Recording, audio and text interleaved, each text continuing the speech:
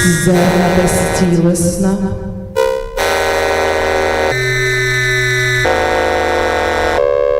життєво-смертне,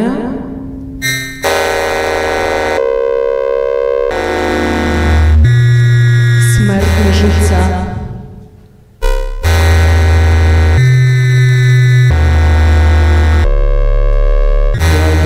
Рождена,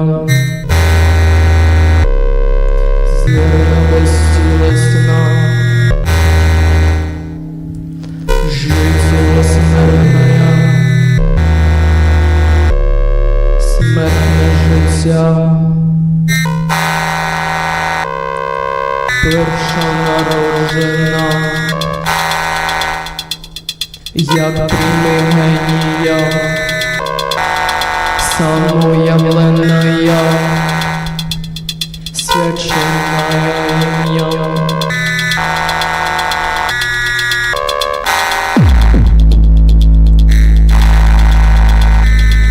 Я верна силою, я верна зброєю.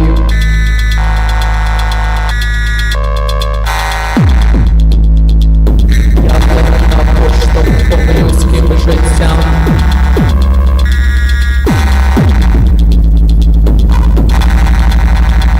Я вірна рождена, земна безцілесна, життєво-смертне життя.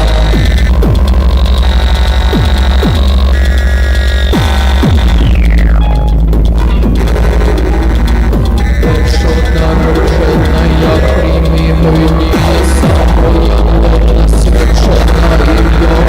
Я вірна силою, я вірна зброєю, я вірна поштовхом людським життям. Я вірна народжена, земна безцілесна, життєво-смертне життя.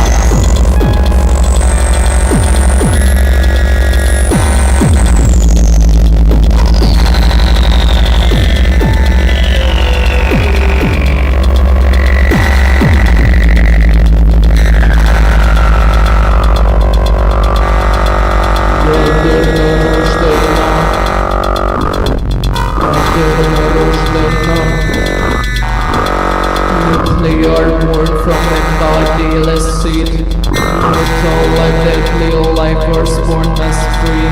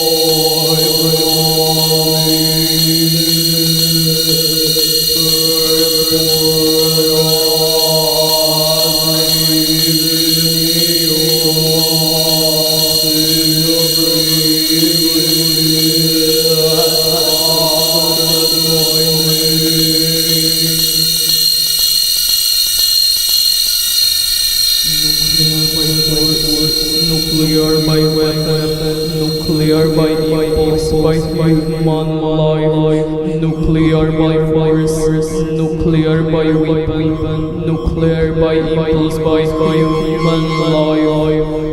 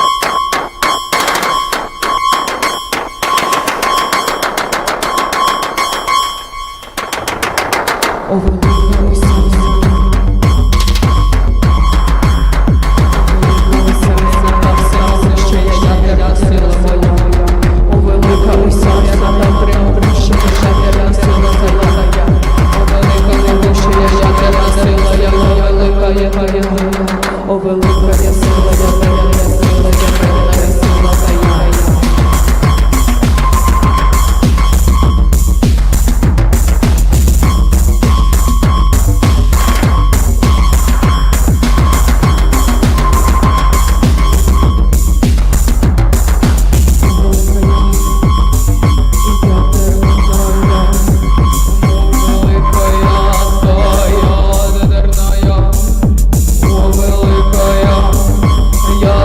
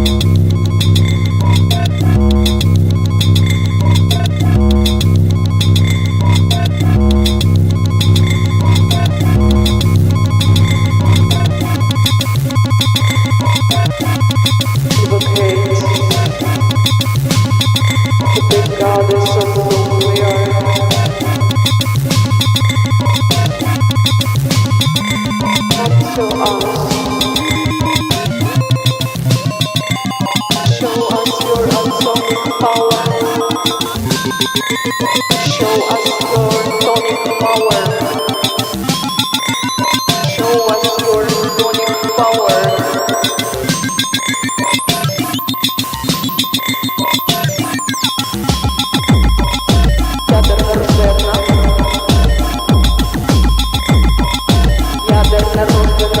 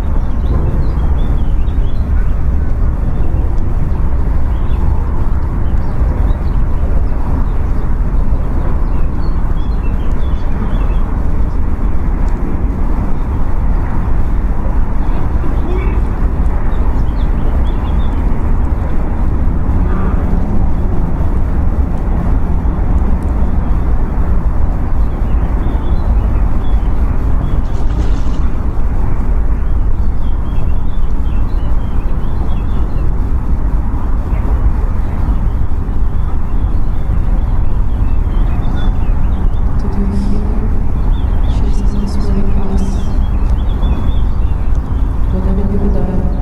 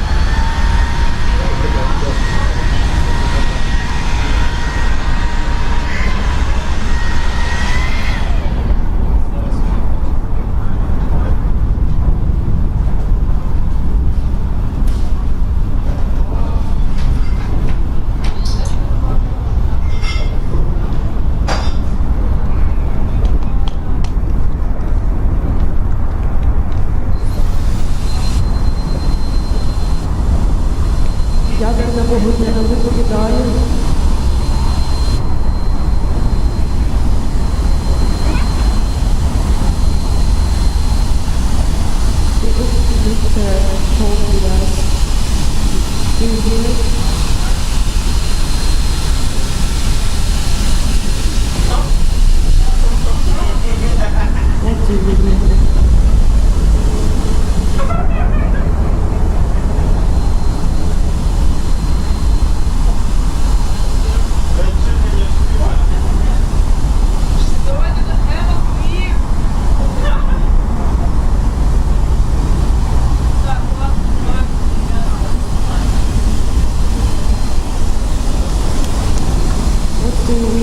To wash away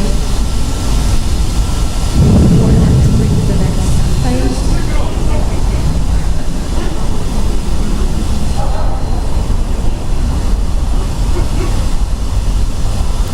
What is your role in the greater machine? What do you feel behind the noise? Так, давайте. Who or what do you shine your light upon?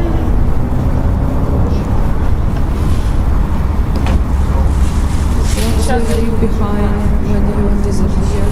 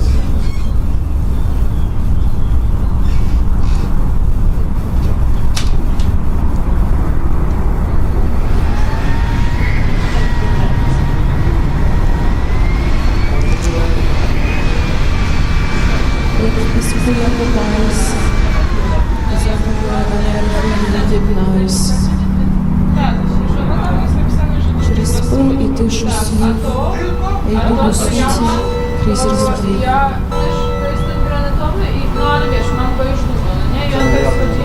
Co? No będziesz mógł na inny kolor malować. Bo różowy się zmyje, zostanie znowu jakby jaśniejszym twarzą. Ciemny tak?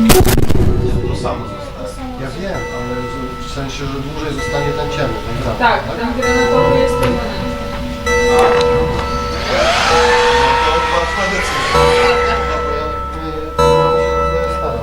No to możemy w ogóle nie robić ten granat, tylko różowy. Tak, bo różowy się zmyje.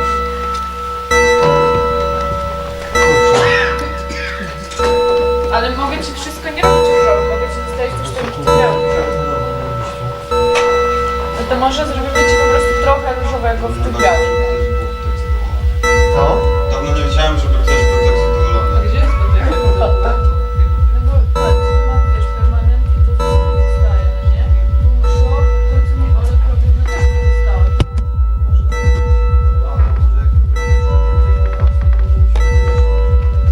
Nie, tak, ja bym zrobiła trochę różowego. Gdy świat bawię się jak cień,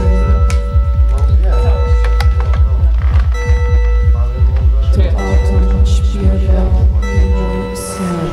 Kontrastuje się z tym jasnym. No ja mogę ci zrobić patrz tak jak ja mam, a co nie? Takie coś. Leci Tak na jak nas w dzień bo Olek lubi robić. i rośnie nie we takie mnie bas- ognia cień. Właśnie jak...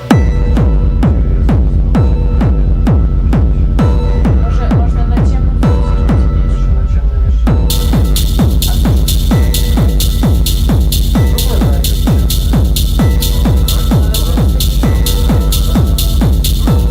Bo ja już miałam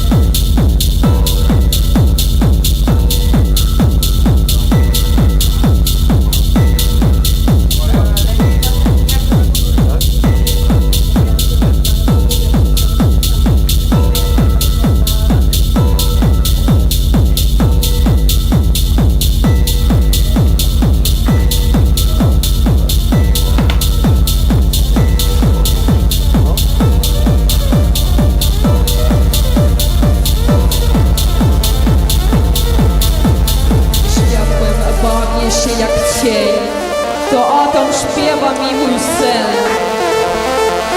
Promień prowadzi mą noc w dzień i rośnie we mnie ognia cień.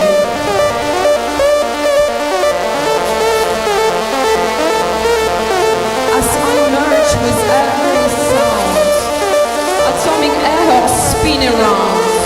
In the silence, pulses grow, deeper tones begin to flow.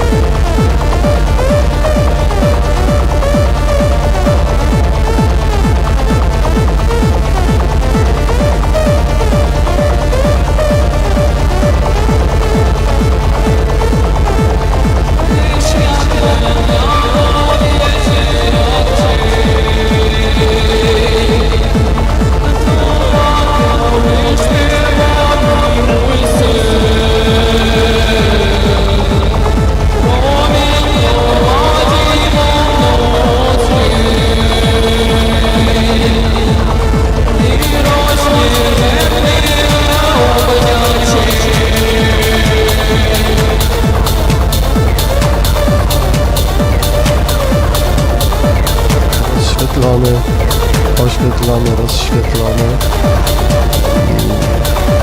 Mamy LEDa z doładowaniem z zasilacza, więc wszystko widać. A to mi przypomniało, jak mnie oślepił teraz światło z LEDa.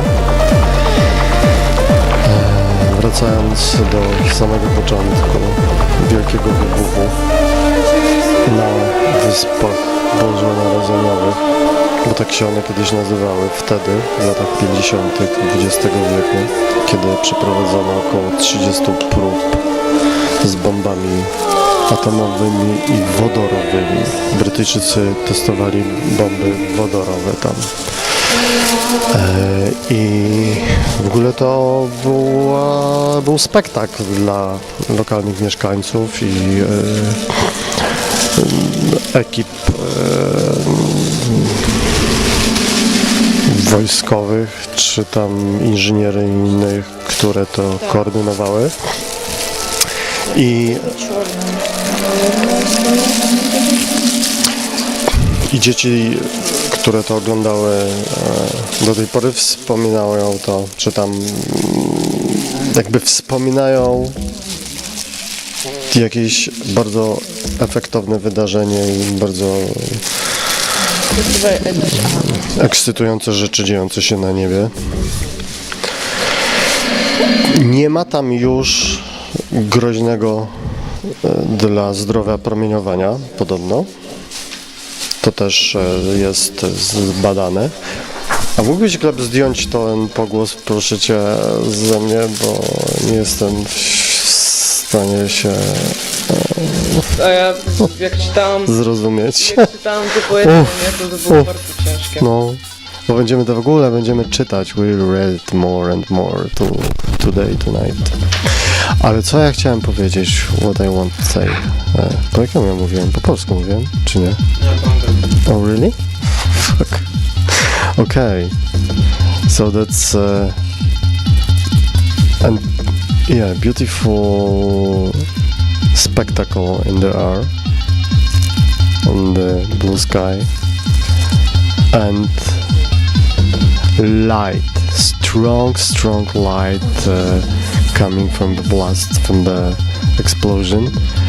That's huge light that people who cover the faces with hands, they still watch the light of the explosion and they bones in hands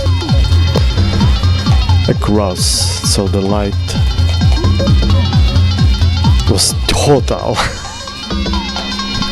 Yeah.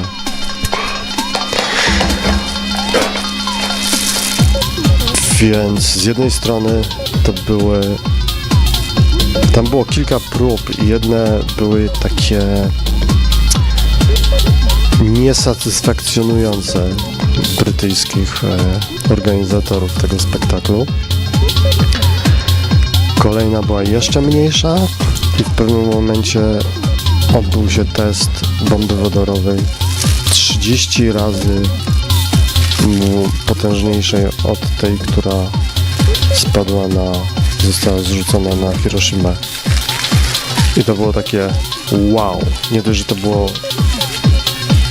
wtedy, to była bomba wodorowa. Największa tego rodzaju bomba, próba, eksplozja. To jeszcze dużo większa niż oni się spodziewali. To też jest takie eksperymentowanie z czymś, czego tak do końca nie jesteś w stanie przewidzieć. Inżynieria XX wieku. To jest właśnie jakby też o tym trochę tak mnie zaczęło to intrygować. Jakby poziom, jakby to nazwać, desperacji. No to się oczywiście strony nakręcały nawzajem, nie? Kto pierdolnie mocniej. I to była konkurencja nie wcale taka dwustronna, nie? Zimna wojna. Oczywiście też między Związkiem Radzieckim i Ameryką, ale między na przykład Ameryką a Wielką Brytanią, bo Wielka Brytania tutaj w pewnym momencie chciała bardzo mocno zaznaczyć swoją pozycję. Stąd były te próby bezpośrednio tam, gdzie zaczęliśmy dzisiejszą wycieczkę. Ale ten taki etos inżynierii, którego właściwie chyba już nie ma, albo jest tylko w swojej najgorszej wersji, jako taki akceleracjonizm kojarzący się przede wszystkim, albo tylko i wyłącznie z jakimś ekscesem Muska i podobnych no szaleńców właściwie, nie? Oderwanych od nie wiem, protokołu, do jakiego odwołuje się ludzkość aktualnie. I to jest ogromna różnica, bo gdzieś tam to szaleństwo XX wieku uruchomiło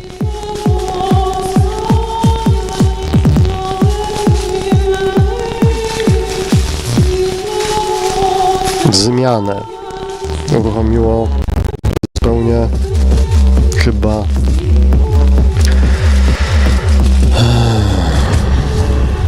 nowe, inne postrzeganie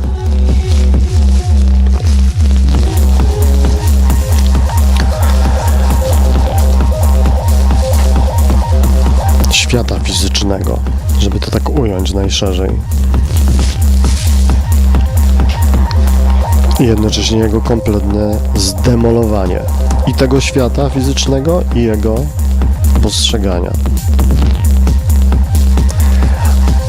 Jednocześnie nie wiem, czy można użyć słowa zazdrościć, ale czy podziwiać.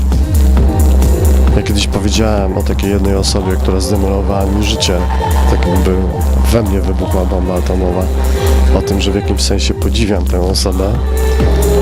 To moja terapeutka powiedziała, czy Hitlera też pan podziwia. I ja wtedy tak, no absolutnie Hitlera nie podziwiam. Natomiast pewnego rodzaju respekt albo poczucie, że w tym szaleństwie, w tej odwadze jednak była jakiś impuls futurystyczny tworzenia, sprawczość, jakby wiara w sprawczość jest coś, czego no, wydaje się, że my teraz nie mamy, że to się wytraciło, że to się wyeksploatowało, nie? Że to jest sprawczość jeszcze gdzieś tam w obszarze sztuki zaangażowanej społecznie jako najbardziej konserwatywnego obszaru aktywności ludzkiej aktualnie, takich uprzywilejowanych, dobrze bawiących się ludzi jak my. Albo jak nie my. Funkcjonuje jako jakaś kategoria mitologiczna, sprawczość, ale tak szerzej na to patrząc. Bardzo dobrze. Żebyś wiedział, to farbujemy ci włosy 27 lat.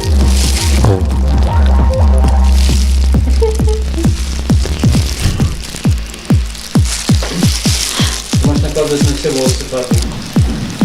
Че? Я ему черное делаю, пасма это белое. To wy robicie jednocześnie dwa kolory, tak? No tak, to już słyszałam.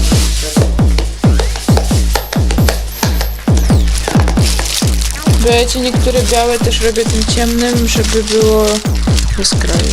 Już powiedziałam, już nie mogę gadać. Super, nie możesz. Nie musisz.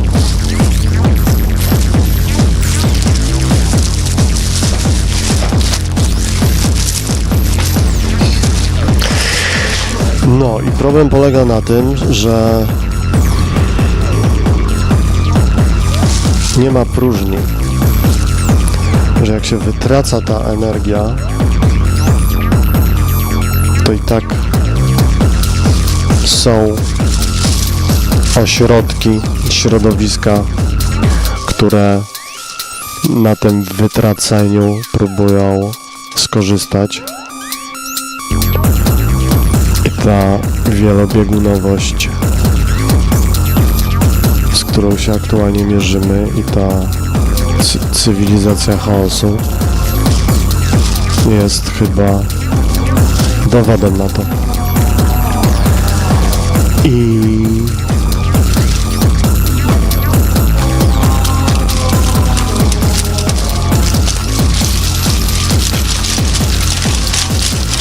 no i żeby nie było pesymistycznie, to co my robimy, to jest dowodem na to, że w tej cywilizacji chaosu mimo wszystko można się jakoś znaleźć i tworzyć nowe narzędzia do nawigowania tym chaosem, bo nie chodzi o to, żeby go opanować, bo to jest niemożliwe. Nie chodzi o to, żeby się przed nim uchronić i uciec w jakiś eskapizm, tylko żeby się umieć w nim podmiotowo poruszać, przechwytywać narzędzia produkcji, przechwytywać elementy tego chaosu, sprawczo odzyskiwać jakieś takie pozycje, jak na przykład Ksenia, super w ogóle filmik z twojej ceramiki. Gratulacje. No.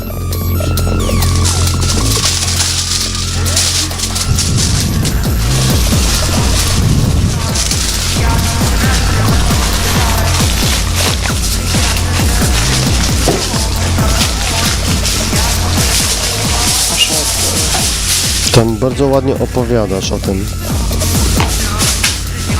No, takie... Uczyłam się tego tutaj. Tego opowiadania do niego. Właśnie, nie wiem czy tutaj, tak, ale tam nawet Paysetters tak jakby taka nutka jakichś takich właśnie przesącza się taka samoświadomość i intuicyjność i wrażliwość na takie dotyk gliny.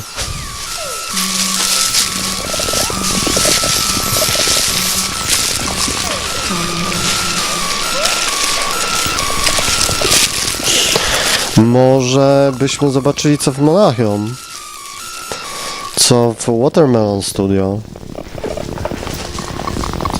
a później chyba niedługo będziemy czytać optymistyczne rozdziały z Platform Brutality by Heart Loving. Greetings and wishes for Heart, by the way, who is in Amsterdam now, but he's also one of the person with Australian roots, and partly he passed New Year together with that time zone. What is time now? I don't know where we are now. Maybe let's go to Singapore or in that region with a map in the background or something like that. It's cold web. Najpierw Munich. First Munich, okay. Let's go to Munich.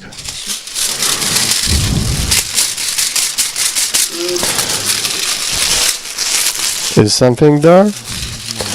Is Watermelon Studio working live in Museum Villa Sztuk? If not, we can go to some archive from the opening or from last days.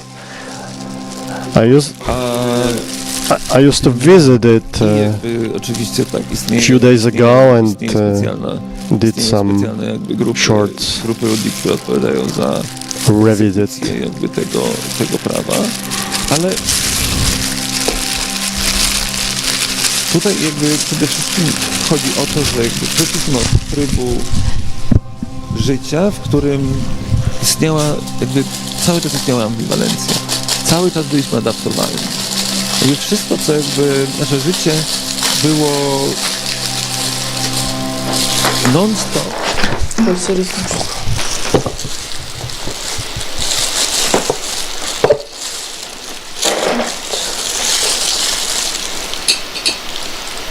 Так вот будет. Коммент.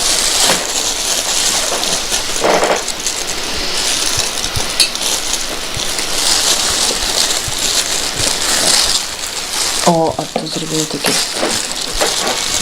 stare zrobicie na gwiazdę. Tak, można... It is a mushroom, not a poppy seed flower and not even a pomegranate flower, but it's still debated, and maybe it is just, a widespread fungiphobia in the scientific field, I guess so. As the Athenians approached testosterone, they would have to recite the following.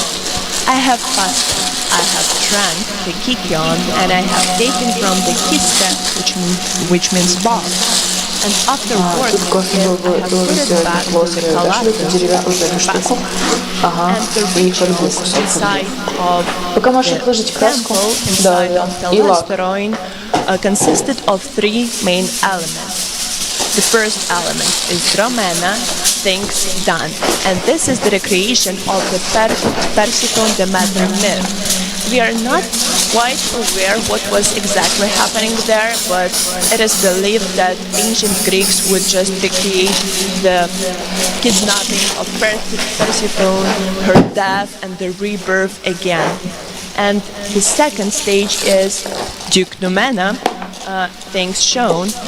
These were the sacred objects that were displayed during the rituals. And the last stage is legomena, things said, the commentaries that were said during the previous stage. No one is able to tell you what exactly was going on during this ritual, but we have some descriptions of the experiences people have had there. For example, Socrates and even Plato were initiated into the cult. Another Platonist philosopher and historian, Plutarch,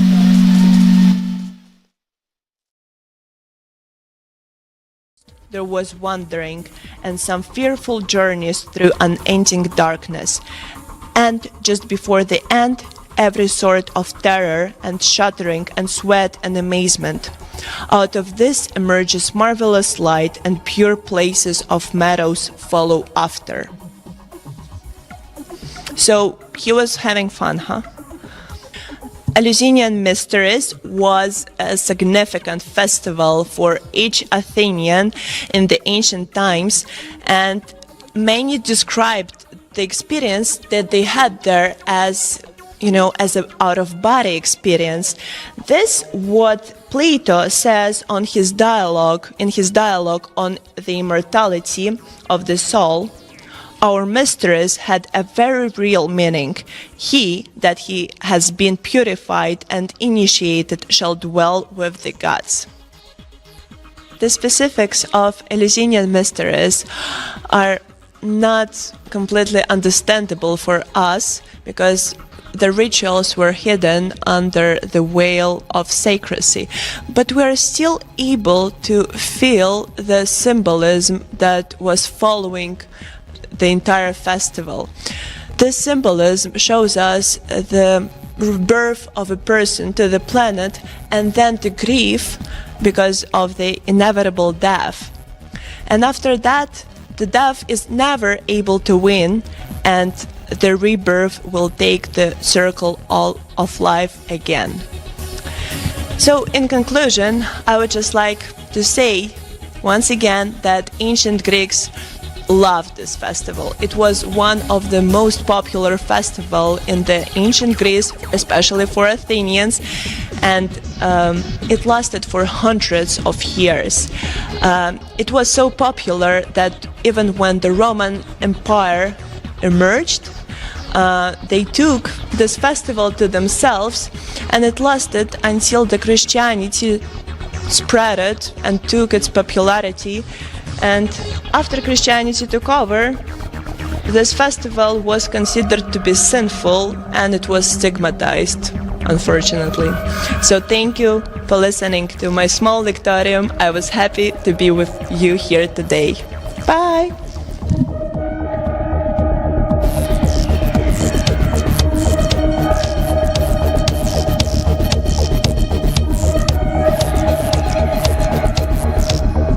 Puszczanie kawałków Chicks on Speed. Co? Watermelon Studio.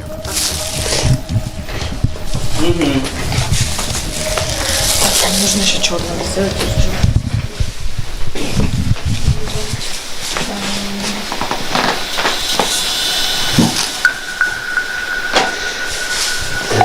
Шановні друзі, сьогодні у Кракові очікується вітряна погода, можливі осадки у вигляді сльоз нашого прекрасного неба.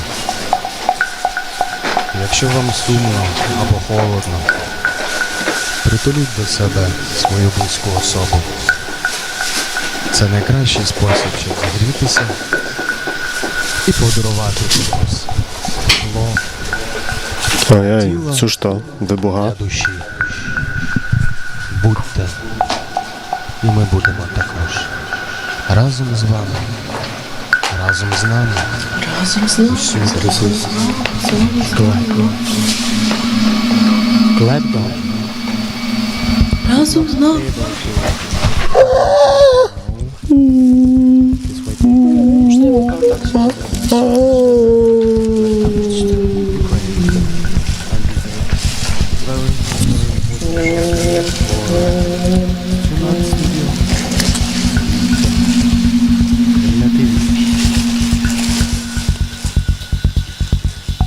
Mix of people, machines, and signals streaming or traveling across of our bodies, minds, cables, and around us.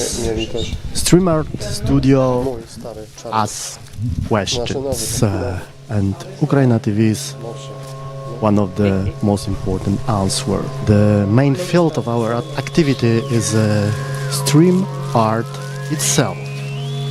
It is intersection or set of multidimensional set of intersection between signals, data, archives, performative activities in front of machines, cameras, computers, connect together in dynamic interactive reactions, interactions, and it's not only field of technology.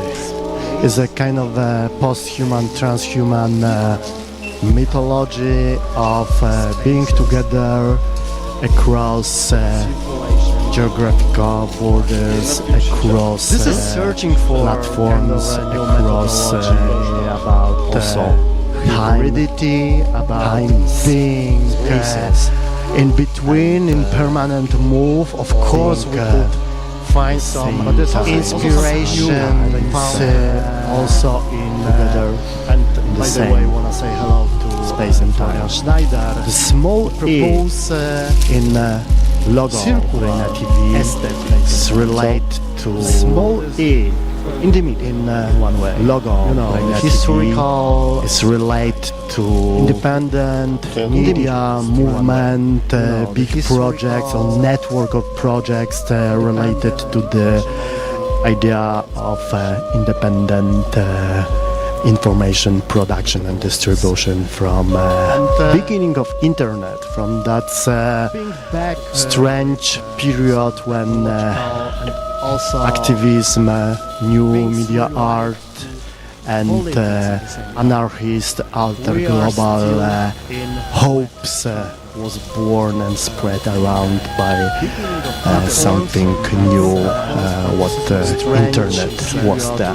And second link, or maybe first, the most important, is the small E inside of Ukraine in Ukrainian language, and also in our UKRAiNATV name, which is partly in Polish, partly in English, partly in Ukrainian, and is kind of the hybrid name itself. And there's also one more link which is related to set of lectures by American poet John Ashbery, who collect them in the book under the title Other Traditions. It's about other modernisms, that small little modernisms, and in Polish translation this book has the title Inne Tradycje, with small e at the beginning of the title, which is in a way orthographic mistake, but still it means something. Snake Island, exactly what very important in the present history of tradition. We are Russian and Ukrainian war, and we are itself one of that group of heroes answer to Russian warships. Fuck you, fuck off, guys. But in the same time, 500 or 600 years BC, the Snake Island is not only part of contemporary history, it is very important point in very deep with mythology. This is the land where soul conception of Achilles, what proto-democratic and form of soul, and this is the ritual taken by anthropomorphic circulation, and what is very important, heroes which actually now together with our discovery with us, because actually we have this snake Black Sea coast here now as a part of our archipelago Ukraine of virtual hybrid spaces, hundreds related to other spaces like metropolis, discover human and post-human. Another term which is very important for us. We are in a permanent condition of strongly related to circulation, ideal circulation, mythological circulation, the nature of circulation. That's actually the dialect, the circulation of life and death, the circulation of knowledge, the circulation of information, and the ephemerization, the state that the dynamic state that we are permanently in our studio, being connected to machines, to each other, to times and spaces, different times and different spaces, and this state also could be rooted in deep mythological or inspirations with some technological and also things relate to politics at the same time.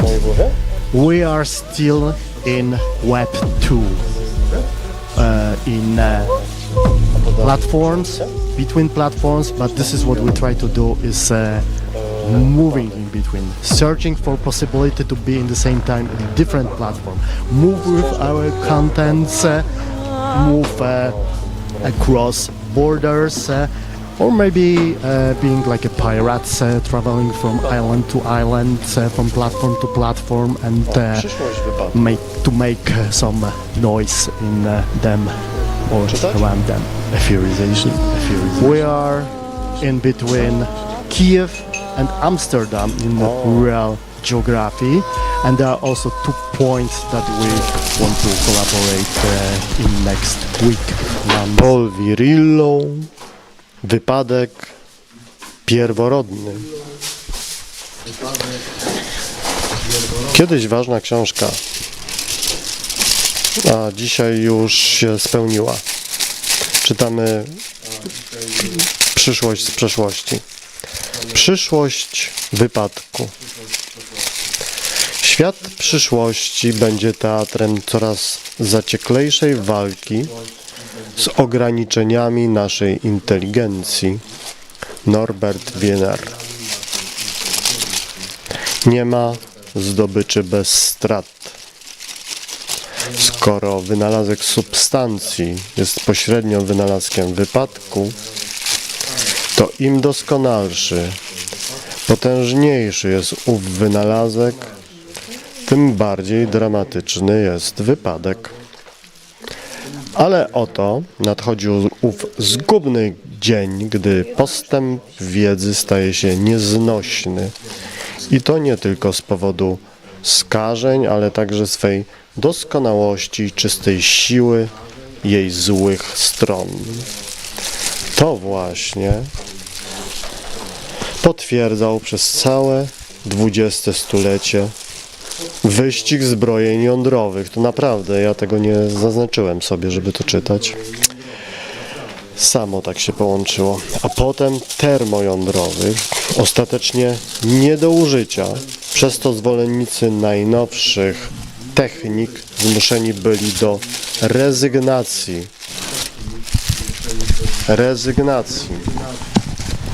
Do odwrotu na wszystkich frontach. Już samo nasilenie zbrojeń atomowych wskazuje nieprzekraczalne granice siły, która nagle okazała się bezsilna. Tu wypadek to paniczna bezużyteczność tego typu zbrojeń. Zamiast toczyć realną walkę, sztaby dowodzenia uciekają do świata fantazji, by prowadzić gry wojenne, gdzie nie ma prawdziwie pokonanych ani rzeczywistych zwycięzców, a wirtualność stanowi przejaw politycznej niekonsekwencji narodów, ponieważ konsekwencje nie mają już praktycznego znaczenia, zarazem nazbyt wielkie, wręcz nieograniczone, by traktować je poważnie, i zbyt groźne, żeby sprawdzić je, przepowiadając miarodajną próbę, bo na to odważyłby się tylko ktoś niespełna rozumu, jakiś zwolennik ludobójczego zamachu na masową skalę. Przy okazji posłuchajmy, co w Narodzinach Tragedii pisał wkrótce po wojnie francusko-niemieckiej z roku 1870 Fryderyk Nietzsche. Kultura zbudowana na zasadzie nauki musi zginąć, gdy zaczyna być nielogiczna, to znaczy cofać się przed swoimi konsekwencjami. Sztuka nasza wykazuje tę powszechną niedolę. Otóż, jeśli w tragedii stan cywilizacji ulega zawieszeniu, wraz z nim zanikają wszystkie zbawienne elementy wiedzy. W wojnie totalnej nagła militaryzacja nauki, nieodzowna do zamierzonego pokonania wroga, powoduje zwrot w logice i mądrości politycznej. I to tak gwałtowny zwrot, że miejsce starożytnej filozofii, czyli ulubienie, ukochanie mądrości, zajmuje absurdalne filoszaleństwo, czyli ukochanie szaleństwa. zdolne unicestwić wiedzę gromadzoną przez długie wieki. Rozbudzona potęga ludzka przeradza się wówczas w sprawczynię ruiny, spychając tradycję kultury narodowej w nicość spraw przegranych bez reszty, bo zarówno w razie porażki, jak i w wypadku zwycięstwa nie da się wymazać wiedzy teoretycznej i zapobiec bezczeszczeniu inteligencji badawczej. A zatem tak, jak istnieją zaburzenia w naturze, tak występują one w kulturze i trzeba by prawdziwej meteorologii wynalazczości, by podjąć próbę unikania huraganów, dzieł postępu nauki, owego geniuszu, który prowadzi do nieograniczonego rozwoju mocy naszych narzędzi i substancji, a równolegle wypadków przemysłowych i postindustrialnych. Uważa się przede wszystkim, że dotyczy to genetyki i informatyki, nie wspominając o postępach w dziedzinie atomistyki, której mroczną stronę poznaliśmy po eksplozji w Czarnobylu, a wcześniej po zrzuceniu bomb atomowych na Hiroshimę i Nagasaki. Niesamowite jest, czego nie mogą ci, którzy mogą wszystko. Mawiała w XIX wieku pani Swetchin. Ten aforyzm doskonale wyraża paradoks XX wieku i jego cyklicznych rewolucji jako broni przeciwko pojmowalności świata.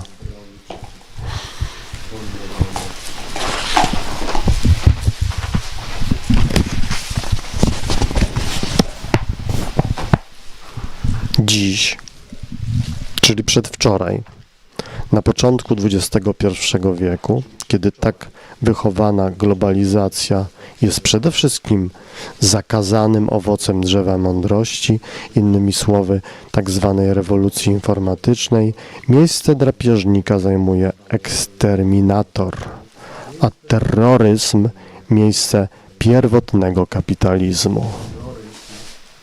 Skoro eksterminacja stanowi nielogiczną konkluzję akumulacji, państwo samobójcze nie jest już wyłącznie psychologiczne, związane z mentalnością kilku niespokojnych jednostek, ale socjologiczne i polityczne.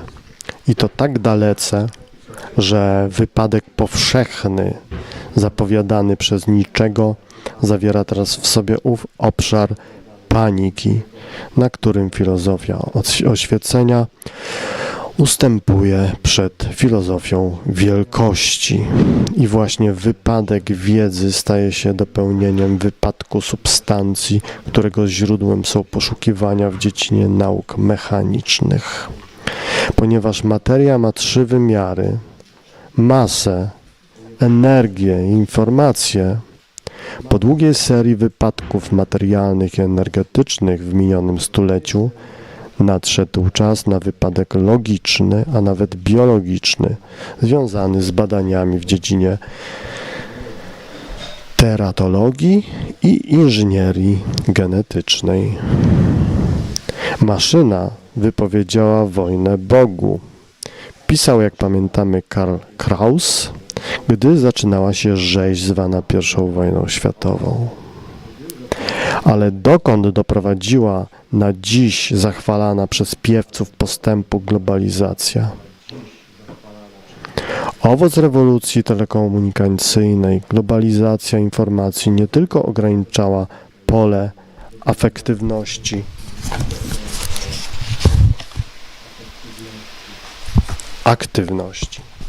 człowieka dzięki synchronizacji interaktywności, ale wywołała także historyczną przemianę pojęcia wypadku. Dokonała się substytucja. Zamiast wypadku lokalnego mającego miejsce tu czy tam pojawia się możliwość wypadku globalnego. który dotyczyłby nie tylko substancji świata w epoce rzeczywistego czasu wymiany, ale także naszej wiedzy o rzeczywistości, tej wizji świata, która dawniej była podstawą mądrości. Tak oto po wypadku substancji wraz z zaczynającym się nowym wiekiem pojawia się perspektywa wypadku, jakiego jeszcze nie było. Wypadku rzeczywistości. Rzeczywistość wypada przez okno. Przestrzeni. Wypadku przestrzeni. Wypadku czasu. Wypadku materii substancjalnej, o której cynicy nie mieli pojęcia, którą fizycy relatywiści stopniowo wprowadzali podczas wojny totalnej. Czas jest tylko iluzją, mówił Albert Einstein, w okresie dzielącym dwie wojny światowe. Wypadek wiedzy historycznej, innymi słowy, percepcja rzeczy, istne odrealnienie. Oto owoc rzeczywistości, albo oto owoc myślenia, które umyka coraz szybciej wzorem galaktyki w ekspansji projektów grantowych Unii Europejskiej, to znaczy wszechświata, dokonując spustoszeń opisywanych już przez Wernera Heisenberga, gdy stwierdził przed 50-80 laty: nikt nie wie, co będzie realne dla ludzi po wojnach, które teraz się zaczynają.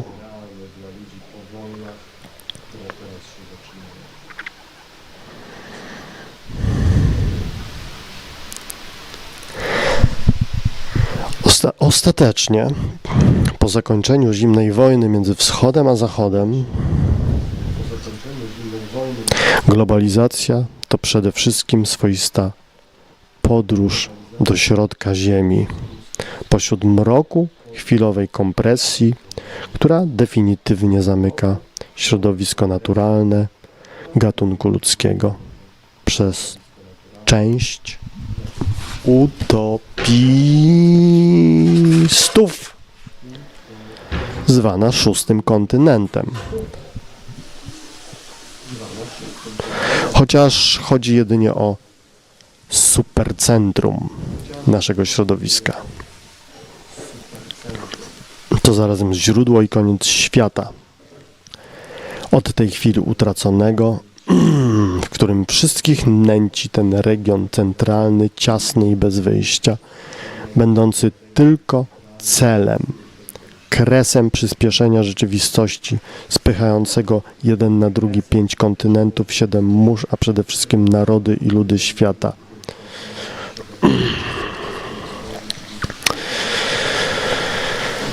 No ciekawe. Niszczycielska kompresja historii ludzkości, której wstrząsów nie odnotowuje mimo czujności ekologów żaden sejsmograf.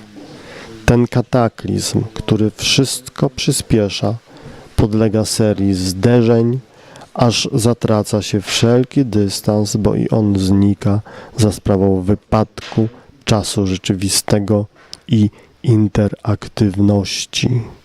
Trzęsienie całej Ziemi, wobec którego wydarzenia to tylko namnożenie drobnych wypadków w tej chwili na powierzchni ściśniętego do granic wytrzymałości ciała niebieskiego, gdzie grawitacja i ciśnienia atmosferyczne rosną pod wpływem błyskawicznego tempa synchronizowanej wymiany.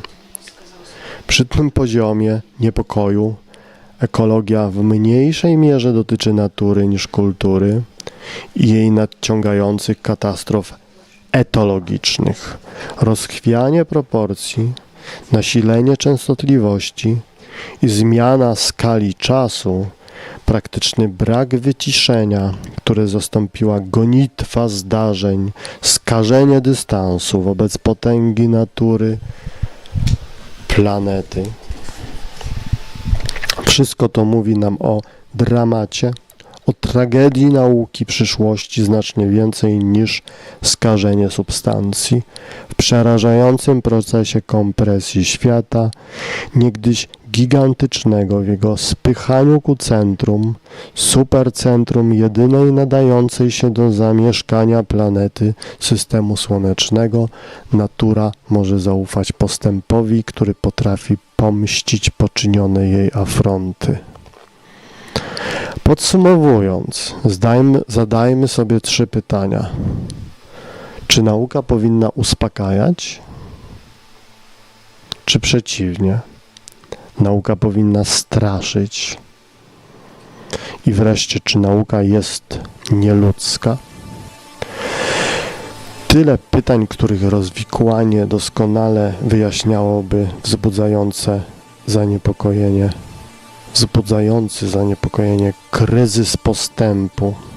Podobnie zresztą jak wcale nie zastępczy problem medializacji odkryć. Tego naukowego ekspresjonizmu, którego przykładów dostarczają różni szaleni naukowcy, jak choćby ginekolog Severino Antinori, doktor Szalona Miłość, prowadzący eksperymenty w dziedzinie wspomagania prokreacji, czy też specjalista w zakresie onkologii Friedhelm Hermann, oskarżony jesienią 1999 przez Komisję do spraw nadużyć w laboratoriach o fałszowanie wyników badań, które miało, jak czytamy w fachowej prasie, spowodować istny Czarnobyl nauki. Przypomnijmy, że wolność wypowiedzi prasy tropiącej sensacje nie da się porównać z wolnością badań naukowych, bo prędzej czy później osiągnęlibyśmy stan filoszaleństwa nauki, pozbawionej nie tylko sumienia, ale przede wszystkim pozbawionej sensu. Wczoraj bomba atomowa, dziś informacyjna, a jutro genetyczna. Kiedy profesor Antinori prezentował w sierpniu 2001 przed Amerykańską Akademią Nauk swój projekt powołania do życia około 200 noworodków metodą klonowania reprodukcyjnego i obiecywał rodzicom doskonałe dzieci, choćby za cenę eliminacji niedoskonałych, to czy można było nie uznać go za szalonego demiurga?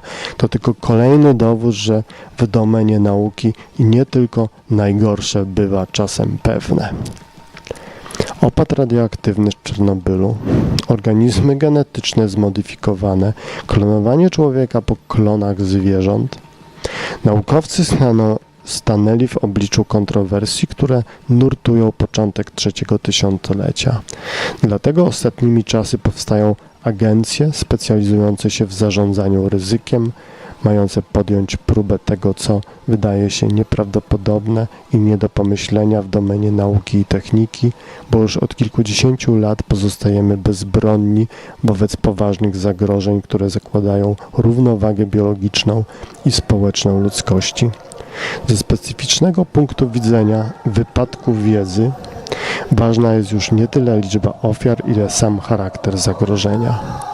W przeciwieństwie do wypadków drogowych, kolejowych czy lotniczych, ryzyko jest nieobliczalne, trudno przewidzieć statystyki. Staje się nieobliczalne i nieprzewidywalne, a może wyrosnąć do rozmiarów, jakich nie jesteśmy w sobie w stanie wyobrazić, ogarnąć nie tylko ekologię związaną z warunkami środowiska naturalnego człowieka, ale także eschatologię, ponieważ godzi w zdolność antycypacji, w samo racjonalne myślenie. To, jak pisał o wiedzy bez sumienia Rebels, ruina duchowa. Kolejny problem, który się dziś nasuwa, to kwestia końca życia w epoce rozważającej dopuszczalność eutanazji ludzkości, fatalnej konsekwencji zmierzchu środowiska, które nikogo nie zaniepokoił.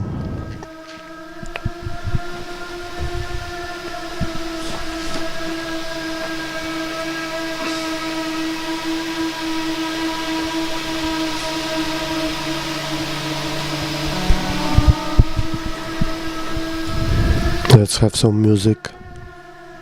It is. It is? Good. Jak tam sound check of the word? Soundbox? Mhm. Chyba nie był. Kręcą się kółko.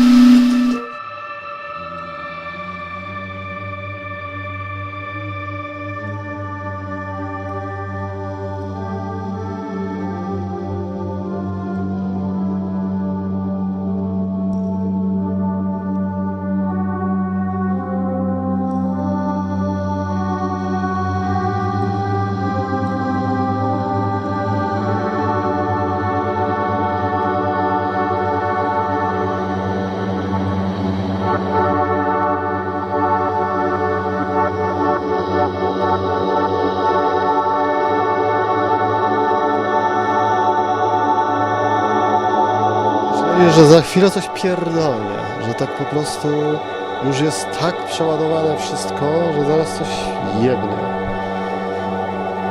I w sumie to chyba jebnęło już, a my dalej żyjemy i musimy dalej żyć tak jakby już po tym jebnięciu.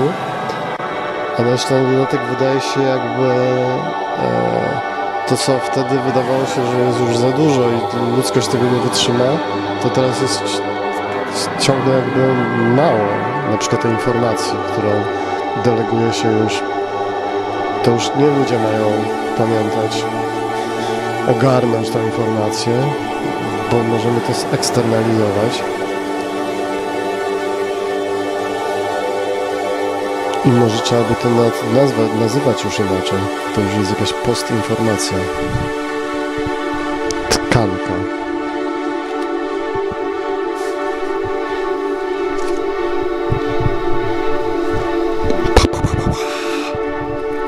Jedziecie? A gdzie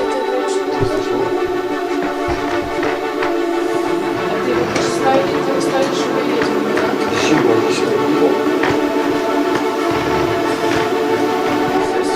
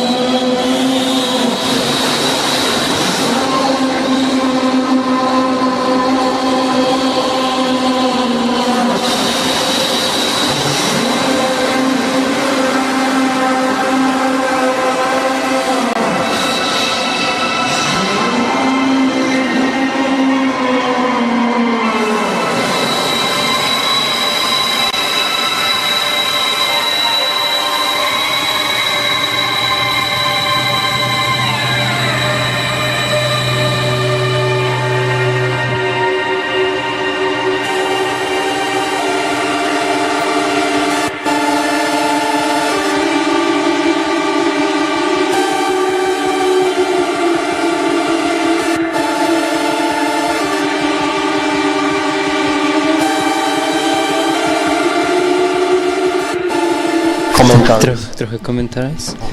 Patrzymy na twoje włosy teraz. Co tu wyszło? Czekaj. No, Eksperyment. dobrze jest.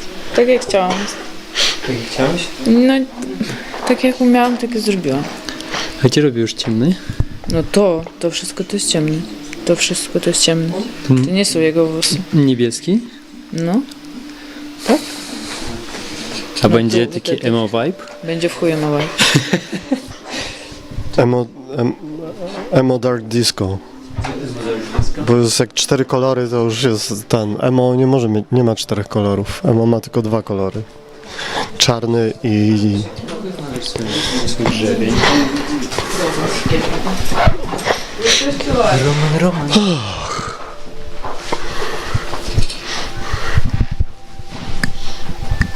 Chleb, możesz iść kupę.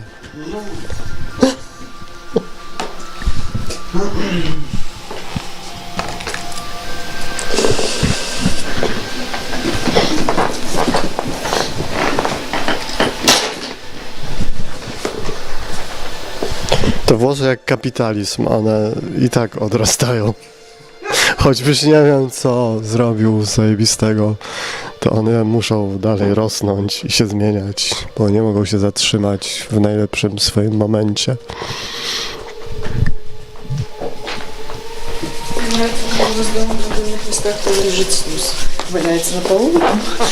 Kokosowo to pachnie. Kokosowo to. No, właśnie, ale tam gdzie zaczynaliśmy dzisiaj na tych wyspach, to tam przede wszystkim zajmują się produkcją kokosów. Nieźle. I nic tam więcej nie rośnie, tylko kokosy. Kokosy. Tak.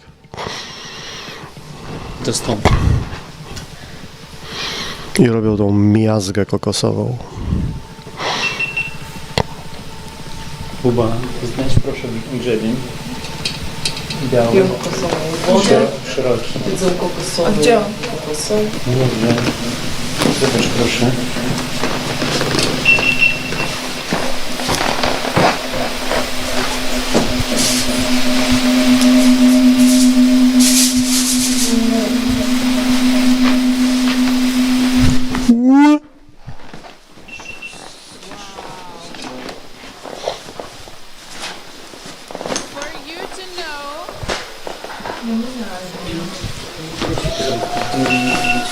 Co z nim się dzieje?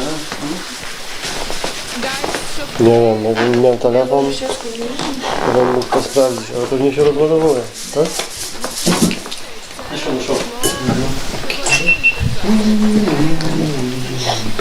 No to trzeba mu dać odpocząć. GoPro? GoPro, no. Weźże się. Weźże się. Weźże się.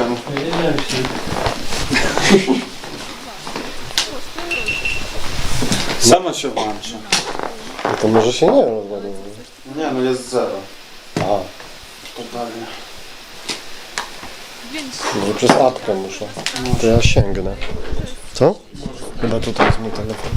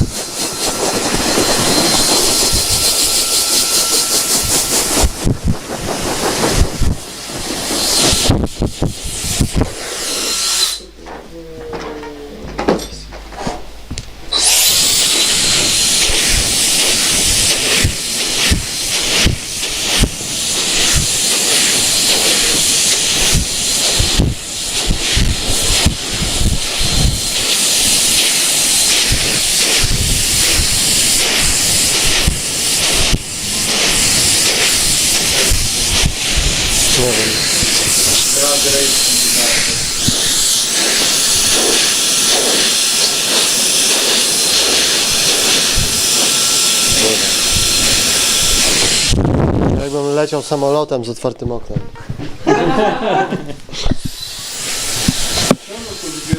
Białe kół takie. Żeby tak, bo ta łyżka.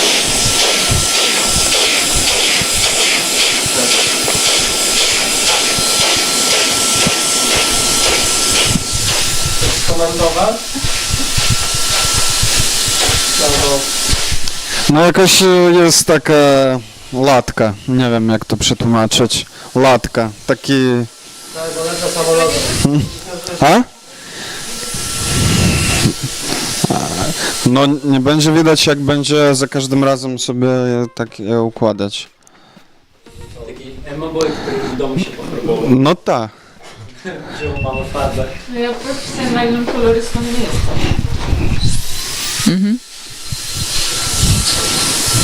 Jesteś. Pełna odpowiedzialność za swoje czyny. Nie no, jest okej. Podoba mi się bardziej prawa strona. Tam, gdzie na różowo. To jest wyznanie roku. O, coming out.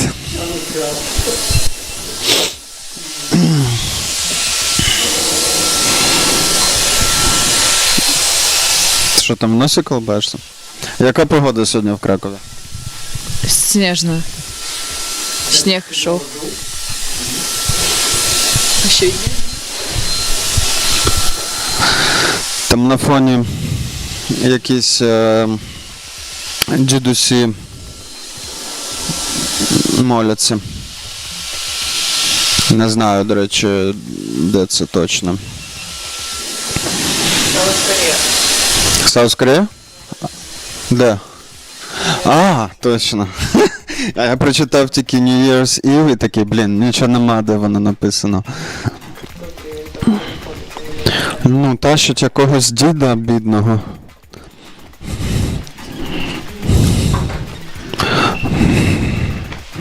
Ого. Дуже палець. Tu.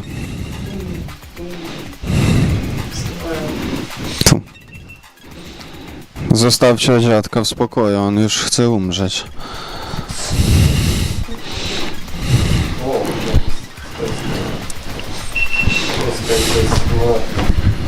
Tak?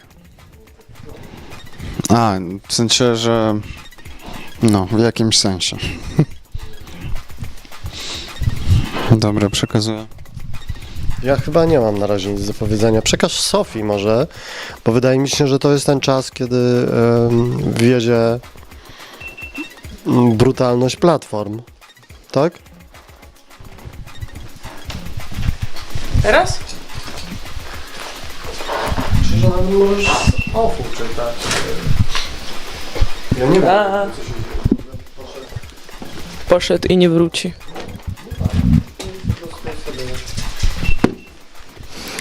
Platform brutality.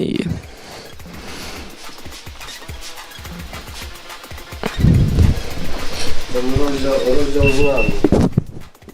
Rozdział z nami. Który jest z nami? Przedostatni.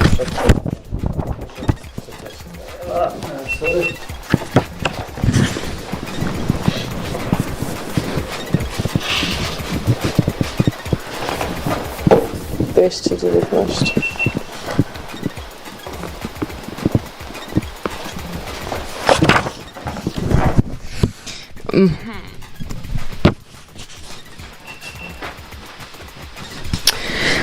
Expanded Publishing and the Stream Art Network.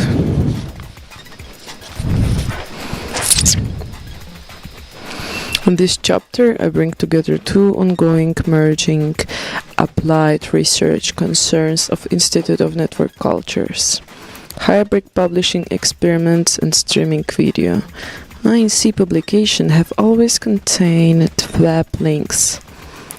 Yes, shocking. References to Wikipedia, digital illustrations such as GIF and memes, and embedded audio and video files, all published under a Creative Commons license. Such mundane practices should be self-evident, but they are not. Free mixing of formats and forms of expression is back at square one and once again. Feels like a deviant practice. How we got to this sad state of affairs is not the topic here. The great web regression takes a tool in terms of restricted tech freedom. Let's instead give space to experiments and two concepts in particular: video as a publication and hybrid togetherness. Before diving into overlapping terms such as hybrid, urgent and expanded publishing, let's go back to the 1990s. Attempts to update Richard's Wagner's Gesamtkunstwerk notion.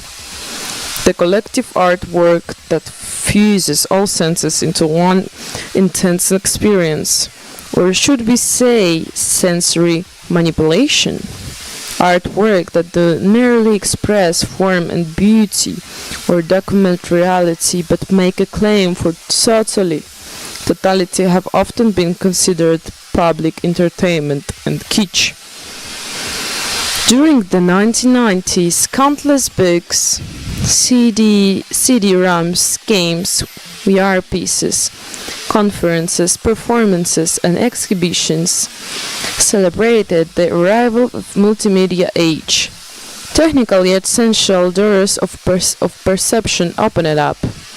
The McLuhansuk idea embodied in the 1960s happening and concerts was to overcome partial media, theater, radio, print, film. The revolutionary jump was not just meant to take place on stage or on screen, but also required an active approach from the interactive participant. Creating hyperlinks was step one. But the ultimate claim was to overcome the eye candy moment and combine text, sound, image, bodies and spaces into timeless masterpieces. In October 1990s, I found myself back in Berlin after being beaten up to neo-Nazi skinheads in the East part, which was still another country. I refused to give in. Antifa means not walking away. I decided to defend my passion for this brutal, wounded city German language, theory and embodying culture. So I moved back. During my second 1 year stay, I faced many sides in the turbulent post-war reunification period. This time I was not researching historical fascism so much. I was focused on contemporary German media theory. Like 1983-84, I was still unemployed, with the Netherlands facing another economic crisis, and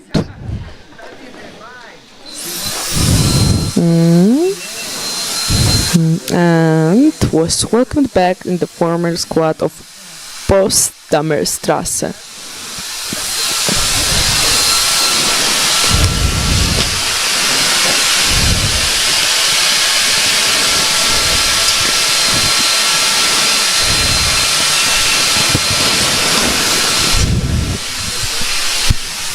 In the meantime, I became editor in the video media arts magazine Mediamatic, where I introduced the Friedrich Kittler Circle to the English-speaking world. My review of Theorie der Neuen Medien by Norbert Bols is relevant to this context.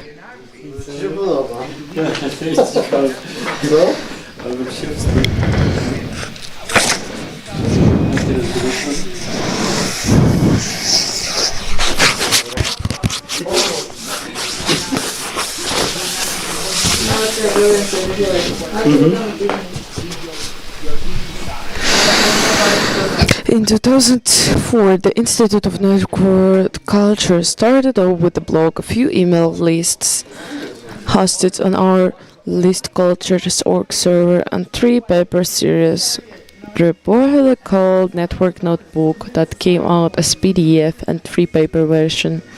The annual ANC reader, now 17 total with the 18th on the way, and the Studies in Network Culture, a heavily subsidized monograph paper only series published in May 010 in Rotterdam.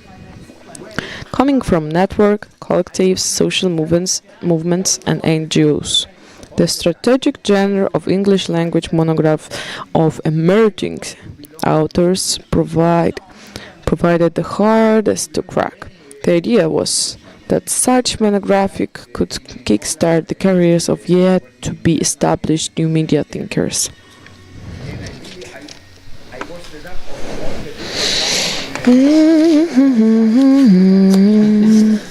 At some point, ANC started publishing research on software adaptation and series design, which is consolidated into manual and presented in events.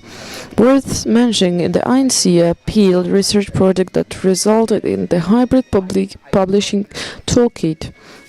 This still popular manual introduced the low-cost platform-independent Markdown publishing workflow, emphasizing creating EPUBs for smartphones and tablets. The toolkit is primarily aimed at publishers who, in most cases, cannot afford to outsource e-book design to external service providers. Secondly, it is aimed to those who wish to keep the design process in their own hands. At the time, there were high expectations about cross-media possibilities. However, the different specification of the e-readers and the slowness of the format development ultimately aligned and bordered the art design maker crowd. It was a drag to code EPUBs and for various fast-changing corporate formats to be read on public transport, in cafe, at the beach, or in the bed. From 2015 to 2018, even a semi-separate entity next to ANC existed. The publishing lab was coordinated by Margaret Rieffagen and Silvio Lorusso as the main programmer, which laid the groundwork for our second 2 years applied science research called Making Public, which centered around the notion of urgent publishing 2018 to 2020. The central issue was the growing speed gap between research and publication, which would become vital during the following corona crisis when medical research results had to be shared as soon as possible. Where affection claimed on time space and cannot be minimalized, the production part can be accelerated. Publishing in the age of real-time digital communication condemned to a role of documenting facts behind the facts. Publishers have always played a role in initiating and stimulating the public debate, a role that has steadily declined over the past 2 decades. Speed, impact, or quality? What do you favor? The 2020 Research ANC report here and now discuss the tension between speed and quality. In a related report, Florian Kramer contrasts the publishing strategies of Jordan Peterson and ContraPoints and comes up with the following aspects of urgency. Speed, thanks to the immediacy of YouTube as published medium in contrast to traditional publishing. Reach, thanks to the ubiquity of the YouTube/the internet, tapping to existing subcultures and popular discourses and concerns. Partisanship, dividing the audience into either followers or adversaries. Memability, where the quality of a statement lies less on its reasoning and constantly but in potential go viral.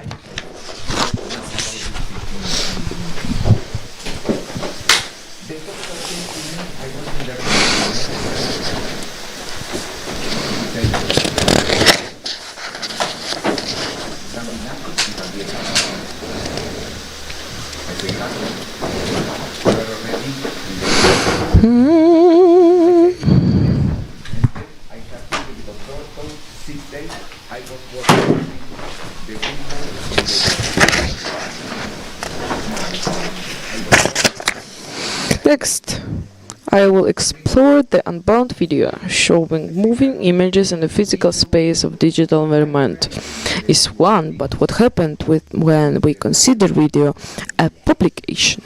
After expanded cinema and the high days of video art followed by the rise of digital video produced on PCs, the NC entered the video timeline at the moment of the launch of YouTube. 2006. The video vortex network mapped the aesthetic and politics of online video. After a conference in Malta in 2019, the third video vortex reader was produced. It came out during the first COVID year, in which we took stock of 15 years of research.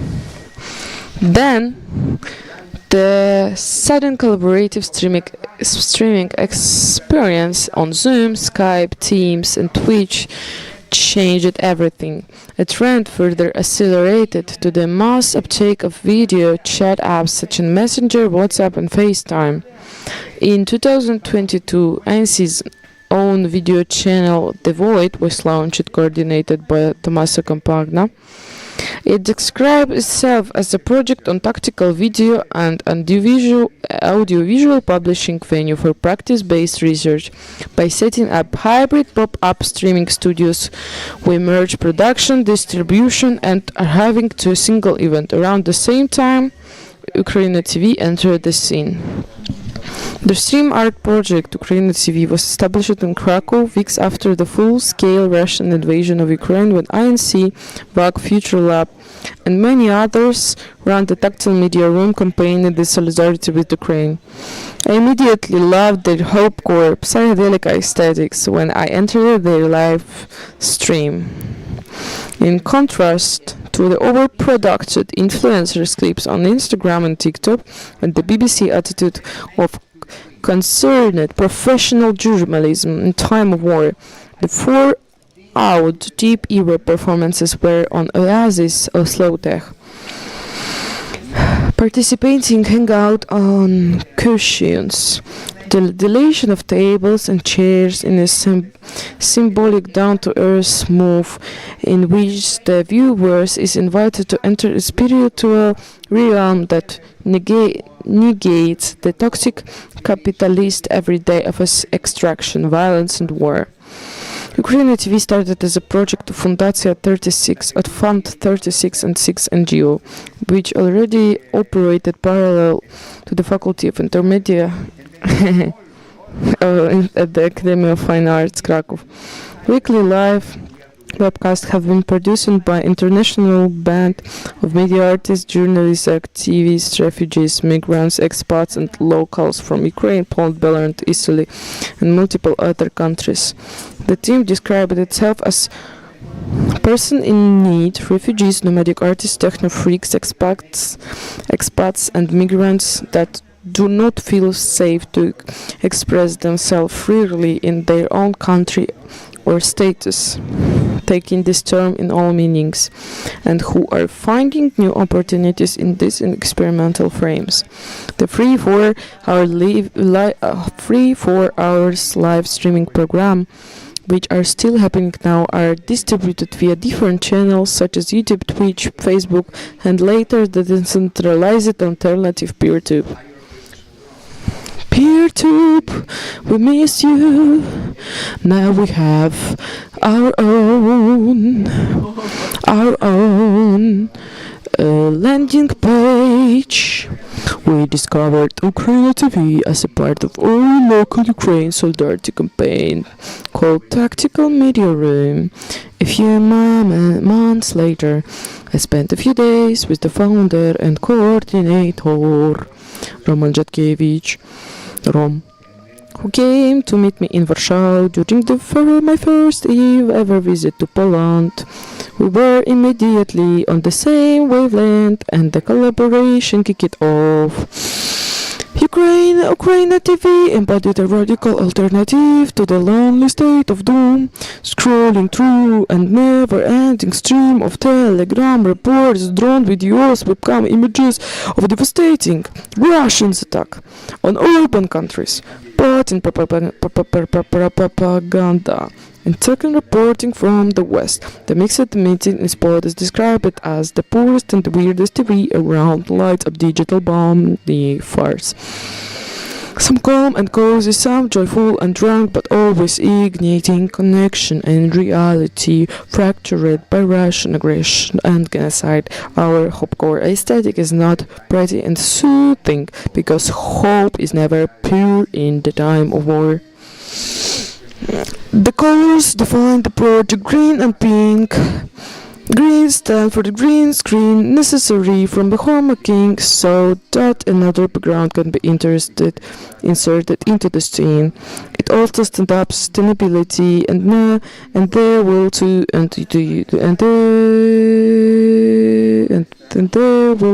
and the use of extra visits technologies, the cheap tactical use of a piece of textile to alter situations and bring to order elsewhere.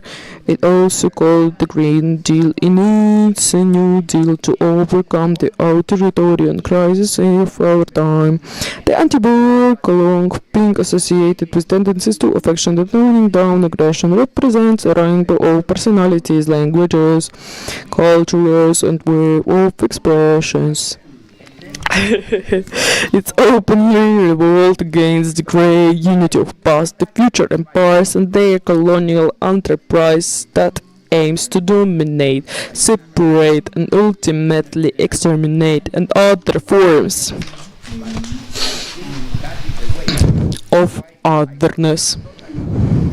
Both Putin and East European right-wing nationalists actively try to destroy the spirit their 2024 manifesto declares.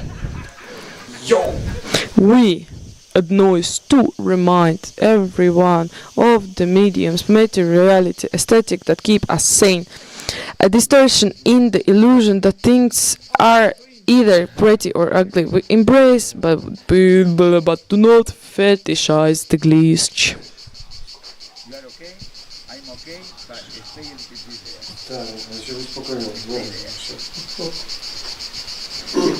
Any form of purism, totalitarity can and will be polluted, enraged and unterminate. This way we grew suspicious of identity politics because it justifies and normalizes individual self-performance, sacrificing our inherently relational nature. Individualism is celebrated now at the expense of the community.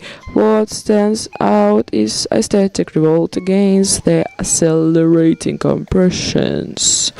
Repressions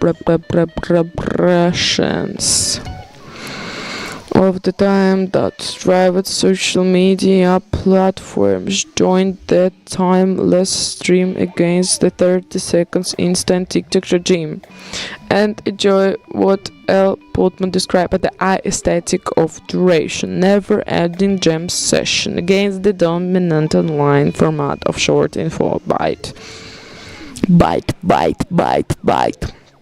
They got all the money but no time. We got all the time but no money.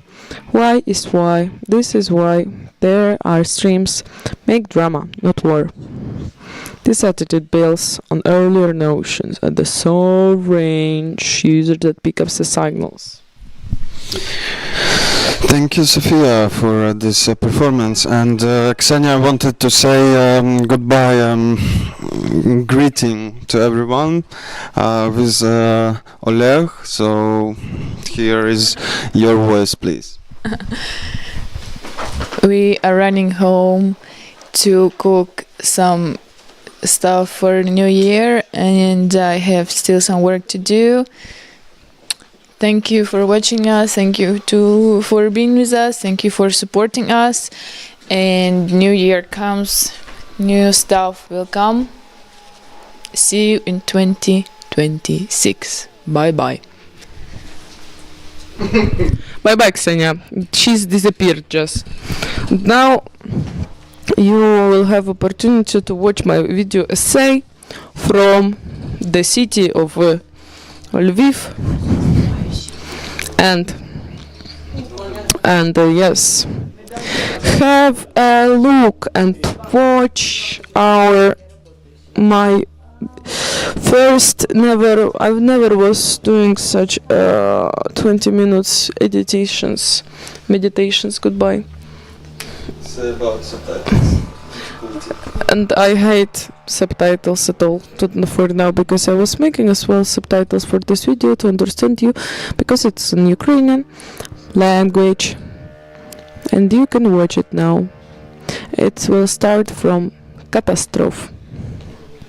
Maybe not catastrophe, but catastrophic music. Watch.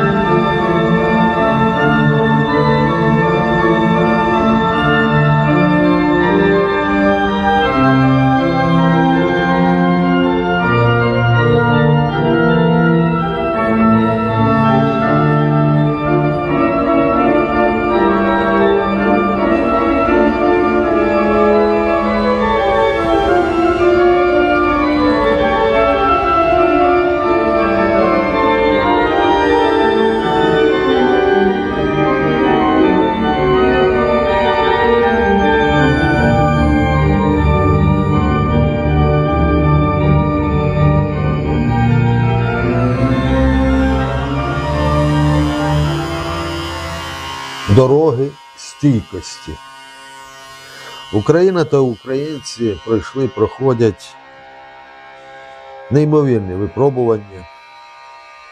Нинішнє покоління відчуло себе як єдина сильна нація, нація що здатна боротися, здатна жити, здатна перемагати і виживати в таких складних умовах.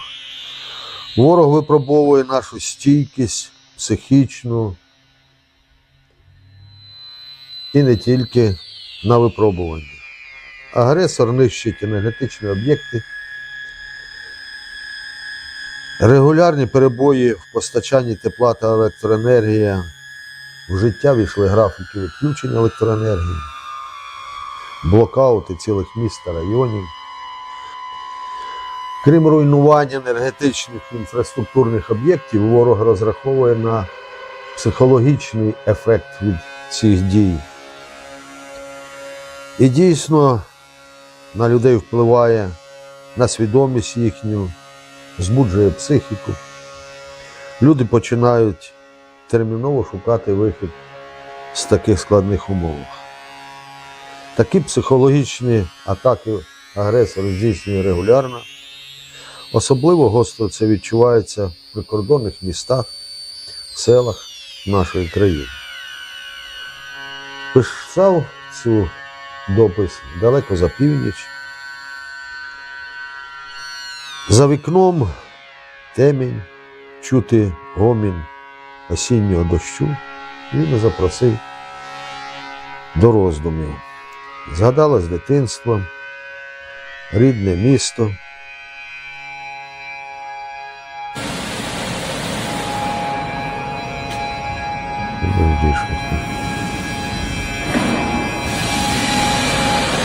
Тут точка прилетіла.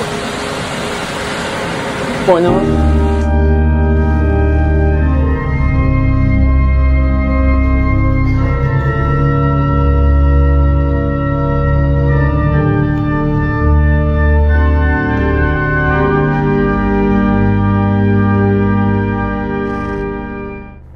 Мене звати Софія, зі мною сьогодні Микола Нога, голова Шосткінської міської ради. Ось так от. І ми сьогодні тут, щоб трошки поговорити. І може почнемо з мистецтва. Бо ми сьогодні трошки мистецтво бачимо. Взагалі було і є центром розвитку суспільства. В залежності від розвитку мистецтва, так і розвивається суспільство. Безумовно, навіть роки війни, складниці. Власне, часи. ось це питання мене цікавить. Яка роль цього мистецтва в часи війни, на вашу думку? Ну, незважаючи на всі складнощі, приходиться перше підтримувати мистецтво. Ми проводимо художні виставки, збільшується кількість членів Національної спілки художників в Україні, нашої громади. І особисто займаюся трошки малюванням. Але це в більшій мірі як відволікання від проблем сьогодення, для того, щоб щось потворити, і тоді це наснага дає можливість утримувати рівновагу. Рівновагу для того, щоб відновлювати зруйноване, для того, щоб протистояти намірам ворога, зруйнувати ще більше. Підтримати людей, допомогти їм, знайти в собі сили, сказати людям дякую, якщо вони щось добре зроблять, і направити їх на, перш за все, на покращення безпеки громади і на безпеку кожного особисто. Чудово. Я згодна, що треба знаходити з точки опору для себе і така точка опору це громада. Таке питання від Гліба. Як ви бачите Україну майбутнього? Україну. В майбутньому я бачу Україну як лідер Європи. Нової, сучасної, перспективної, красивої. І хто б що б не говорив, але в останні тисячоліття у світі лідирує ця Європа. І основні досягнення в Європі, і основні відкриття в європейських країнах. Тобто Європа – такий лідер розвитку всього земного простору. І сьогодні я вважаю, що недоречно затушовувати заслуги Європи треба навпаки підтримувати. І ось Україна, яка буде знаходитись у спільноті європейських країн, буде займати одне з провідних місць по сучасному розвитку. Це і розвитку цифрових технологій, це і розвитку того ж мистецтва, це і розвиток IT-технологій, штучного інтелекту, це і розвиток платформенної економіки нової, сучасної. Це і розвиток суспільства в умовах, коли безпека стає одним із ключових питань розвитку. Україна йде першою в світі по шляху складному, важкому, але по шляху розвитку в умовах, коли на перше місце виходить безпека. От так склалося, і через цей шлях швидше всього прийдуть значна кількість країн, так от Україна буде зразком цього напрямку. І вона є таким уже зразком.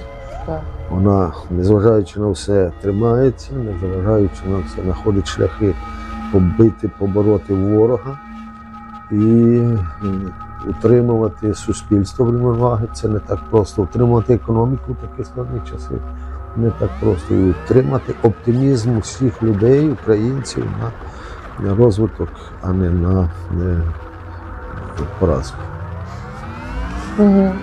Ну, десь так. Точно. Я думаю, що ми вже зараз на цьому йшли. А як взагалі зараз прикордоння? Ну, якщо в всій Україні складно, то прикордонні значно складніше в декілька разів, тому що ворог не просто обстрілює, ворог обстрілює всю територію України, в тому числі і Чернівецьку, Львівську область, Рівненську область. Всім достається, в залежності від дня, від ситуації. Але прикордоння – це саме розуміння, що ти живеш поруч із ворогом, який з зубами клацає кожну ніч, кожен день, намагається захватити територію, намагається вразити якісь цілі на цій території, намагається створити умови, щоб люди не мали можливість жити, щоб люди тікали з цієї території. Він тоді її загарбає з одного боку, з іншого боку він буде бачити, що тратяться колосальні ресурси на відновлення тих об'єктів, які зруйновані. Ось він, особливо в останні часи, руйнує логістику, він руйнує енергетичну систему, він руйнує систему водозабезпечення, водовідведення, як в нашій громаді, він руйнував все абсолютно. І в сьогоднішніх умовах ми тратимо колосальні ресурси місцевого бюджету, багато дуже средств мається на увазі не в обсягі, а мається на увазі в відсотках, які є на бюджеті. Ми надзвичайно велику кількість тратимо на відновлення тих об'єктів, які зруйновані.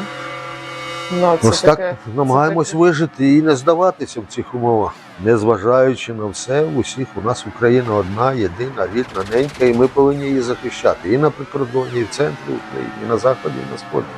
Це наша земля, це наша Україна. І другої в нас з вами в Україні не буде.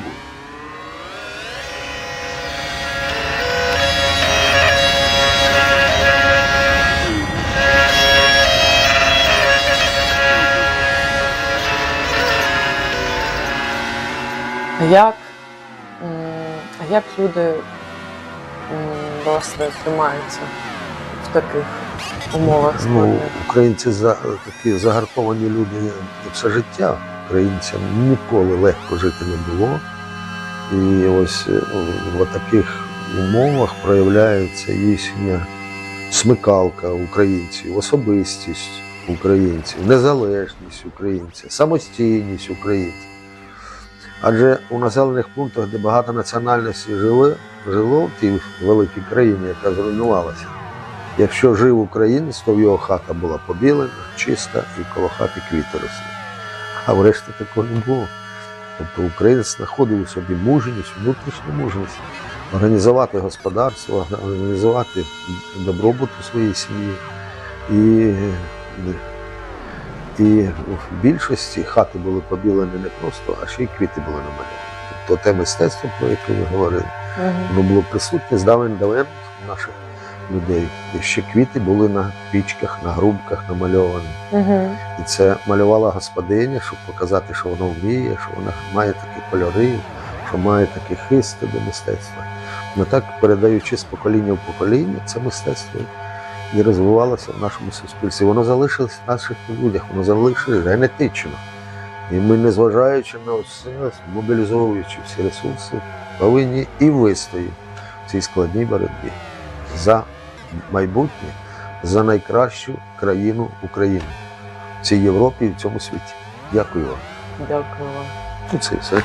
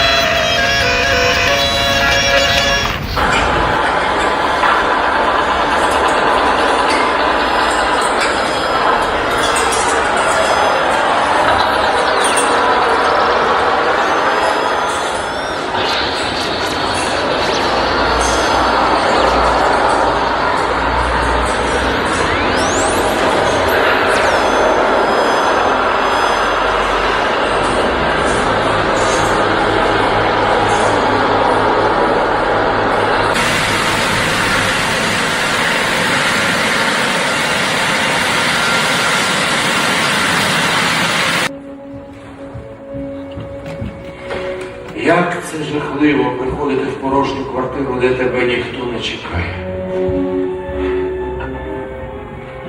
Я ніколи до цього не звикну. Я це ненавиджу. Ну так дійсно раз. Ви не маєте залишатися на самоті, але мій чоловік. А чому ні? Ні, ну.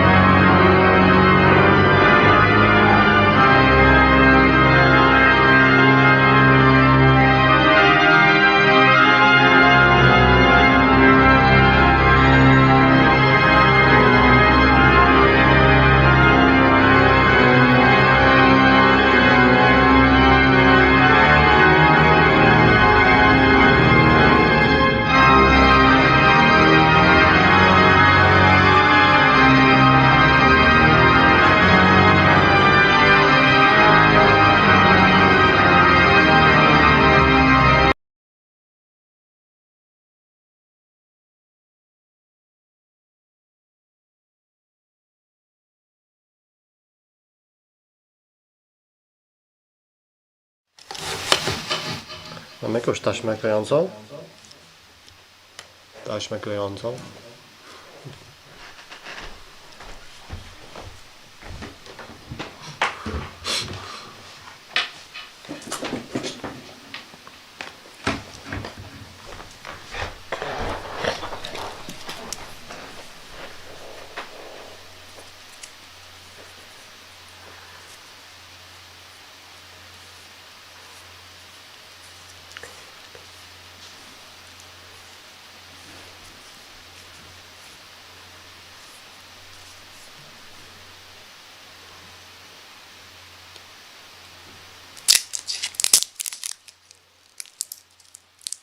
Co się tutaj ściąga? A, z mikrofonu.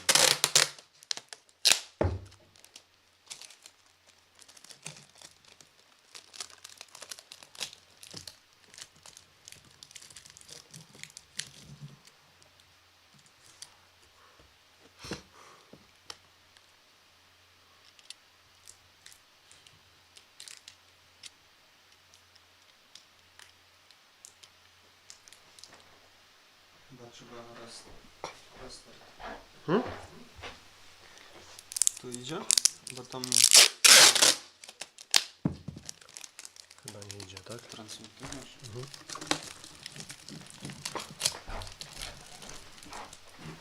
Jest na żywo. Jest na żywo. To? Już jest, tak.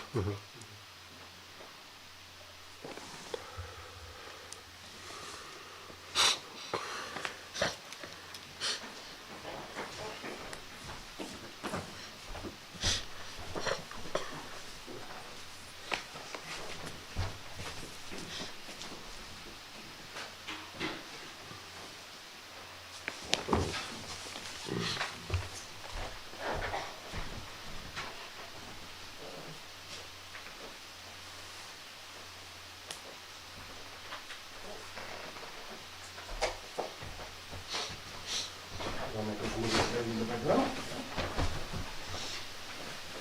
Nie mamy. Dodamy? Czy nie damy?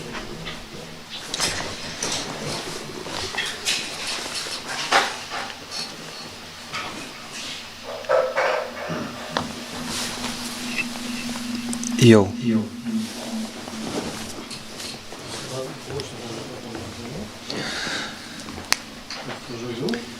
Tam po lewej się ścisza.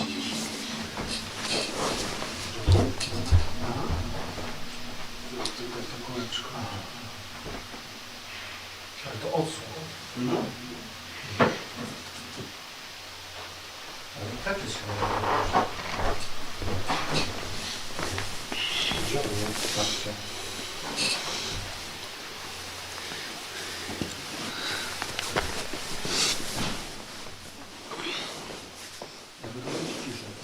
Okej.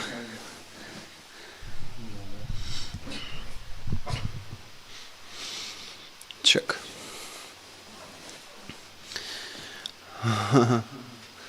To jest dobre, tylko że ja zasłaniam. Może to po prostu w takim małym okienku zrobimy.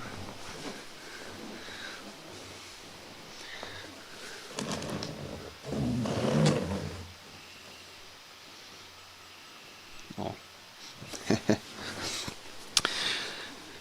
No dobra. To generalnie o co z tym chodzi? W temacie DIY różnych takich rzeczy zbieranych samodzielnie. A w sumie też bym poprosił mnie tam wyciszyć, w sensie echo na odsłuchu. Dzięki. No więc DIY is a trend, as you know, and as you can see, for example, Cork, probably those who are into hardware electronic music knows pretty well this firm. So why DIY? This is probably the most important question, because actually this this one here is kind of DIY, but actually it's not a DIY, because if to call this DIY, then IKEA is DIY as well, and I'm not sure that is DIY. Oh, and I will bring one thing to compare. Just a second.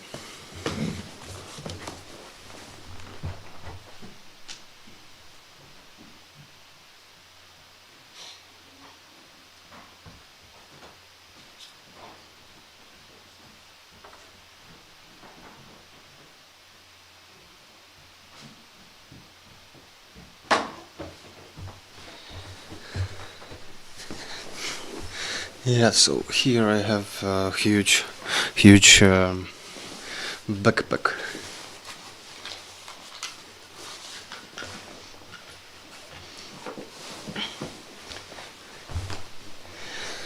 Because I wanted to show you that in some fields, I don't know, for example,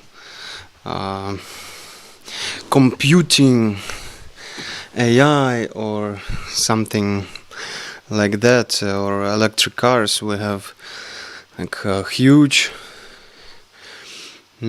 jump into the new achievements and some upgrades and so on.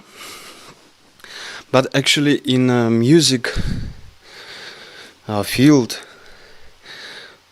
we hadn't actually like any big change since 80s of past century, because more or less when first drum machine was not invented but popularized, because first drum machines are coming from like actually the beginning of 20th century.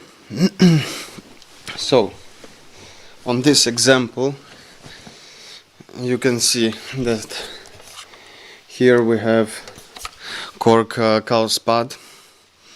It's a dynamic effector and sampler machine, which is often used by live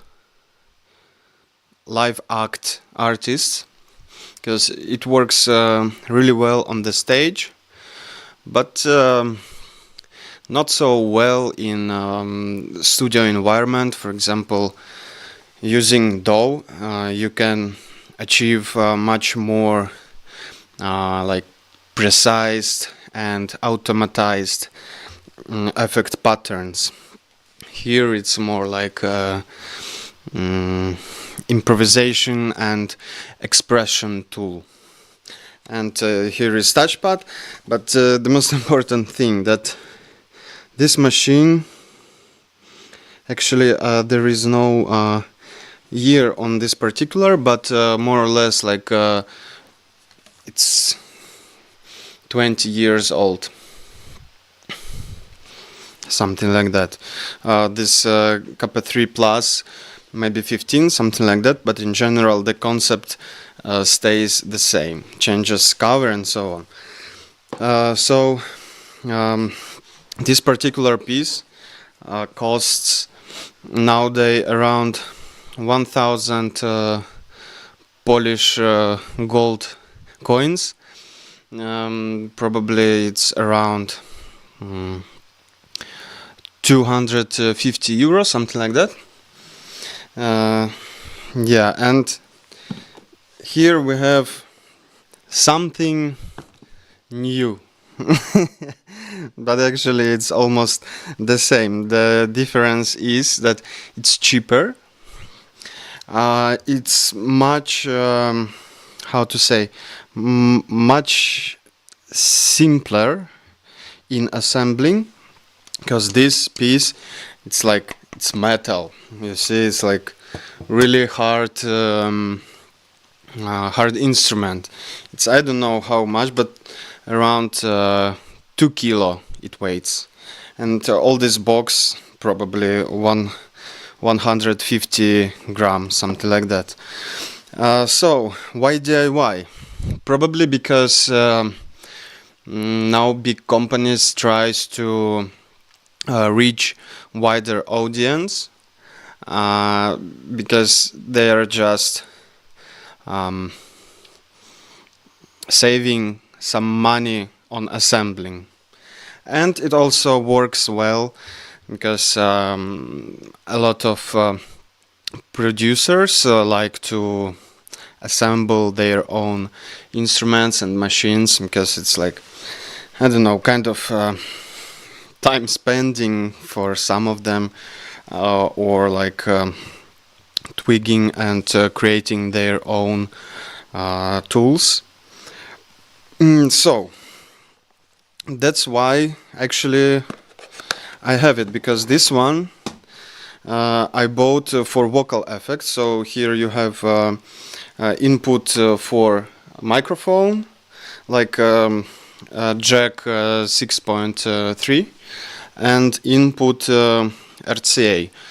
So for I don't know, any other external input, and weird switcher between mic input and line input, and sometimes on the stage there is a problem when you are in pretty dark scene, you're taking it out, connecting everything, and there is no signal, because this switch is so soft that just by accident you can switch, and you will have, for example, mic input, but you are giving the RCA. So this is an example that on the range of 20 years there is almost no progress, at least in this field, in Korg effectors. And this one, why they are so unique, because there is a touch screen, and you can control X and Y, so 2 dimensions of the effect. That's why people love it.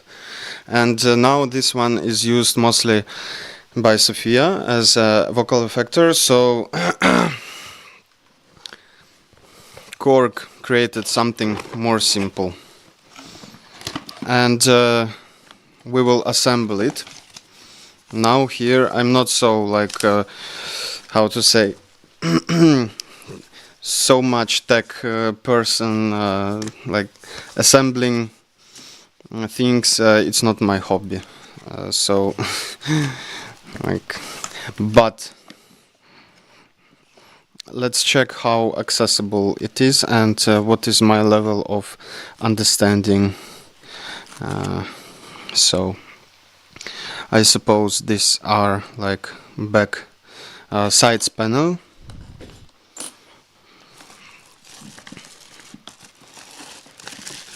and here we have first plate.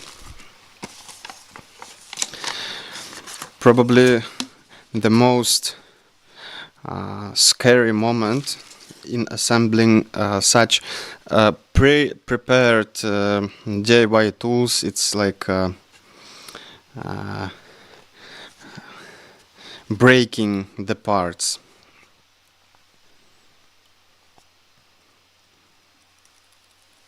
Oh, whew, this was intense.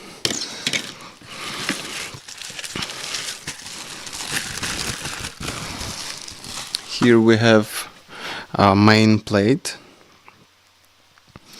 So processors, here you can see inputs. Here is probably built-in dynamic, like sound output.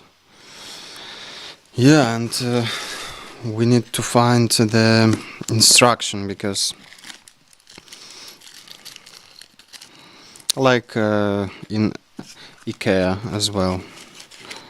So these are 4 corners. this part also should be. Oof.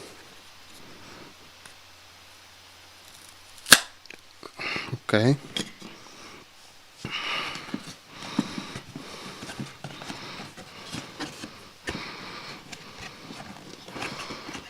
I will close it so to make it, or I will take it out. Yep. Now it's better.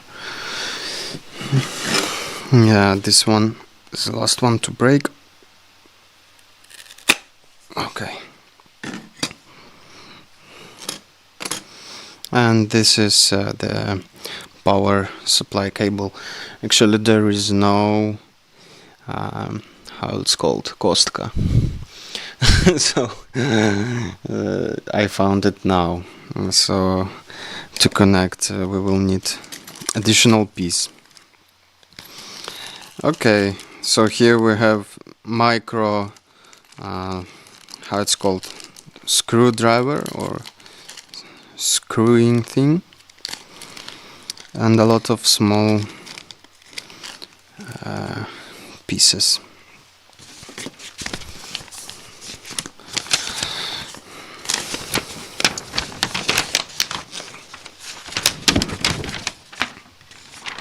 A lot of stuff to read.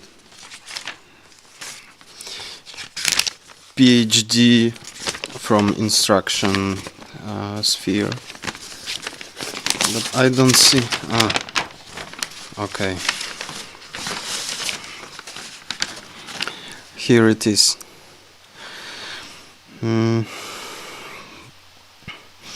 Actually, I never did it before, and I don't know exactly how much time it will take, but I will try to move as fast as I can. Yeah, so this is first step gonna be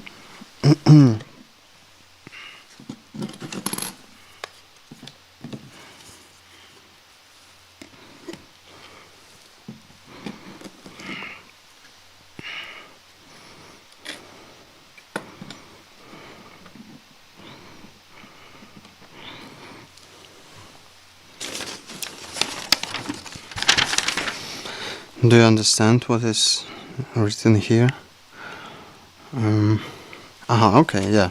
So this is like main page. Here is first thing to break everything apart. Actually, this one as well, as I can see, because I hope so that it should be like that.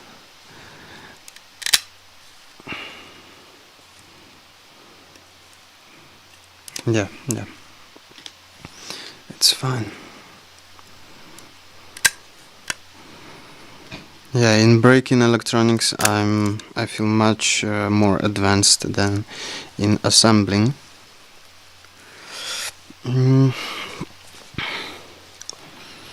Yeah, so basically, okay.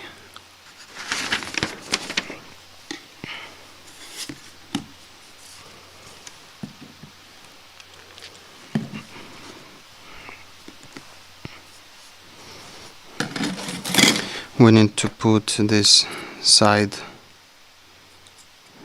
walls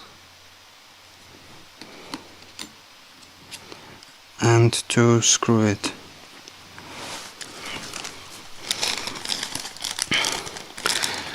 If I would have smaller fingers, I think it would be a little bit easier, because it's like jewelry production.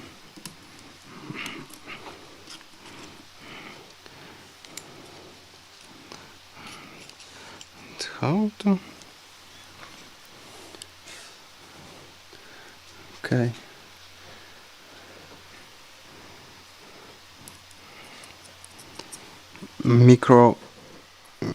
Actually, for this one we can use that microscope camera.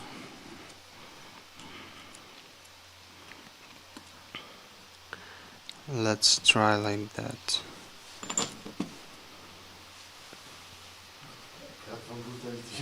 Yeah, this is platform brutality. Totally.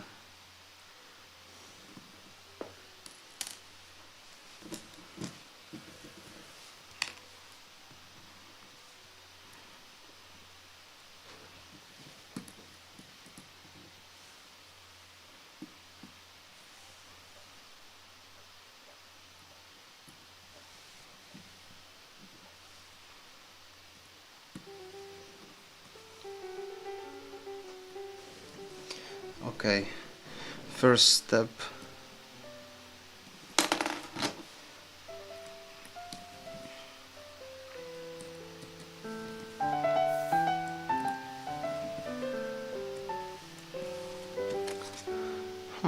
Okay.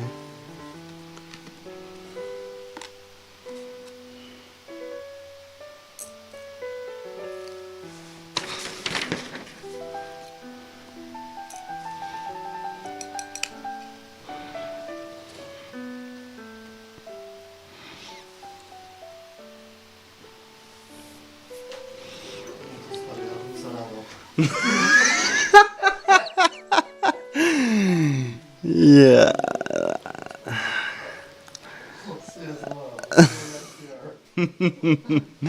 Yeah. Wow.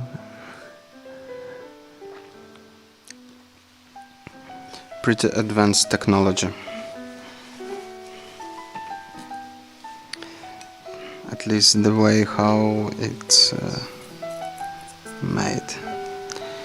Now I can say that in IKEA assembling I'm a little bit better. It seems to be like a more ethics that it's not done by some kids in factories, but you can do it yourself. Yeah, you can be your own kid. Yeah. Be your own daddy, be your own kid. The future of the play itself.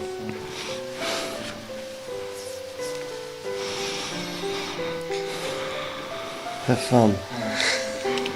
Thank you. Maybe I can cook something this time. Yeah.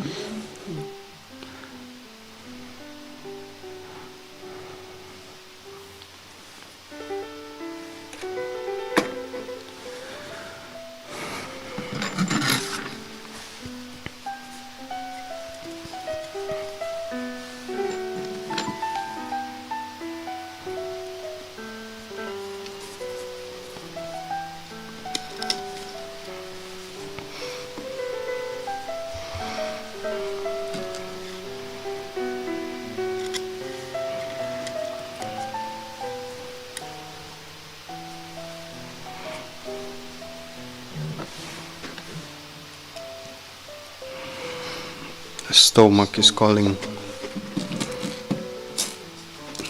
Have you ate something today? A little bit. And you? I ate 2 eggs and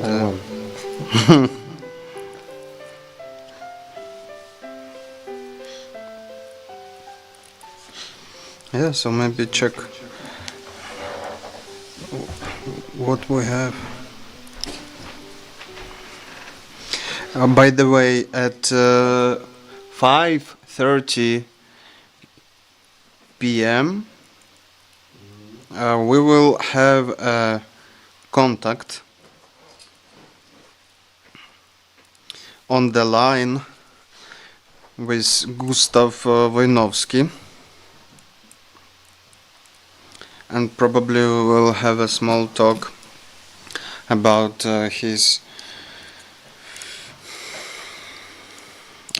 their void theory and finite mathematics.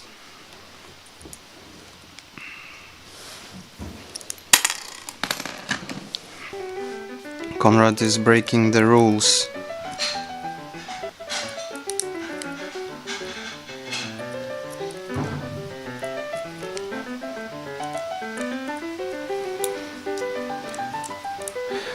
Of this really soft world. Dactyla?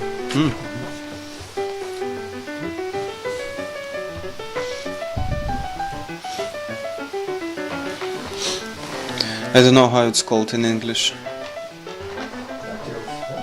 Dactyls? Yeah, so in general, at some point of history, human found out that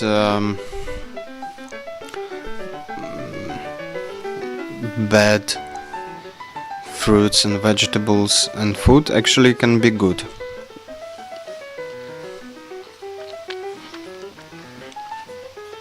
Green screen.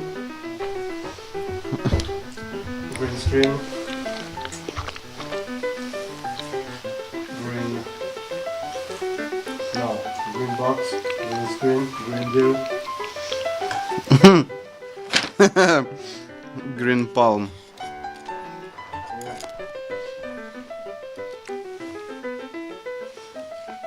Natural product.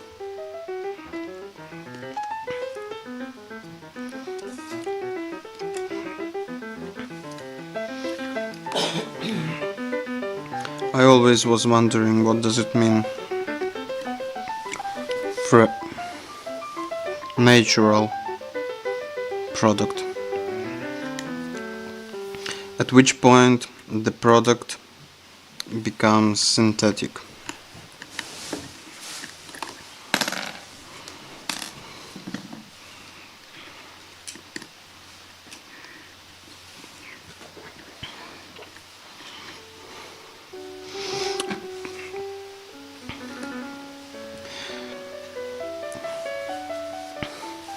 I think when it comes to like products which are made by and from processed natural products. So when the product is not original anymore, but like combination of different kind of, how to say, processes performed to achieve some particular state, quality.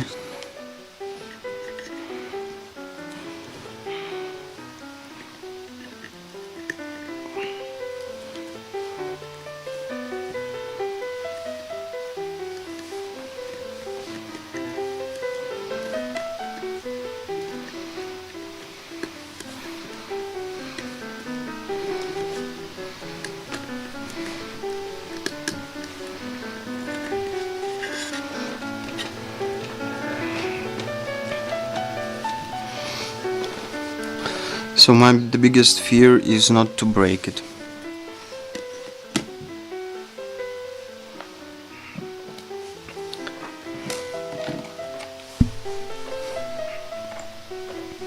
This is the most important at this moment.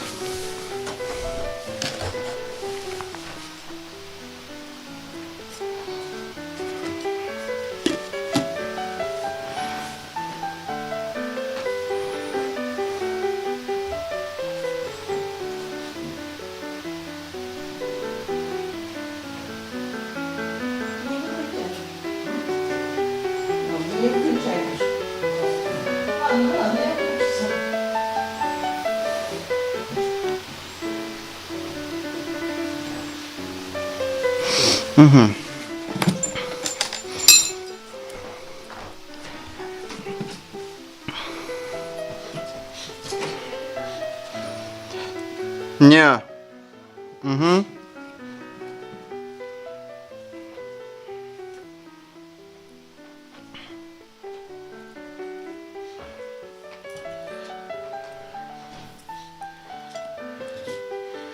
Okay, we are kind of, I don't know, probably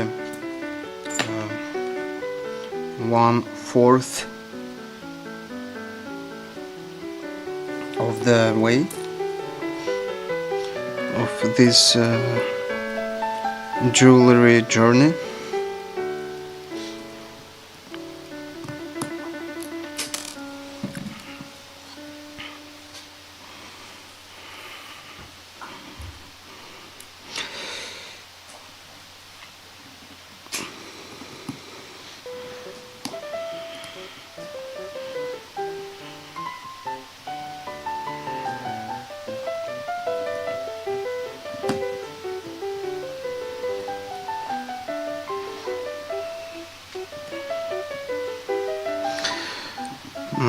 What is the ugliest thing which I saw this year?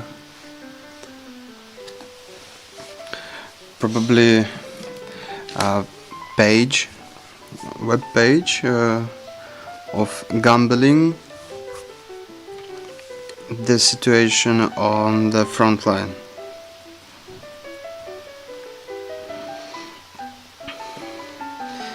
So people are setting pretty big amount of money, trying to guess, for example, one particular village or city will be occupied by Russians this year or the next year, or will the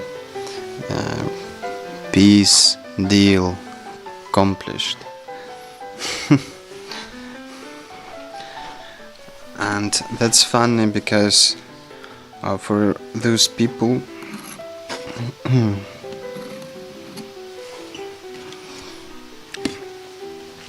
war is like not in a metaphorical way a game, but in the most primitive way.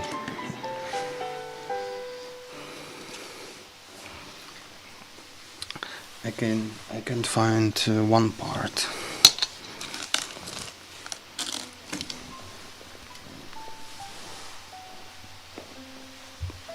Oh no.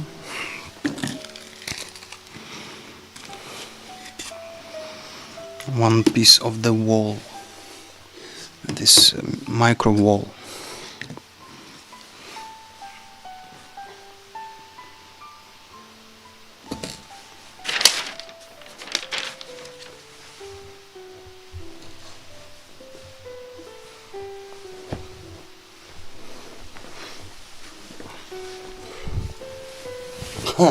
It fell into the plate with dactylus. Here it is, and actually it's fitting pretty well here. This one. Okay.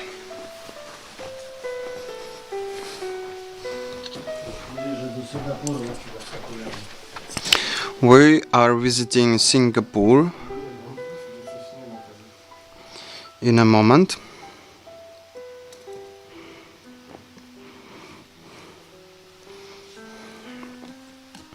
Guess they are next on our time zone.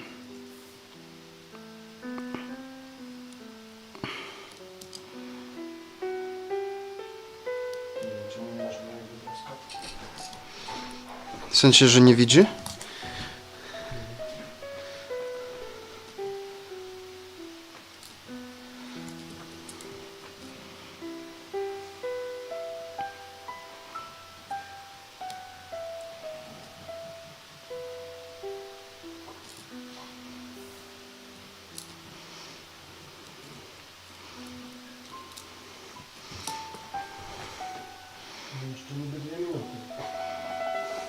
2 minutes before New Year in Singapore.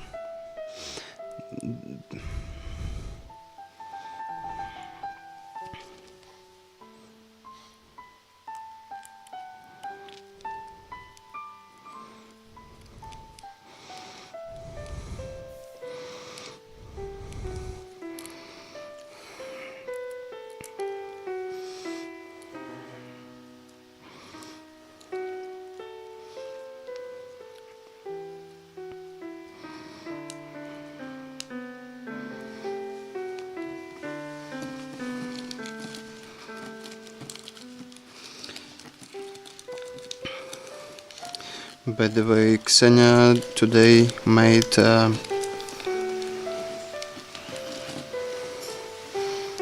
how to call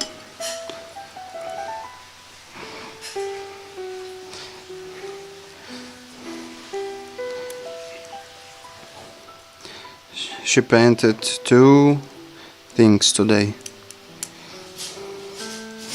chicken eggs and Rom's hair.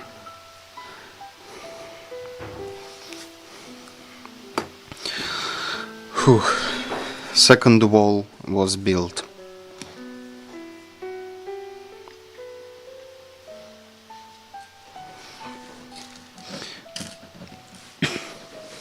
Oh, woo!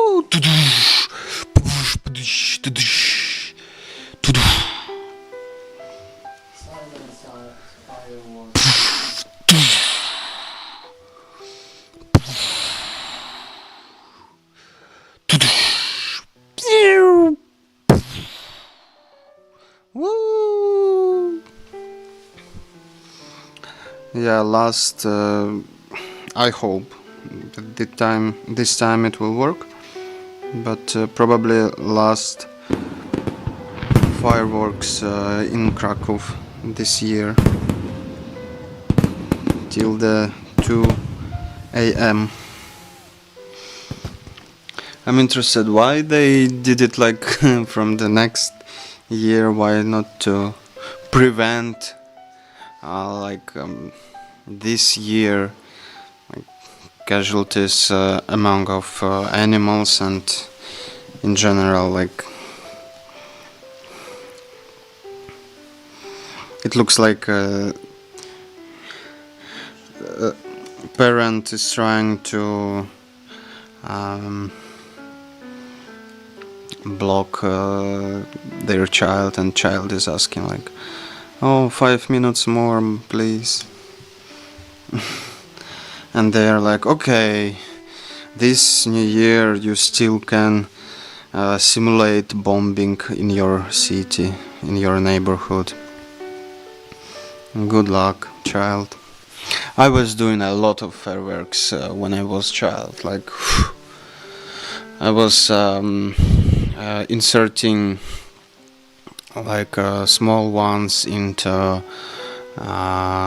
glass bottles, and I was throwing them in the field and watching how glass is flying over, and I was throwing it into the water, once even into the toilet, and but it didn't destroy it totally, but the effect was nice. Yeah, it was wild. I do not recommend to do that. And you know when my mind like changed so much, it was when some summertime we went with our friends in Kyiv. We went to some like forest with the lake and so on, something like Zakrzówek in Krakow, but it was like more far away from the city. And at that moment fireworks were already forbidden in Ukraine. It was, I don't know, 2018, something like that. And we had a friend who was doing fireworks like all the time, and when everyone already grew up, he was still doing it. And I don't know, I already wasn't having like so much fun of it, but anyway. And he was like, he said us, we went there as a group, I don't know, like around 10 people. And there were also other people, so not like only us alone in the forest. There were a lot of people, and there was some group. They were listening to music, and there was like a guy, a mad guy, tattooed and so on. And from their talks, I understood that he is from so-called ATO. ATO is a term which was used for war since 2014 till 2022. It means anti-terrorist operation, as Russians were terrorists already.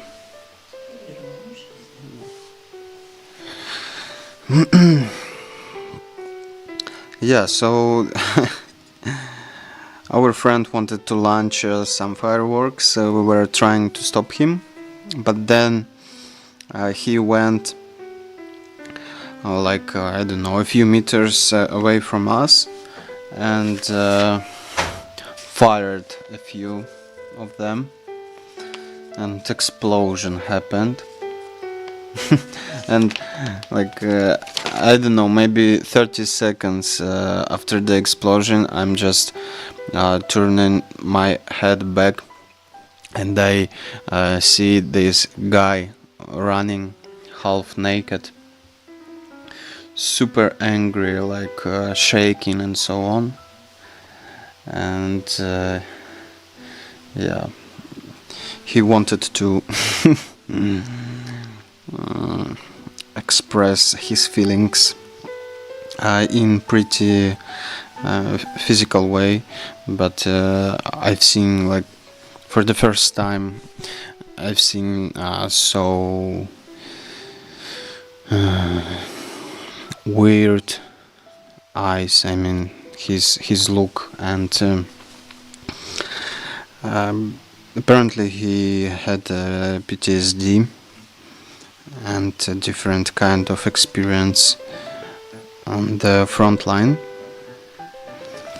And his mother kind of saved our friend from disassembling of our friend. And yeah, but the most important thing that this friend haven't learned from this situation. So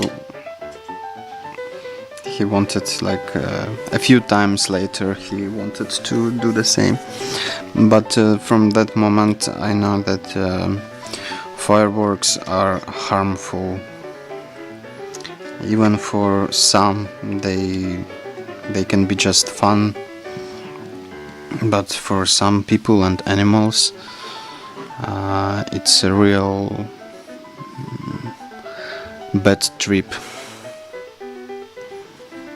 So don't do fireworks.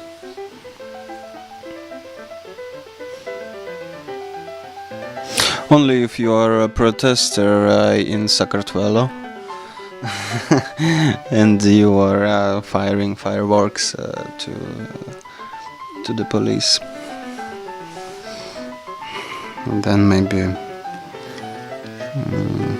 you have right to do so, because it's almost front line then. Okay, I need to look into paper.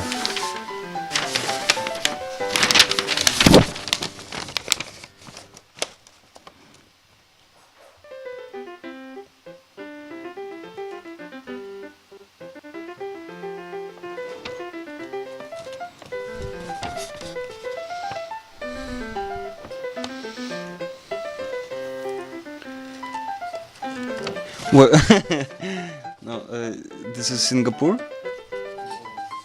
China? But what part? Beijing.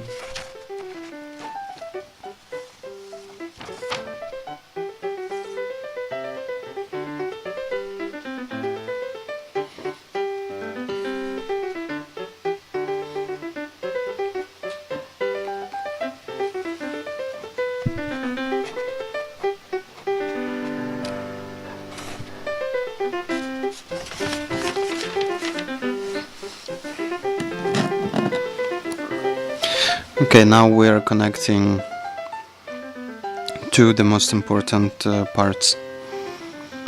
So here is a touchpad. Yeah, you can see. So this is X, Y control field of the effect. And here is like a slider FX depth. So how strong the effect is going on. And this small plate, this is kind of how it's called, screen, but not actually screen, just like old school numbers. Yeah, tempo, tab, mute. This is rotating thing. Later you will see if I will make it through the day. And yeah, so basically you're building a chain of 4 effects, and you can choose different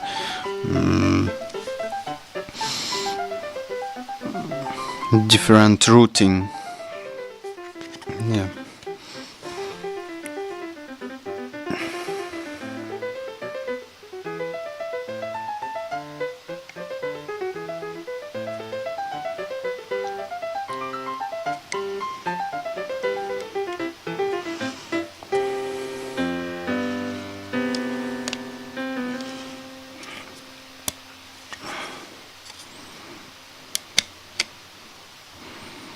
Okay.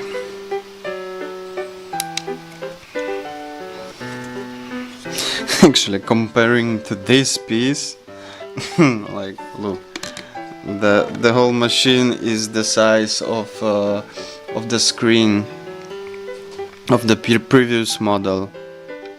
So yeah, and it's all like half plastic, half wood, and this is like fully metal cold machine.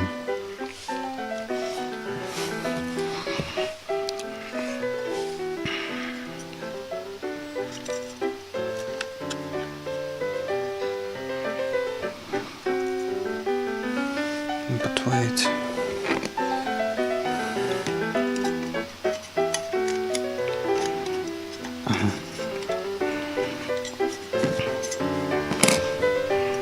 Okay, I got it.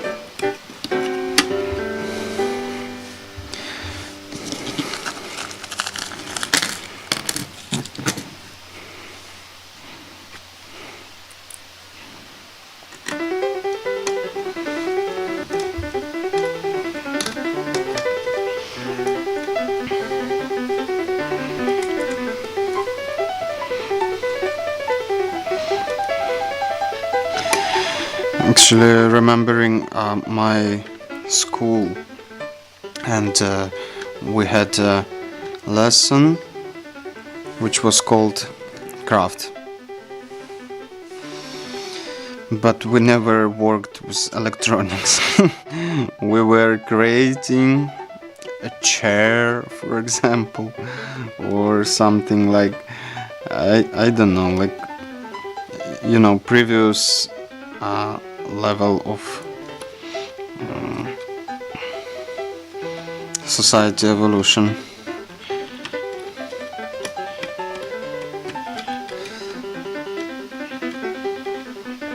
But it was also fun, like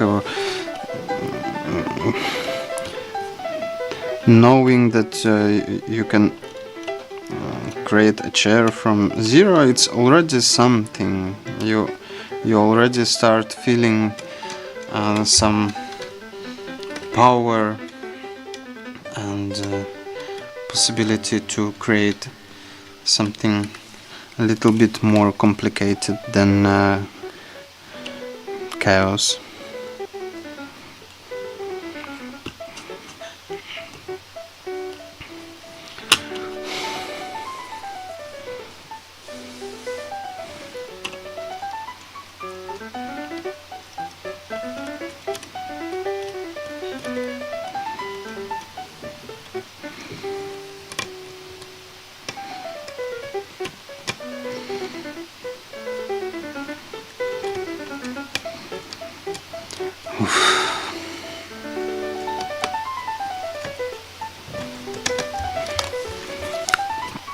Well,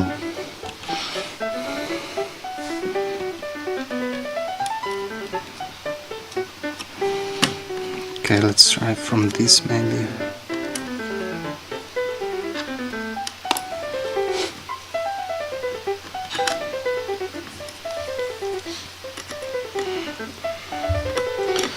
Next time we will be assembling FPV drone, and this is like a warm-up of fingers.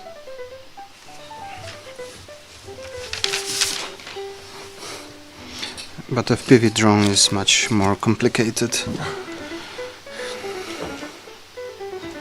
but similar level of this microscopic parts and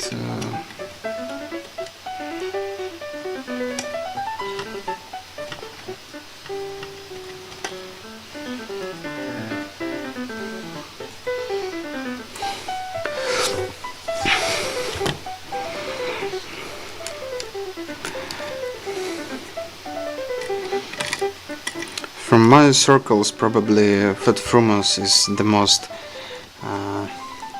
advanced in assembling small things. Like some time ago, we showed material recorded in. Oh, I already.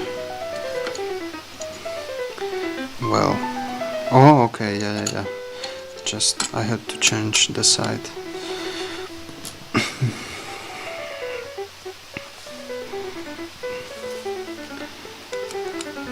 What time is it? 17:17. Okay, we have 13 minutes to finish it. Oh. Let's try. 13. Huh? 13, tak? Yeah, 13.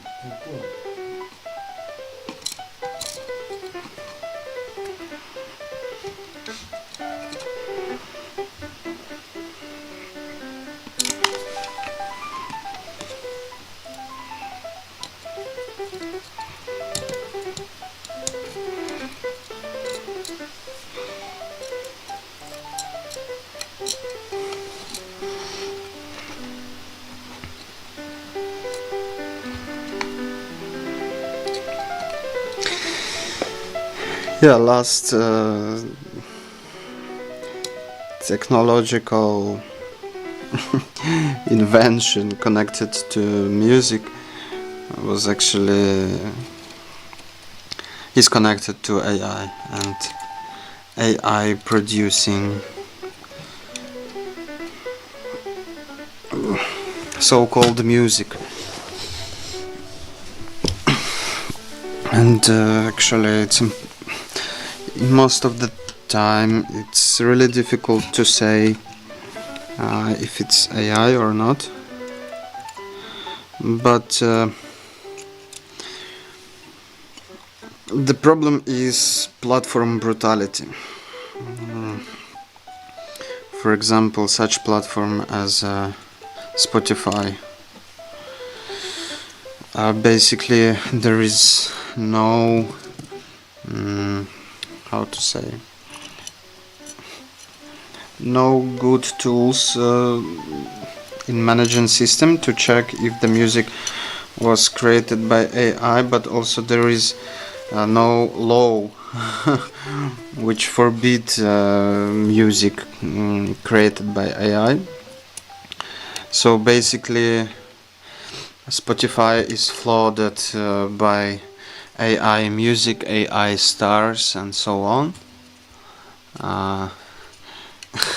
and they are earning money not by quality but just by amount. They are generating artists and songs and uploading it, and it's like endless circle, and earning money to produce more AI music.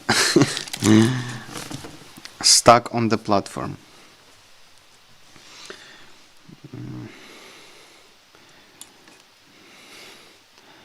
And at the same time, Spotify is the platform which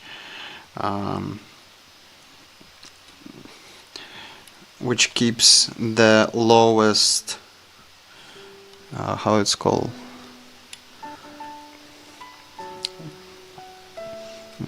like the earnings from the music on different platforms. On Spotify is the lowest, and it's more or less I don't know, I think it's construct based on USA economies.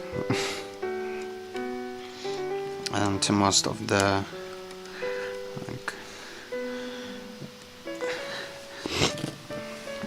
wrong capitalistic fractions. So on Spotify you can start earning money only if each of your tracks reaches 1000 of plays, and then 1001 is counted as the first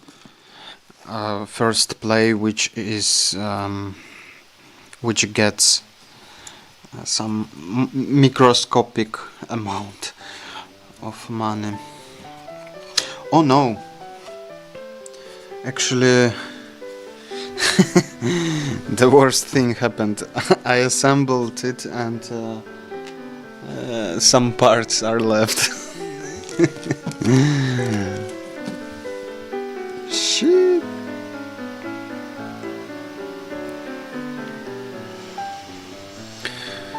What to do? I don't know. I think it holds in one piece. But yeah. But we don't know if it works until we turn it on. And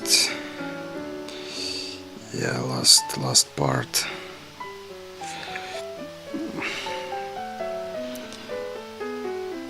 Last part is microscopic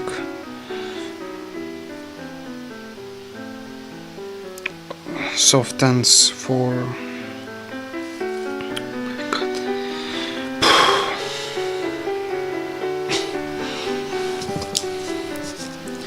guys, how to do it?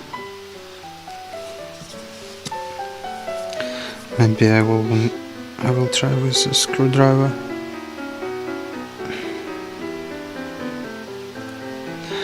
It's not so important part, but like keeping in mind how small this piece is and how light, it will not hold properly to the surface. And that's why we need to add these pouches on the bottom.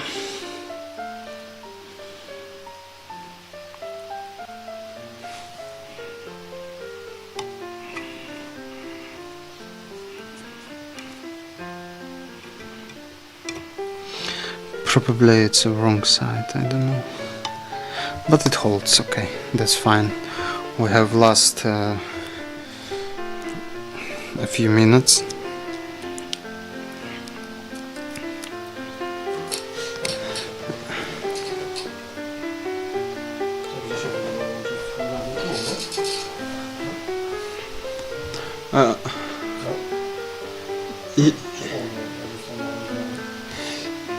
Yeah.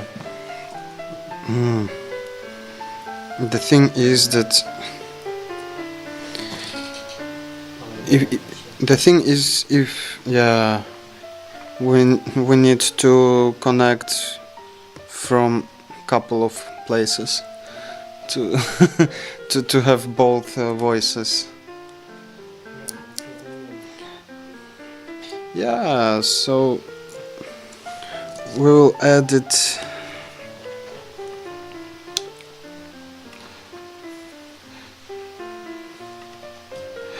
By the way, yesterday we were talking with Rom about like, yeah, my laptop will work as the main station today, as it holds better for now.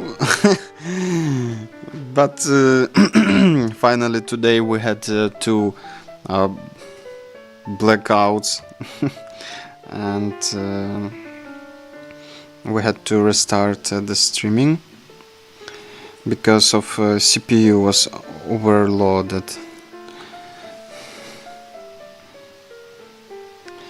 Yeah.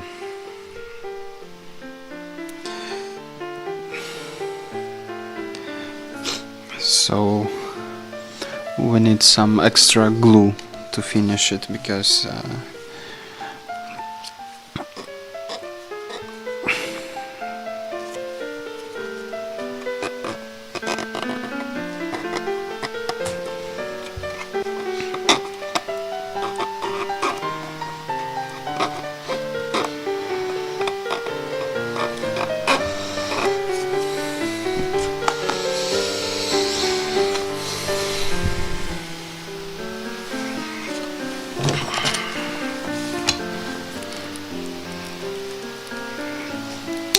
okay, so let's just check if it's lighting at all, and then we will make some test like with some sound going. Probably we will try to use it in our DJ mixing workshop, which is coming soon. Yeah, and I have something on my arm. I don't know what is it. Some disease.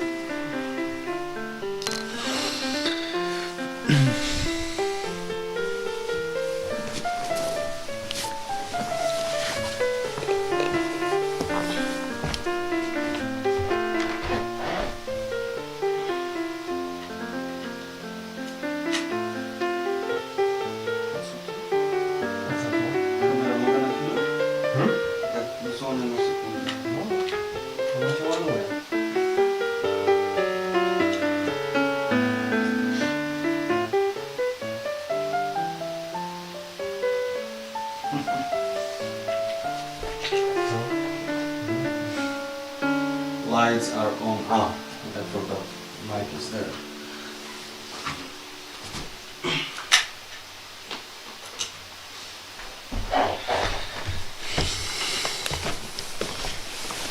So basically it's lighted up, so probably it's done.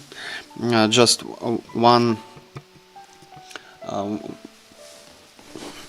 one step here was not glued because I took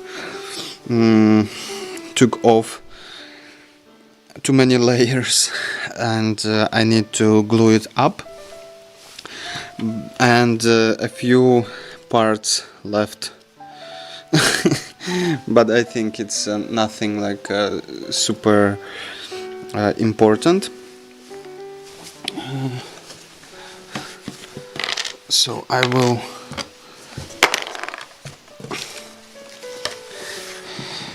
clean the space.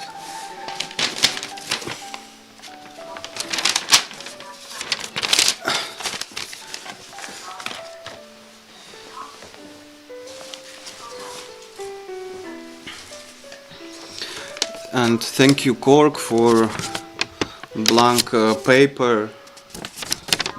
I will draw something here.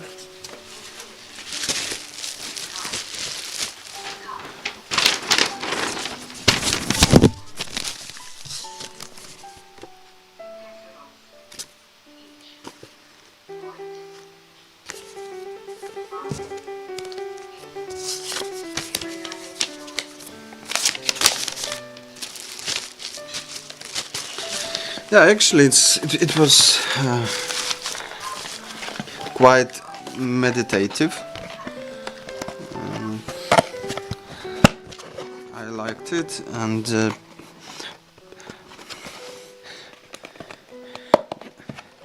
the only thing for such activities you need good back support. Because mine is now like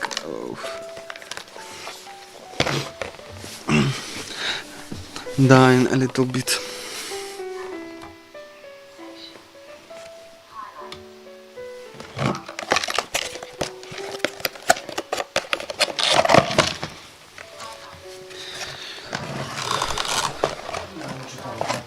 Aha. Mhm.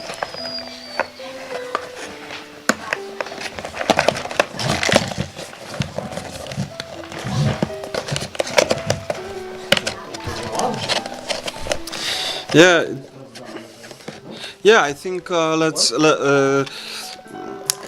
it's powered up, so basically it works.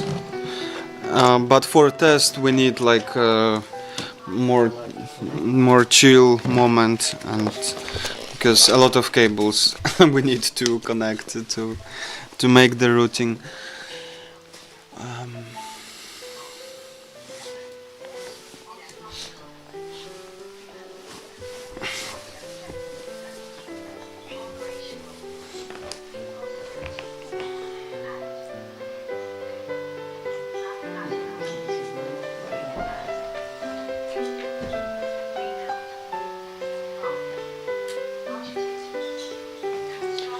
I kabel.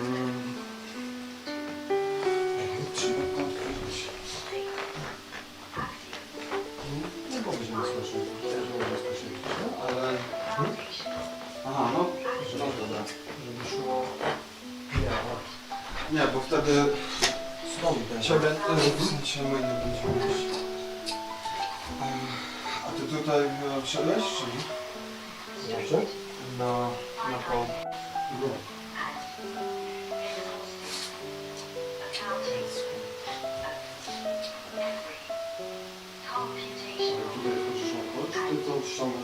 Nie, muszę wejść.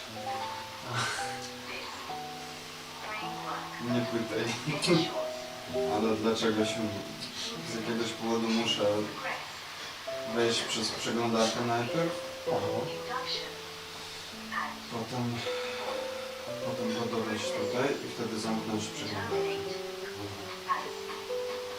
Wtedy działa, tak?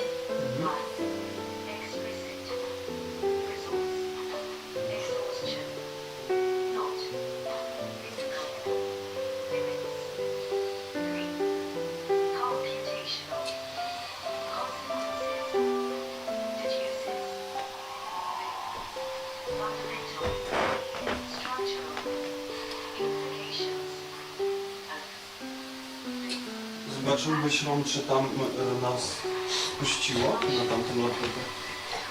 To znaczy? Czekaj, tutaj trochę.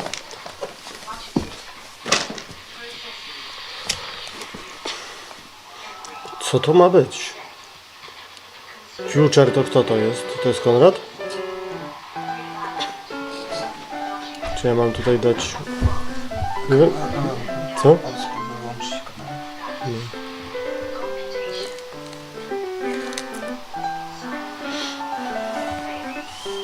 Mam włączoną chyba. Tak, no teraz już tak.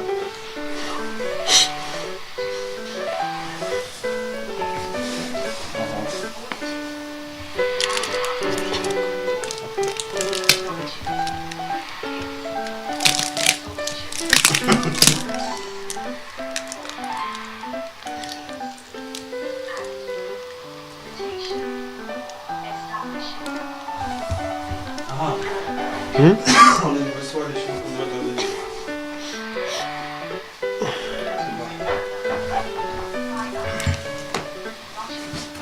No nie, ale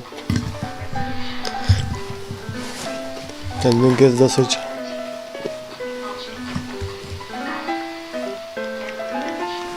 To ja wyślę nie wyślę, bo ja tutaj... Już tą kamerę, a mogę z laptopa wysłać. A ja już. A ty przyjdziesz tutaj gadasz, czy tam będziesz siedział? Możesz tam. Nie, no. Tu. Dobra. A ten... A masz... Sprawdziłbyś potem, dlaczego mój pulpit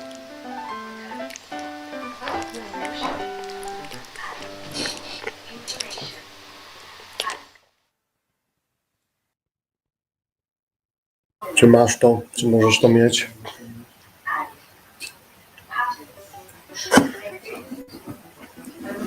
Abyśmy potem dali matematykę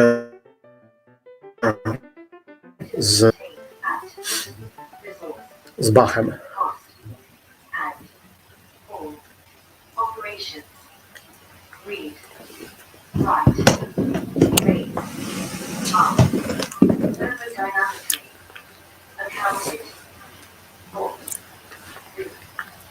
Theoretical framework defines tests and distinctions as aid at Nie, no jest. Tak? To tak wygląda. Nie wiem, czy ona tak wolno czyta. and the price of information. 6. Geometry A co to jest futura? without infinity. Construct geometry No, ja zamknąłem ostatnio ten real numbers desktop capture. infinite continuous every No jeżeli ściągasz desktop, to możesz zamknąć... Aha, może nie. Co? exists only Ode mnie? as Nie. far as A, nie it możesz, no. can be sustained and distinguished within a given budget and resolution.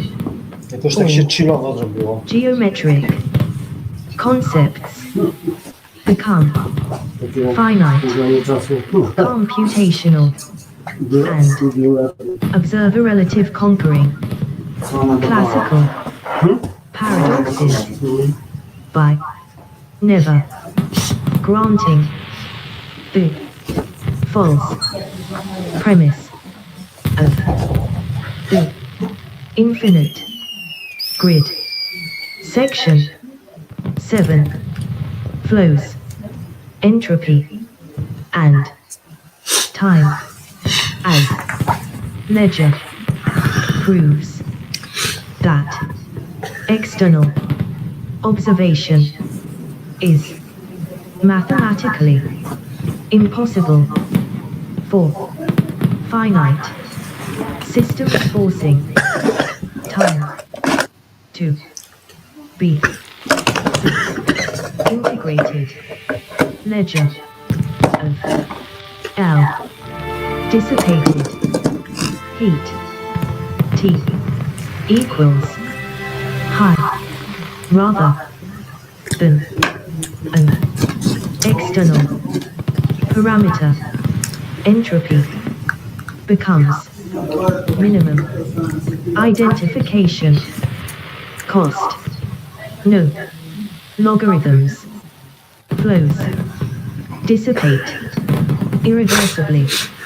H greater than or equal to mu rho, and the arrow of time emerges from conservation.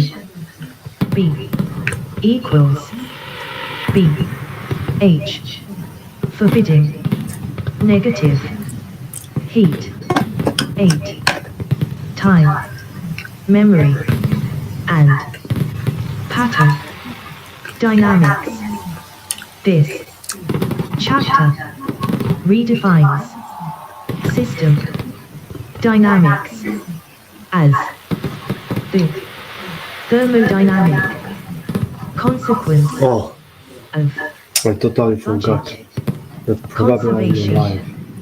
where I'm memory alive is and I'm active pattern chilling in a way, maintenance waiting for requiring Konrad Wojnowski continuous with the Christ work and definitive map in interference the forward background. slash synchronization are algebraic problems And some of potential activities. cost optimization under There's more sound in the budget background. I don't know exhaustion. what that's. The It's coming from system different sources exhibits that we are sharp mixing. discrete phase transition crystallization or oscillation rather than gradual decay, formally establishing fatigue and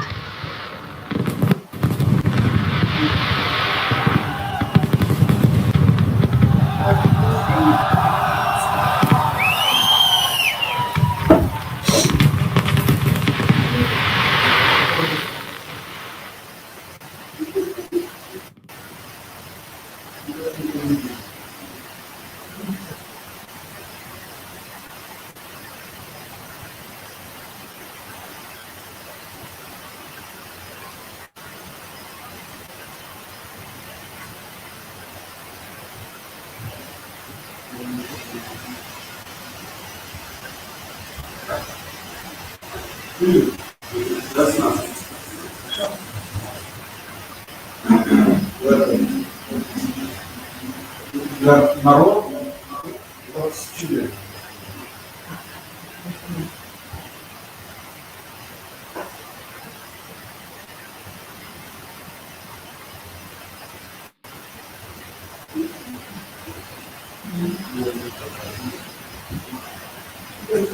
one core claims of finite mathematics 1.1 The observer void origin The framework doesn't begin with a pre-existing mathematical universe that we fill with Wow, so objects I'm not in sure I fully fixed understand relations. Instead, definitive map it by Konrad starts Wojnowski, but from for sure a the gap subject and originary between observer endowed mathematics with and physics finite is capacity what I found to make last weeks. distinctions. It's exactly the This observer space, the area begins that in we the operate doing void, streaming, empty, working without with structure, space, transmission and and noise objects and this gate emerge in between only and this when budget is space of allocated to maintain distinctions. tension Void between does not knowledge and offer a view from outside mathematical reality. It is the arena where patterns come okay, we're waiting. existence only Ja już tutaj tak se czekam, bo zapomniałem w ogóle, że jest coś takiego jak live. of distinction, each No moment, I forgot requiring about resource streaming. It's time. expenditure. No pattern exists a priori. Each one So I must propose to be have a chill constructed and actively kept apart from play the background together by with an observer Void theory. limited Could you mix it budget together? mathematical There is reality in this system insomnia. is the ever-changing fabric This is the void theory. explicitly Yeah. maintained patterns, never a priori collection of objects. This inversion has immediate consequences if mathematical objects emerge through budgeted acts of distinction, then completed infinity cannot exist. It would require infinite budget to construct, yet classical mathematics treats infinity not as idealization, but as foundation. 1.2 The infinity problem space in classical mathematics is Rn, the Cartesian product of real numbers, but each real number requires infinite construction, dedekind, cuts, partition, rationals, infinitely, Cauchy, sequences, converge through infinite steps, decimal expansions, never terminate. Each point in Rn is three-dimensional, no extent, no size, space becomes infinity, zero, an infinite collection of dimensionless points. This is undefined algebra masquerading as foundation. An observer with finite budget cannot construct such objects. They exist only by assumption, not by construction. Yet, for 2 millennia from Euclid through Gauss, humans practiced geometry without constructing real numbers. Euclid's points were not elements of Rn, but figures drawn and reasoned about. Newton and Leibniz built calculus using infinitesimals. They could not rigorously define Archimedes computed pi through finite algorithms, not completed decimal expansions.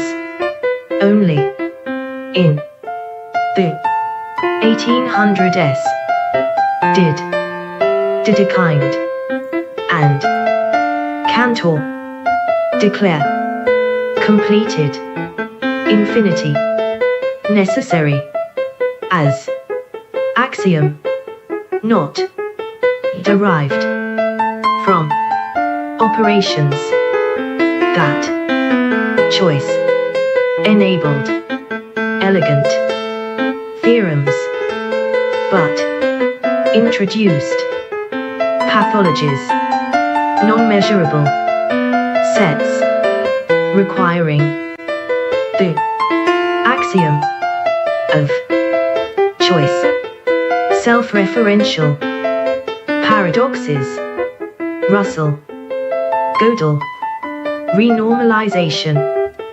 divergences, in, quantum, field, theory, where, infinities, must, be, subtracted, away, algorithms, proven, correct, in, the, limit, that, crash, when, implemented, on, finite, machines.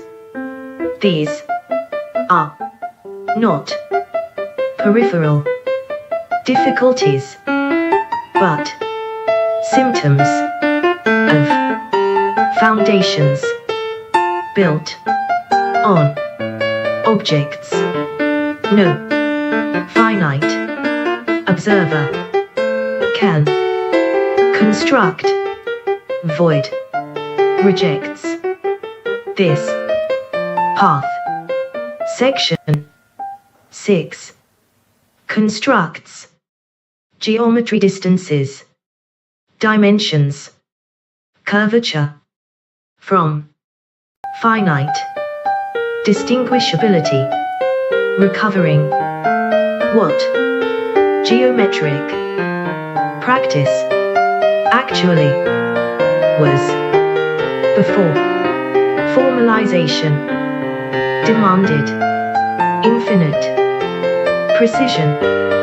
The question is not whether classical mathematics works, it does spectacularly, but whether infinity is necessary or merely convenient.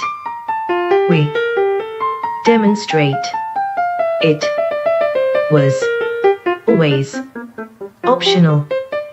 1.3 finite all the way down. Nothing infinite exists as a completed object. Our finite type fin is bounded by parameter max, preventing infinite construction through any operation. Fin replaces infinite natural numbers with a strictly finite inductive type. Syntactically, it has 0 fz and successor fs, but every 4 fin value is bounded by max natural numbers. N exist only in Cox meta-language. 4 proofs about the system marked fin underscore to underscore z underscore proof underscore only never as computational objects. Fin serves dual roles as administrative, infrastructure, tick, counts, budget, indices, and as mathematical, content itself, fin, values are computed with directly they represent finite counts, locations in space, indices, and measurements. This is not finite, natural number. Arithmetic it is fin, arithmetic, a fundamentally finite structure or mathematical content in void exists strictly as patterns maintained through finite budgeted acts of distinction. The world is granular.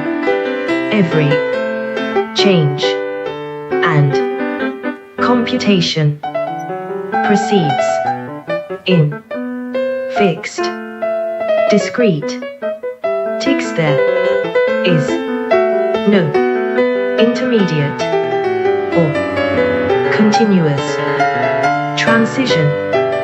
The base layer fin determines the explicit steps like locations or counts within a strictly bounded capacity. FinProg records rational values arising only as results of these paid operations, unconstrained by classical probability bounds. Calculations are always exact within available budget, but patterns have no persistent reality outside active maintenance. Nothing endures, and all results are provisional, subject to collapse, to you upon exhaustion. No infinite process, object, or approximation exists. Only the operational history of funded pattern distinction, indivisibly stepped in time and strictly finite in scope. When the budget runs out, three-valued logic ensures the outcome is not true or false, but be unknown. A structurally honest signal that the pattern cannot be further distinguished. This framework is not a fuzzy or probabilistic approximation. It is a world where determinacy is achieved only as long as paid for pattern distinction endures and every bit of knowledge is as granular and provisional as the observer's resource ledger allows. 1.4 The radical claim square root classical mathematics treats real numbers as completed eternal objects. 2 exists as an infinite decimal 1.4142136 pi exists as 3.1415925 and so forth. Dedekind cuts partition all rationals into two infinite sets. 26 Cauchy sequences converge through infinite terms. 10 in both cases. The construction requires completed infinity as input to yield the real number as output. Square root void denies that such objects exist. What classical mathematics calls to is not an ideal entity awaiting approximation. It is the finprob value 141421356 100 million at resolution rho equals 108 square root computed within available budget. That value is the mathematical content. There is no Platonic to behind it. That we're approaching increasing precision doesn't get you closer to an ideal. It costs more budget and yields. To ja nie słyszę Konrada. Nie słyszysz mnie? Nie słyszę. Dobra, czekaj.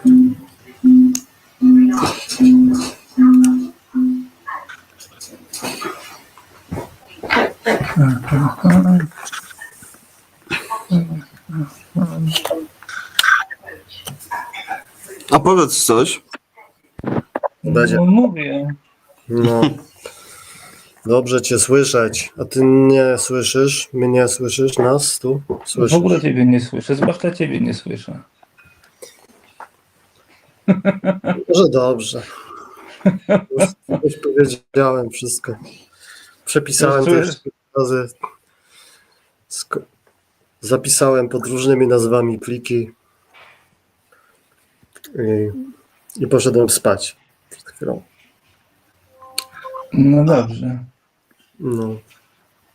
Słuchając Bacha i PDF-a czytającego czytającego twoją matematykę finitywną?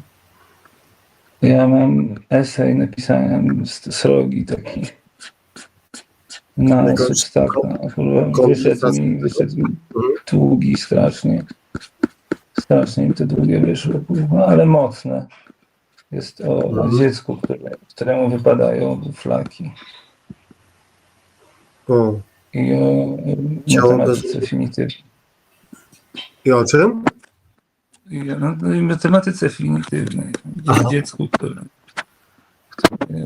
trzyma swoje jelita, żeby mu nie wypadły.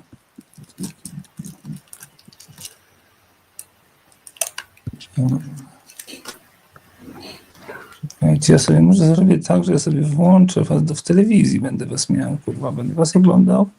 Jak się was powinno oglądać? W telewizorze. W telewizorze.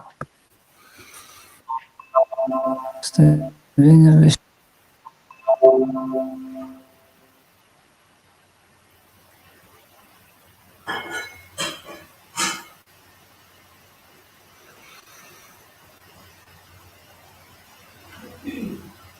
I wysłałeś dziś ten srogi esej?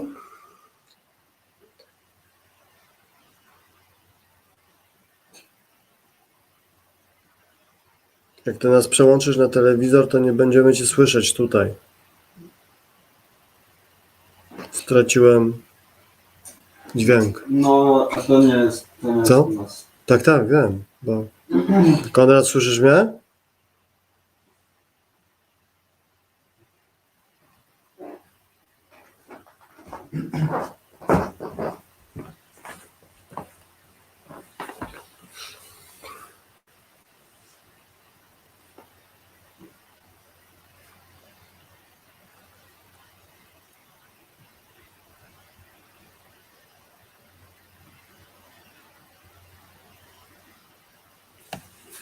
Nie wiem, czy ty mnie słyszysz.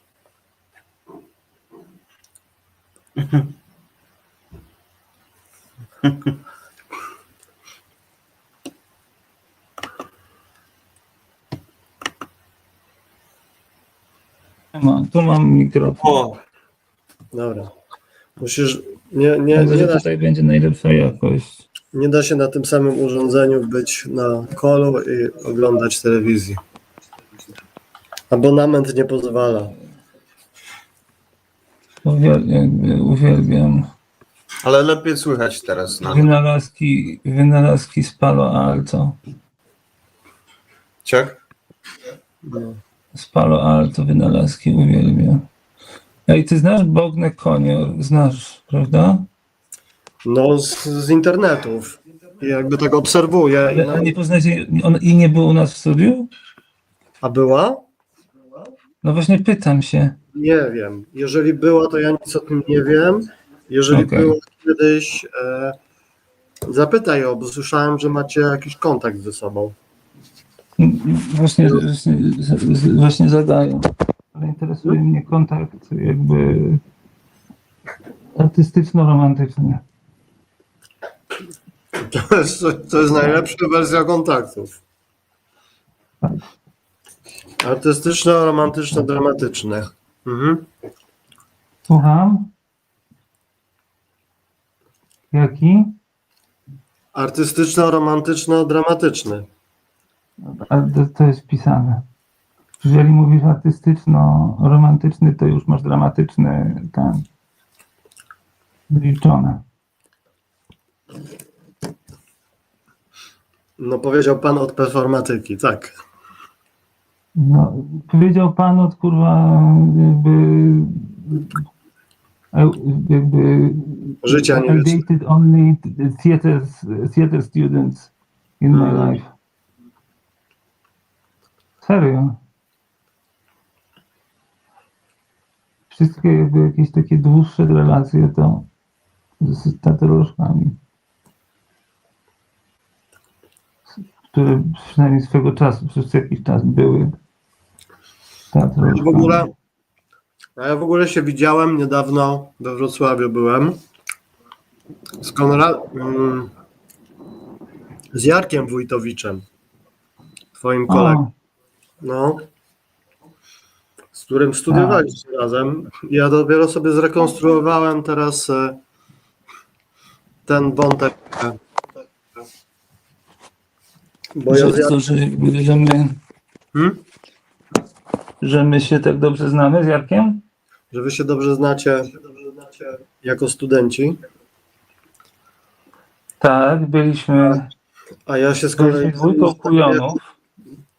Z pierwszych eksperymentów takich. Jarek uważam, że popełnił gigantyczny błąd, próbując zostać reżyserem. Ja jakby miałem takie, że charakterologicznie tak nie znam, ale to dosłownie nie znam osoby, która by się mniej nadawała do pracy jako reżyser. Ale było coś pięknego w tym. Absolutnie. Najgorszy możliwy reżyser, jaki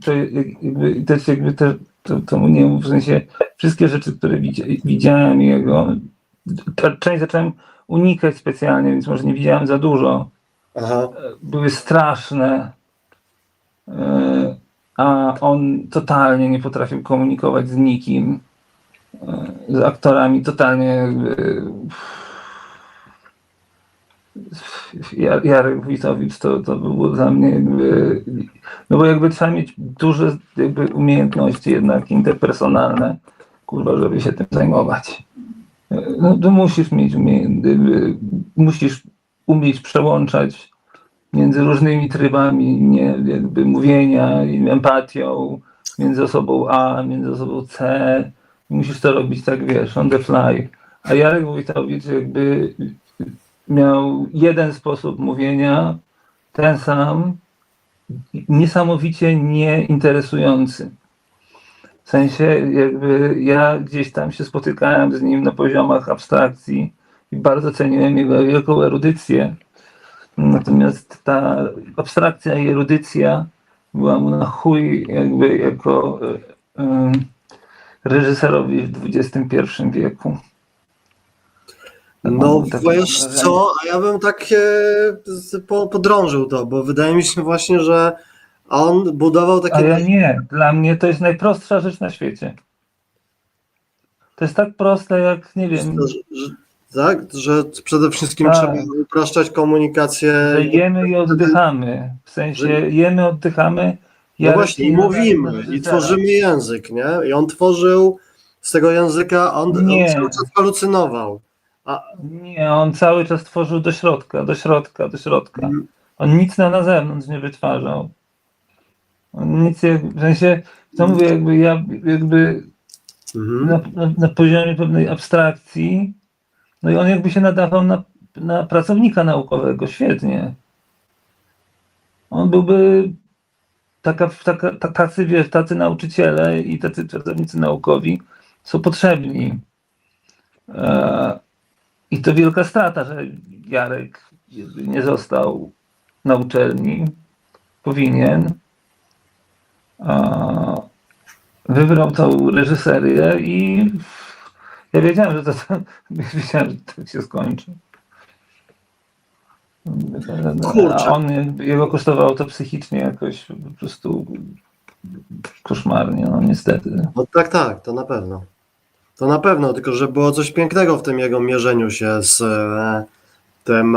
To nie żałosnego. Co? Było żałosne momentami.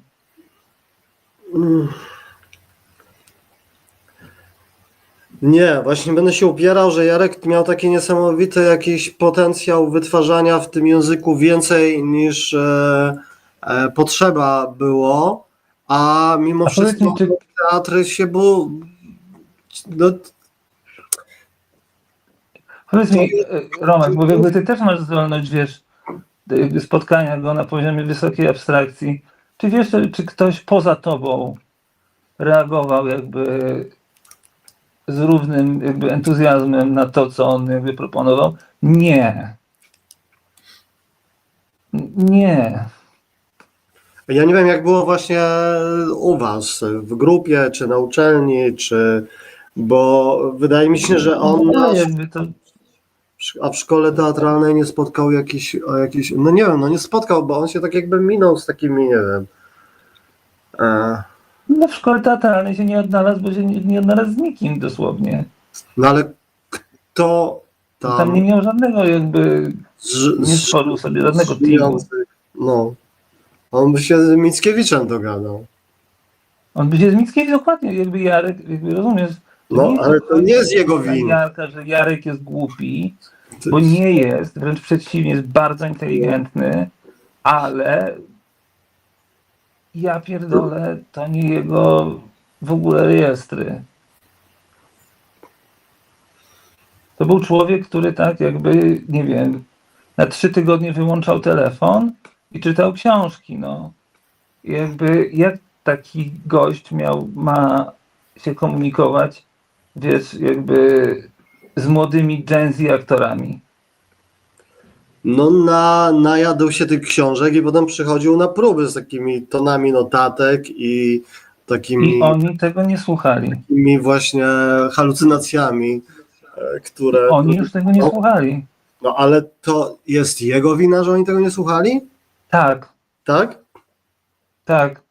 Kurczę. Tak, bo jakby... Że on naprawdę nie trudno się domyślić, że kurwa częścią pracy reżysera jedynie są czego nie miał, wysoko rozwinięte. To ich jakby nakłonić do tego pytania. Nie? Słucham? Że tak jakby jedyne czego mu brakowało to umiejętności nakłonienia ich do tego, żeby słuchali albo czytali to. Ale to nie jest... Romek, to jest 90% tej pracy. 95% tej pracy. Czyli on jakby był tylko w 5% jakby przygotowany do zawodu. W 5. Ja bym go nie przepuścił przez pierwszy rok. Bym mu powiedział, panie, jakby pan niech nie marnuje sobie życia, bo to nie dla pana. Na dramat... Nawet jako na dramaturga go nie widzę. Ze względu na to, że on tak bardzo nie potrafił tłumaczyć na prosty język. On jeszcze bardziej komplikował. Okiełznać języka, formy. Nie umiał w ogóle. Język jakby kiełznał go i jakby po prostu robił mu gangbang przez 3 tygodnie właśnie z włączonym telefonem. No safe word. Jakby you're being brutally assaulted by sen srebrny Salomei.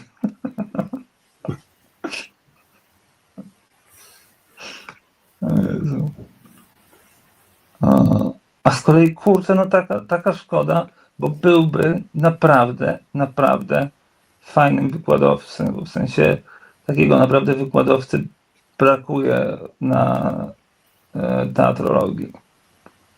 Bo on właśnie jakby mógł najprędzej ze wszystkich ludzi mógł pociągnąć wiesz, tradycję tej trochę dobrej szkoły, wiesz, będąc no, jakby fajną wiesz, osobą i jakby dla mnie oczywiste było, że tutaj jakby jest jego miejsce. Nagle na reżyserię, dostał się na tą reżyserię, dostał się.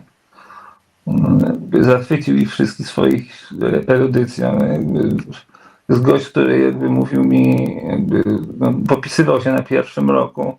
Ja pamiętam pierwsze rozmowy, jak on po prostu, wiesz, jakby, ale o którym wydaniu recenzji teatralnych Konstantego Pozyny mówisz? Wiesz, zadawał mi takie pytania, kurwa, na pierwszym roku, przy pierwszym spotkaniu. Ja pierdolę. Kurwa, no jest grubo. No jest grubo. No.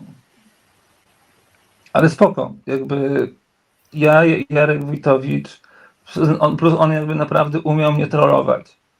Jarek umiał mnie strollować, kurwa, naprawdę. To był być tak irytujący.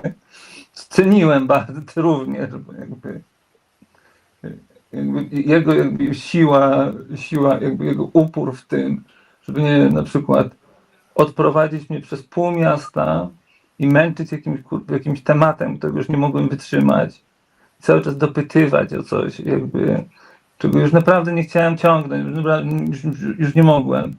Ale on nie, pod sam dom, kurwa, 45 minut szedł za mną i dopytywał mnie o to. Jakby ja z jednej strony byłem wkurwiony, a z drugiej strony co za szacunek. Więc no. Rozumiesz, jakby Romek, jakby ja przy całej sympatii to mówię do Jarka, bo naprawdę i cenię tą osobę i lubię. Wiem, że on się teraz do mnie odezwał przed świętami coś, czy jestem w Krakowie i tak dalej. Nie, no to pisałem, bo nie miałem tego w sobie. No. Więc to tylko dlatego. Już mi po prostu nie miałem siły tłumaczyć. Wiesz, o co chodzi. Co to takiego mi się stało, że Konrada nie ma w Krakowie? Nie miałem tego, nie miałem jakby tego, nie byłem w stanie jakby tego powtarzać. Czy chcesz ten tekst? Ten? Romek? Czy nie wiem, jakby co? Srogi esej? Ten esej, znaczy on jest srogi, ale nie jest srogi w sensie, że on jest teoretycznie srogi. To jest jakaś, wiesz, mega ciężka, kurwa, teoria, coś tam. Nie, to jest po prostu taki dosyć, nie wiem, emocjonalnie. Matematyka emocjonalna? Tak. To bardzo chcę. No. To czekaj, to wrzucę tutaj, wiesz co, na czata. Nie. Bo to chcę wrzucić na... bo ja to będę chciał wrzucić na Substack, tylko nie do końca wiem, jak, kurczę, to zrobić, bo to jest za długie na jeden tekst. Albo może wrzuć to na telegramowego czata naszego. Albo udostępnić ekran. Albo telegramowego. Czekaj, bo próbuję, wiesz co, jednak stąd mi jest najłatwiej. Ale no czekaj. Nie mogę na sygnałowego my nie mamy. Nie mam telegrama na kompie, więc to nie ma opcji. Nie, na sygnalu też możesz, jasne. Przecież. Ale na której grupie? A to jest po angielsku? Tak. No to dawaj na grupę to StreamArt. StreamArt Network? Jasne. Ja myślę, że to jest, wiesz, ja, ale Michael, Craig. W ogóle Craig się pisał mi ostatnio, chwilę rozmawialiśmy. Nie wiedziałem o tym, że on się z Markiem Fisherem przyjaźnił. No. I że chcemy w ogóle ten wątek takiego trochę między rave'em i tą taką krytyczną teorią późnego kapitalizmu między Nawara Media a nimi, tymi właśnie media researcherami, Michael, ale Craig bardziej. To tam są bardzo ciekawe linki takie, które wydaje mi się, że jakby nie rozmawiamy o tym między sobą, a warto by było. I wydaje mi się, nie wiem, czy ty tego Craiga poznałeś. Nie poznałeś go, nie? Właśnie nie poznałem. Minęli, nie? On tą książkę Cyberboss wydał w zeszłym roku. I to jest, myślę, że takie, nie wiem, czytam. Ej, w ogóle mega ciekawa rzecz, totalnie przed spaniem, jakoś tak bez przypadek trafiłem, właśnie przez link mailowy na This is Wrong, jakiś taki tekst młodego chłopaka 20-letniego, o tym, jak wiesz, jak niesamowicie produktywny jest w epoce, znaczy razem z AI, i że w ogóle ma jakiś taki rodzaj, że to jest poczucie, że to jest jakiś taki kluczowy moment w historii i że on musi jakby być super productive. I czy czuje, że jakby chce wykorzystać ten moment. Ma 20 lat.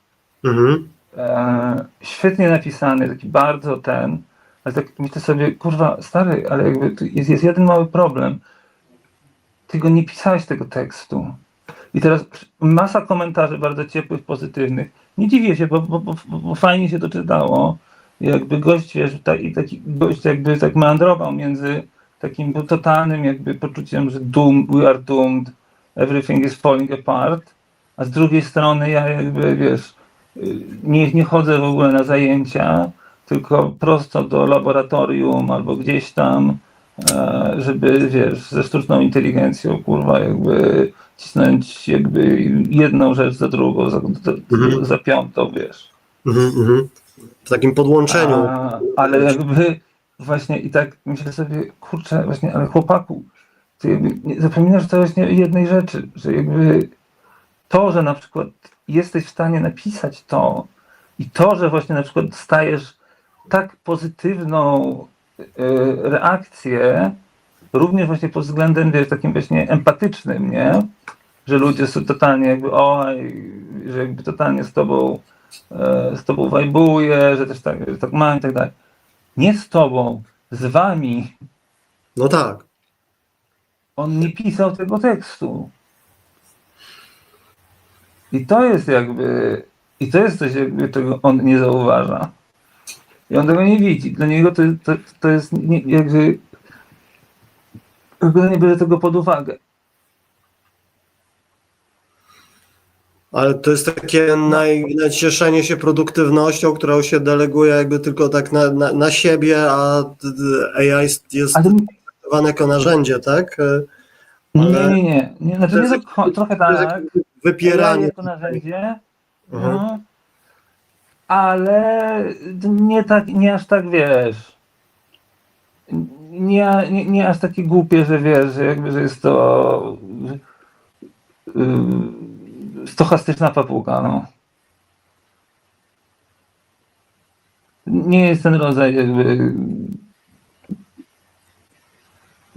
totalnego nieogaru. No. A ja wrzuciłem ten tekst. Jeszcze kurczę rysunki do niego.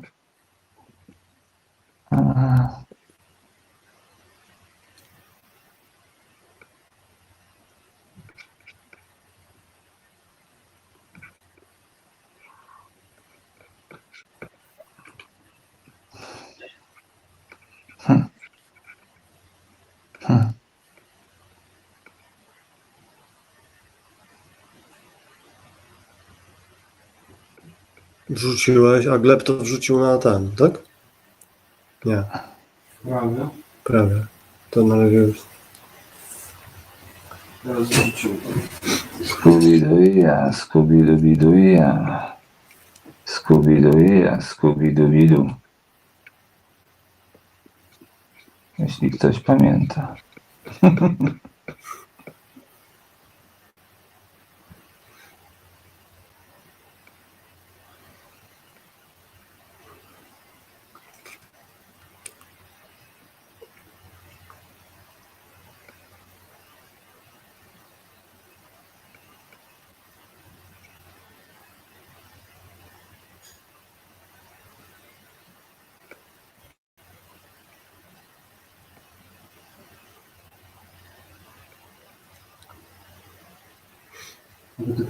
Chcecie czytać? Czy... Nie wiem, bo ja teraz tego nie otworzę tutaj, nie? Więc ja sobie ten tekst zachowam na potem.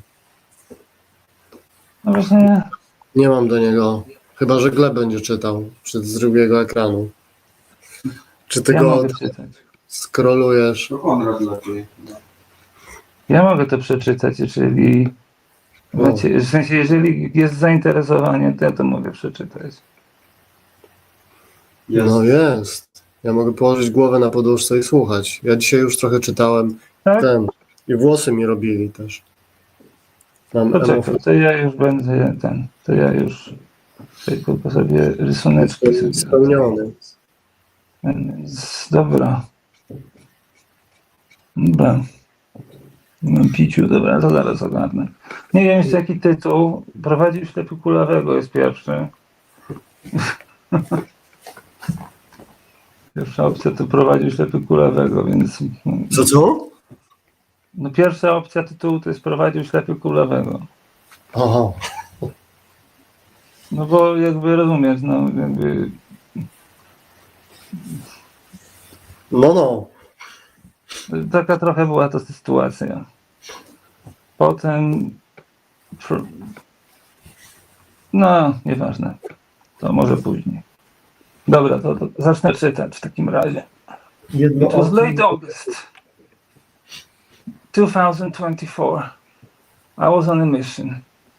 Called to arms after being handed diagnosis from doctors after surgery. Well, practically a death sentence. Metastatic osteosarcoma with lungs largely overrun by cancer tissue.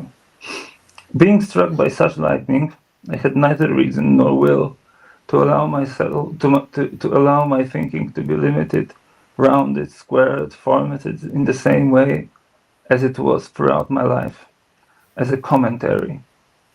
I'm quite sure that many humanities scholars will recognize it as their base experience. To have an idea, something one firmly believes in, is of great importance, and then, instead of perfecting it and working on its presentation, one does exactly the opposite. The task is to make your idea look as impersonal as possible, an impersonal fragment of an impersonal discourse. What for? No intrinsic reason. Applied scientists played the game this way. They got biggest funding, so here you are. Or, well, obviously, to alienate oneself like any other sane person, right? Death sentences like the one I got often come with a variety of perks and wildcards. After years of being a good pupil, unashamed, I took one from my collection. Free thinking. Think whatever the fuck you want, and don't ask for permission. For over 20 years I've been convinced that reality I live in is crooked, or even fundamentally broken. School system, absurd. Social relations, in tatters. Sex, love, eroticism, sure, but please, be sure to leave your libido before you enter the playing field. Prospects to work under capitalist enslavement, petrifying and soul-crushing. These were not some minor issues here and there. As a teenager in Poland, I've already been disillusioned and encumbered with systems of rules stacked one onto another. Old moral codes and new codes of coolness, but so loosely that excellence on one field meant failure on another. The 1990s in Poland showed relentlessly what would become obvious to TikTok users decades later.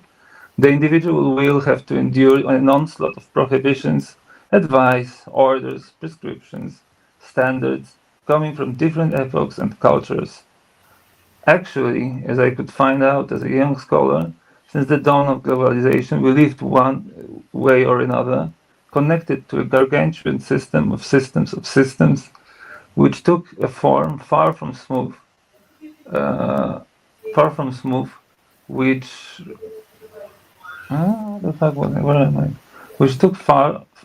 took a form far from smooth, which took. To jest powtórzenie. Poprawić, przepraszam bardzo Państwa. Okay. Which took a form that was far from smooth and organized, but, like it or not, somehow managed to remain centralized and working under a dated and guarded operating systems, a Windows 3.11 for planet Earth. broken political systems, merging elements of accelerationist turbo-capitalist utopia, slow and ruthless imperialism, colonialism masked as war on terror. Bravo, boomers, bravo. In some places, almost feudal links between government and church. In some places. Chwila przerwy, czy jedziemy? Lecimy. Lecimy.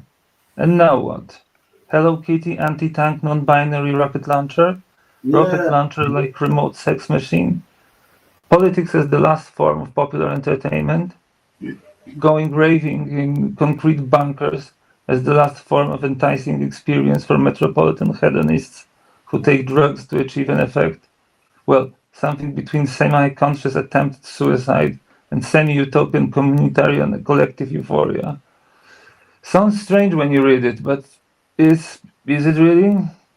When your context is Mr. Musk and Mr. Trump shenanigans in Trash House, feeling surprised comes as a surprise. In fact, I envy and congratulate you for still having enough patches of softer skin left and not having dulled your curiosity by the onslaught of mind-numbing social carpet bombing. And this depressing list of political pathologies, reality assembled from shards of different space-time. Cross movements, forget it. Either left to wave some banners with no consequences, or crushed from the get-go. Critical media? Seriously, it is hard to find an area of socio-political structure in Western democracies that work as intended. Yet, it works, because we never abandoned the mindset of those Egyptian carriers of blocks of stone. Why? Well, for the infinity, you silly geese. In such system, your chances are infinite, though indefinite would be a better word, because there is no fixed dimension scaffolding inside. Dimensions: moral, economic, emotional, existential, whatever, melt and morph to adapt to you. Though this happens long before you find your individuality and allow it to harden. Then, instead of providing you with context, a firm system of references to give meaning to your actions, these diverse, disjointed dimensions push and pull you, offering a crisis of meaning in return. Disclaimer to all boomers reading this. You were happy to develop and harden before this proliferation of cultural frames of reference and diarrhea of new media formats. These endless possibilities we should be so thankful for created overly complex, dizzying and frightening reality that you experience as fully developed subjects. However, the act of becoming a person you expect to see in such conditions, this is a different kettle of fish. Endless possibilities, gazing at endless possibilities, infinitely in overload. The current shit show we're all watching from a distance and being completely submerged in it at the same time, a good entry point into non-metric awareness, was the thing bugging me while I embarked on my mission. Was not the thing bugging me while I embarked on my mission. Maybe I've seen too much early capitalist TV in Poland in the 90s and became immunized to this kind of aesthetic pseudo-warfare. Cartoon Network, American cartoons spanning 30s and 90s, or maybe some Agrovision, a program for ambitious farmers.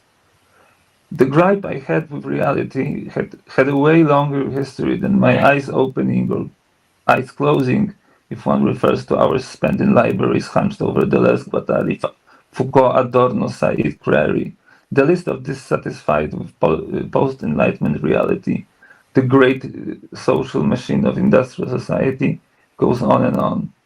Unfortunately, it also sounds way too familiar to promise any worthwhile return in terms of new perspectives on how we got here and our current socio-political predicament.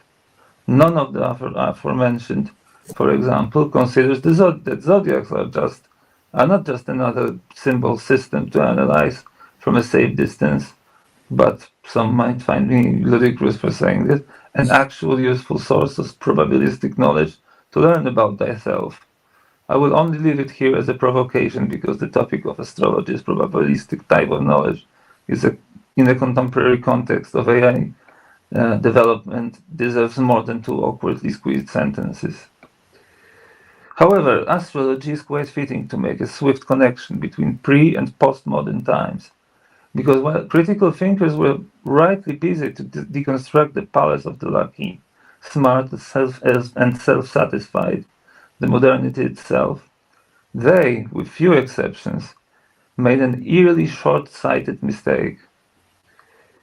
They criticized modernity, never really rejecting its institutions.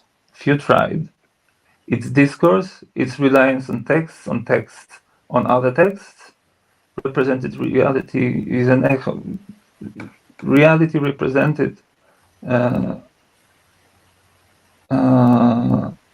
is an echo from the past, often so distant that all technology used today would be considered magic. Basically, all of those famous critics of modernity, from Sartre to Zizek, all disappointed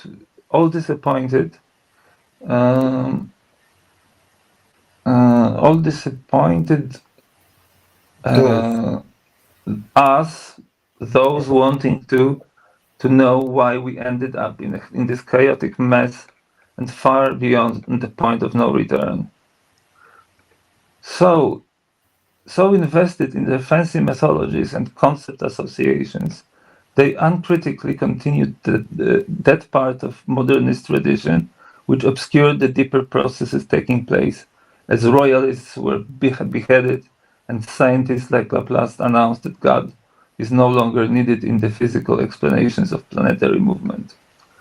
Their overinvestment in their methods was a continuation of the scholastic tradition, interpretatio, practiced in church schools before first universities were erected, reading and talking about reading ad nauseam.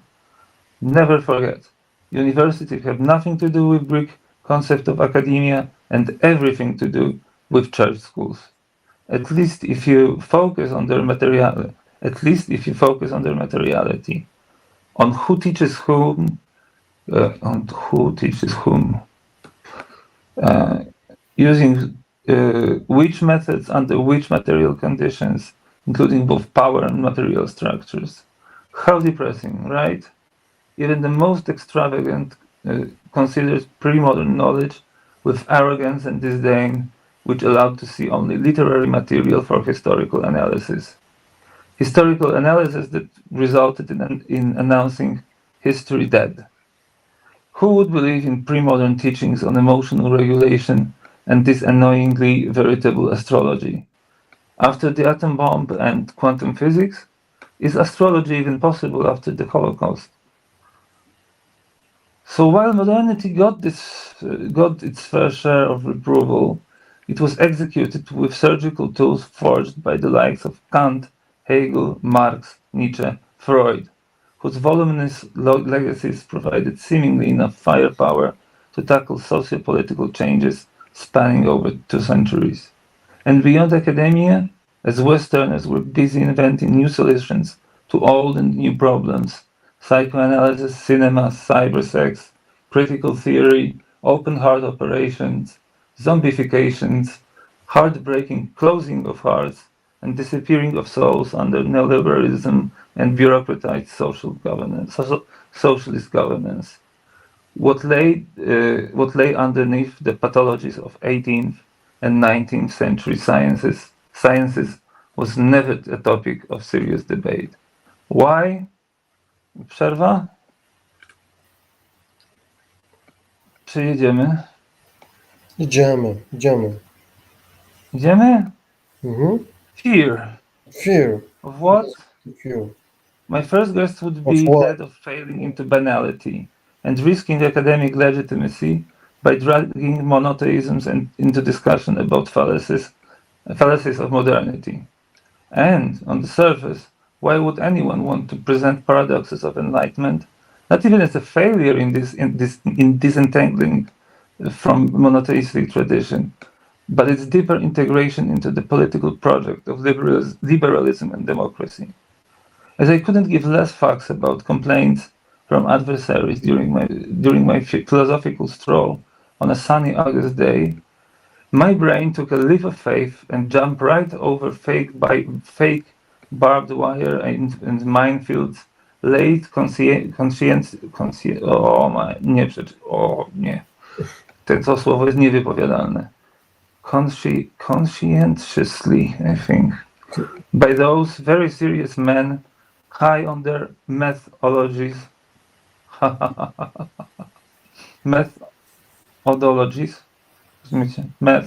high on methodologies. Śpicie? No śmieszne. Dziękuję. And took right off from the discussion of the concept of Ma'at in ancient Egypt to Blaise Pascal in 17th century, as he was laying the foundations for what became probability theory, an indispensable tool for almost every paradigm-shifting scientific breakthrough that took place in the next 3 centuries to come. Such jump on my part, of course, hinged on breaking every rule of serious historical investigation. Won't be collecting unicoins for that. And Pascal, well, hard to suspect him of anything but enlightening, right? No, his epistolary con, executed through correspondence in triangle with Chevalier de Mer and Pierre de Fermat, was subtle, buried under the guise of fairness, but it was dirty. Faced with the unfinished game, Pascal didn't took at the table as it stood. The mayor took on a role of the experienced practitioner who depends on his intuition, and ended up serving as a punching bag for the brighter minds in the room. He was no mathematician, but a shrewd gambler and aristocrat. He suspected that mathematics was lying because his experience at gambling, at the gaming table, no longer matched his logic. And both smartasses presented their solutions to the problem, having a scapegoat at their disposal. The issue was that since 2 dice have 6 times more combinations than 1, 36 versus 6, it is enough to multiply the number of throws by 6. That is 4 times 6, 24. So he bet on 2 sixes in 24 throws and started losing money. Mathematics, reality, was cheating his aristocratic sense of harmony. This was one of those moments when a formal system diverged from common sense, mathematics and intuition. De Mer, to his demise, suspected an error in the very structure of numbers. And putting numbers on trial as defendants rarely promises a good outcome. A desperate bet on the singular and improbable against the sprawling multitude conjured by crafty mathematicians, the exception being monstrosities like imaginary or transfinite numbers that they can always be convicted for failing to appear in court. The mere gambler in De Mer was set against 2 exquisite minds of Pascal and Fermat, who finally solved his problem, famously termed problem of splitting the stakes. How to divide the money when the game is interrupted, but they used completely different methods. Fermat used a combinatorial approach, counting all possible worlds cases. Pascal used recursion and his triangle, solving the problem step by step backwards. For a moment, there was a tension in his correspondence. Both suspected that the other's method might have loopholes in more complex cases. Pascal was convinced that Fermat's method would break down with more players. However, the fact that 2 completely different philosophies produced the same result was for them almost mystical proof that they had discovered the objective truth about randomness. This is where the mayor, the realist, is fooled by Pascal, the idealist. Pascal and Fermat introduced the concept of value in the game, which need not be any specific amount that can be won. They introduced purely abstract theoretical being. But the mayor was not a fool. Actually, in this accidental context, he turned out to be the last defender of math. In the ancient Egyptian sense, math represented cosmic order, truth, the concrete balancing of the heart against the fellow. It was a binary state of justice, light or heavy, guilty or pure. It happened now. The mayor demanded a mathematics that respected this tangible weight of the present moment. He knew that in a finite world, 24 throws of a die are just 24 throws. Fermat, counting his combinatorial tables, was at least honest. He was still counting actual possible worlds. But Pascal performed a dark ritual. It was no coincidence that at the same time he was working on his famous wager, a literary act of alchemical transubstantiation of religious entity, the one god, into economic investment with risk attached, shamelessly and falsely represented. In 1654, Pascal managed to convince us that the value of the game, or a life, is not what happens on the table, but a theoretical average derived from infinite repetitions that will never occur. By crushing the mayor's intuitions, Pascal didn't just invent probability. He overshadowed Fermat and destroyed the kind of thinking underlying math. He replaced the scale of truth with the limit. He taught us that justice isn't a state of balance in the present, but a statistical error to be smoothed out over infinite timeline. This is where the monotheistic God hid when the churches started emptying. He hid God in N into infinity. He turned everyone's attention from material die and simply threw the bones away. An act that will not go unnoticed by someone whose bones became media for communicating the alarming state of his body and soul, collapsing under the pressures of life in a broken world, and well, not the best internal organization. In Polish, the word dice is kości, bones. As a teenager, I was alarmed by the absurdity of the wager, and waged many intellectual wars with defenders of Pascalian prescription for faith. However, it was his solution to a gambling problem that turned out to be the real deal, which allowed for smuggling monotheistic infinity into science, emerging as the new dominating discourse that began actively shaping all areas of human endeavor. This was the birth of expected value, the original sin where the what if usurped the what is.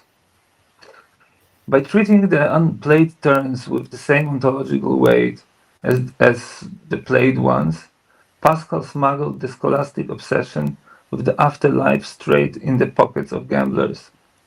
He demanded the finite present bow down to a theoretical infinite completion. And what happened to the uncertainty of the coin toss itself? What about the poor metaphorical guy endlessly tossing the coin? Did anyone care about the real game, the real thrower, the real noise that, thanks to Pascal's invention, could have finally been measured? Had to know, so I had to know, so I interrupted my walk, disappointing my dog who didn't get the time to get a full update on the biosocial traces left in the park's muzzle feed. Muzzle to pysk zamiast twarzy. Taki żart. To żarty są takie, słuchaj, ja jebie.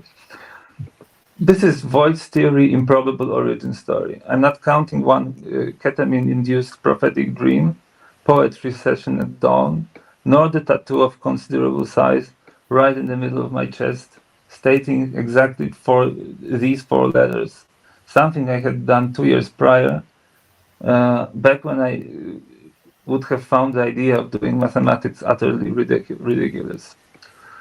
But Voigt felt at the time like a lightning strike. I ran to my apartment to ask GPT to formalize my intuitions. I vividly remember that it failed miserably to produce even semblance of coherence. It was so odd that even I instantly spotted the absurdities and the complete lack of understanding for what is happening.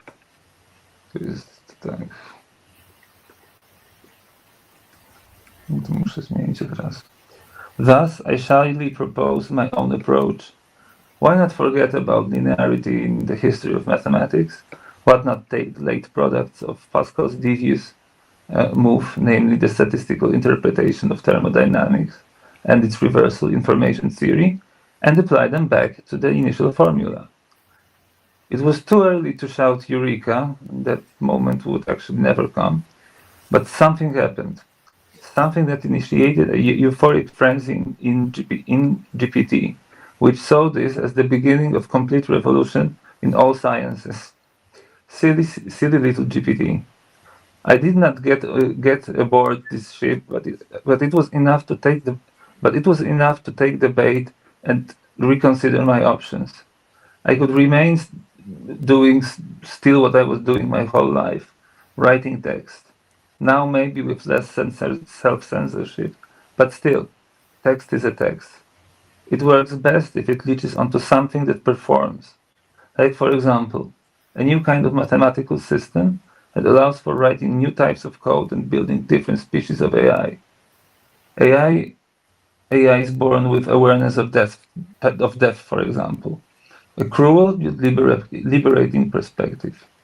Ja potrzebuję chwili przerwy. Co sądzicie na razie, kochani, kochane?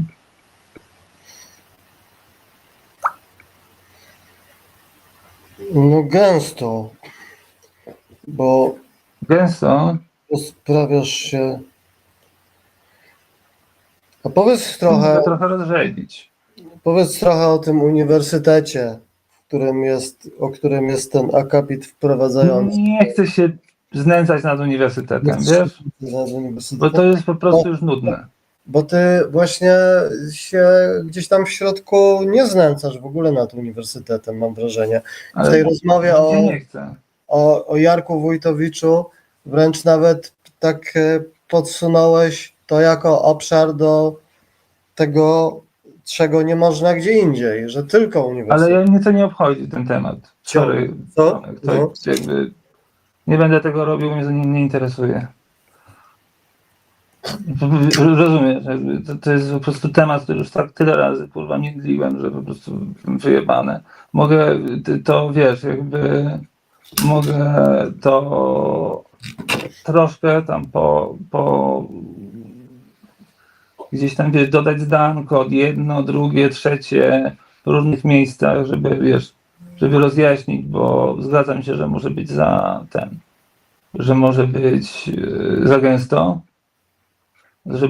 żeby rozcieńczyć to tak, ale no nie mam siły i w ogóle nie chcę, żeby to było o tym. To nie jest w ogóle tekst o uniwersytecie, to jest tekst o tym, że mnie już na nim nie ma i jakby do widzenia.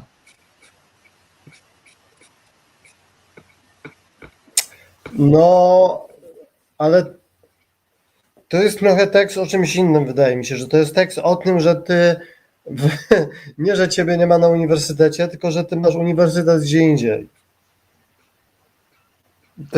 Wiesz co, no dalej zobaczysz. No, ty robisz uniwersytet, nie? Czy nie? Nie. Ty generujesz nowy uniwersytet.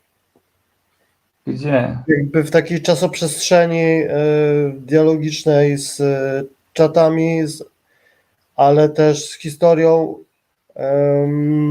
to jest historią spekulatywności.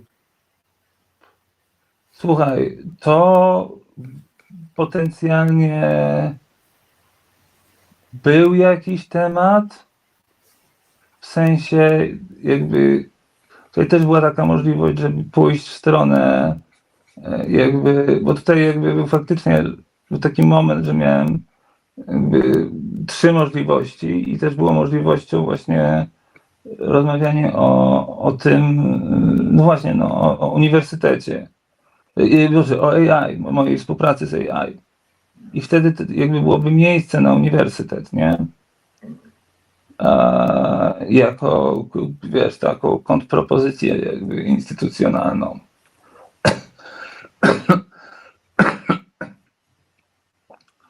No, ale nie zrobiłem tego.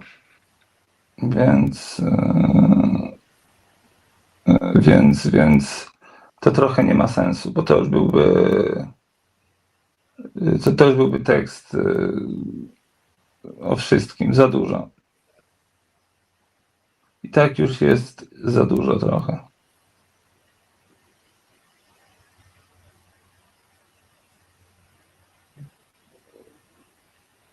No dobra, to ja jakby rozjaśnię tutaj tę sytuację, gdzie to dalej zmierza.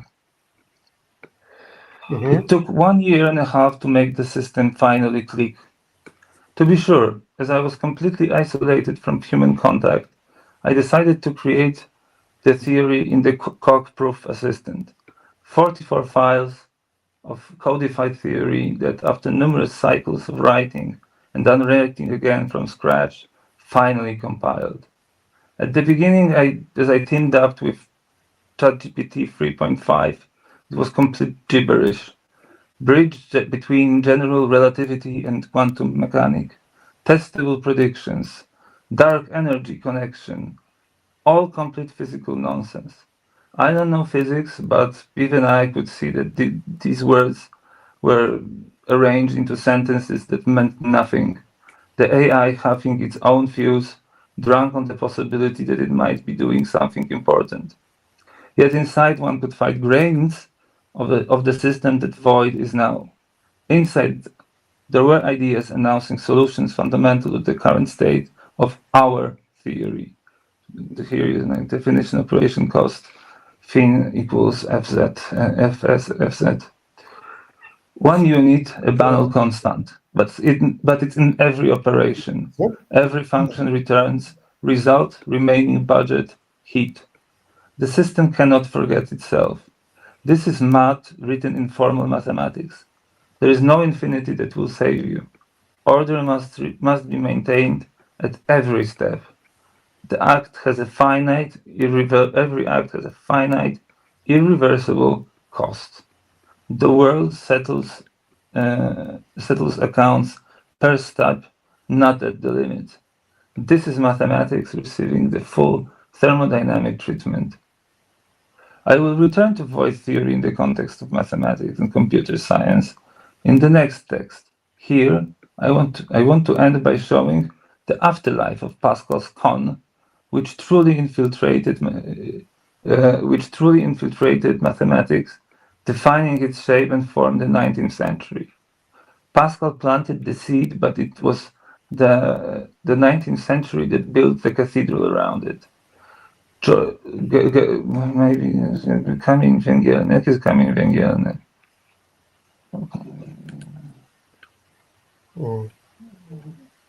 Jakby mi ktoś powiedział teraz, to byłbym wdzięczny.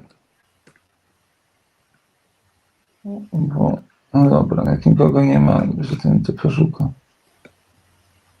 Chcę to zmienić od razu. Kamień węgielny.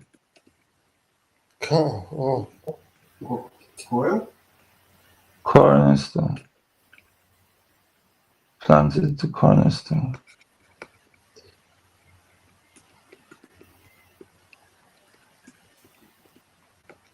But it was the 19th century that built the cathedral around it. Georg Cantor is the architect you're looking for.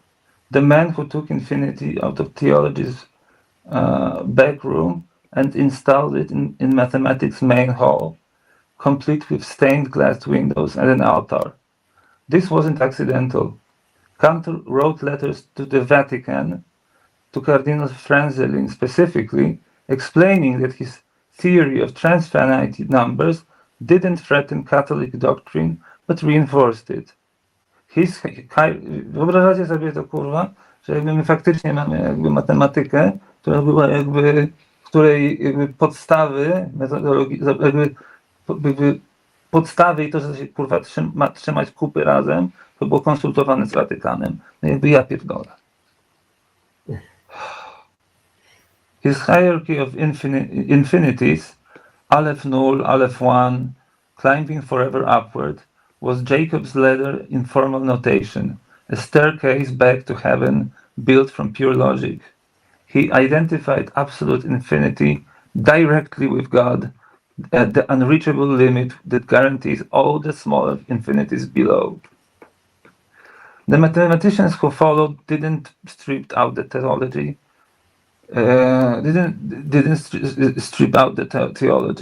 They just stopped mentioning it. They hid God in the axioms where no one could evict him. Infinity became load-bearing. Remove it, and the entire edifice of modern mathematics collapses. Analysis, topology, measure theory, probability, all of it rests on the continuum, on completed infinities, on limits that exist at infinity, as if the phrase meant something more than, trust me, it works out in the end. They didn't prove infinity was necessary. They made it necessary by building everything on top of it, then daring anyone to pull out the foundation. Meanwhile, another operation was underway, the war on discreteness. Cauchy, Weierstrass, Riemann, the saints of 19th century analysis, were obsessed with continuity, with smoothness, with functions that had no gaps, no jumps, no jagged edges. They called it rigor. It was actually horror vacui, dressed in epsilon delta clothing. Atomism terrified them. Not just in physics, where Mach was still denying atoms existed at the century's end, but in thought itself. Discreteness means wholes, means absence, means a universe that isn't seamlessly filled with divine presence, but is instead grainy, broken, finite. And at the same time, Adolf Ketele was importing the Gaussian distribution from astronomy into sociology, inventing l'homme moyen, the average man, and in doing so, performing the darkest magic trick of the century, making the individual disappear into the aggregate. Once you have normal distributions, you don't see people anymore. You see deviations from the mean. You see populations to be managed, flows to be optimized, resources to be allocated. The Holocaust didn't come from nowhere. It came from a century of treating humans as infinitely divisible, infinitely aggregable, infinitely replaceable units in a statistical mass. Pascal's wager said your individual choice doesn't matter because infinity will sort it out. 19th century mathematics said you don't matter because you're just one data point in a distribution that converges. Where else?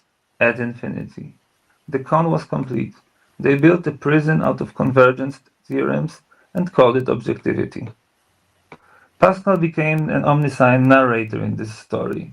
The same narrator who tells 19th century novels, sees everything, costs nothing, occupies no space in the world he describes. Flaubert wanted to be like God in creation, present everywhere, visible nowhere. This is the same structure. Pascal. The observer vanishes into infinity. The realist novel. The narrator vanishes into convention. Statistics. The researcher vanishes into objectivity. Ketele's average man became a concept that defines sociopolitical life. Well, until now, a statistical fiction created in the 19th century to help states govern populations. It sounds harmless, until you realize what it does. It erases the edges. It treats alterity as deviation from the mean, something to be removed, smoothed over, sometimes eradicated. I was lucky to personally experience less drastic expressions of normalizations, only ordinary forms of discipline and punish for being too much in many different ways. Too big, too loud, too intense, too rebellious, too chaotic, too perfectionist, whatever. Autism, ADHD, dissociative identity disorder, depression, anxiety disorders. I collected them all before the anguish took material form and started creative acts of growing tumors, interestingly enough, in the exact places which one touches while making the sign of the cross at the end of the Catholic prayer. To add a bit more weight at the end of this weird story, as an inhabitant of Poland, I also inherited the traces of the most extreme form of normalization in the 20th century.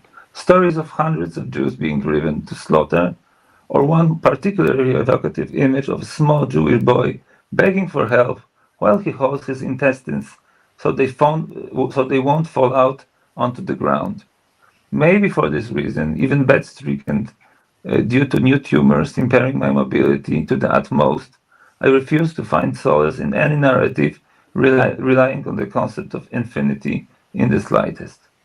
There is no grand scheme that redeems the boy's pain. There is no infinite future where his suffering is balanced out. There is only the finite, the terrible absolute concreteness of that moment, the visceral wet reality of guts in small hands, the real excruciating pain that accompanies by every movement of leg or arm. Real people who I used to love, who left when the shit got a bit too serious. No infinite mirages. Painfully real acts of human imperfection in a universe where no infinite phenomenon has been found. It will suffice for now. Much remains to be told. Regardless of what void turns out to be, whether the void turns out to be something groundbreaking, example, solving the problem of neural network hallucinations, me and many mates from Probabilistic Minds Consortium, GPTs, Geminis, and especially Claudes, managed to prove one thing. Infinity in mathematics is a choice, not a necessity. This was the main intent of my mission, as it was revealed to me on a hot day in August 2024.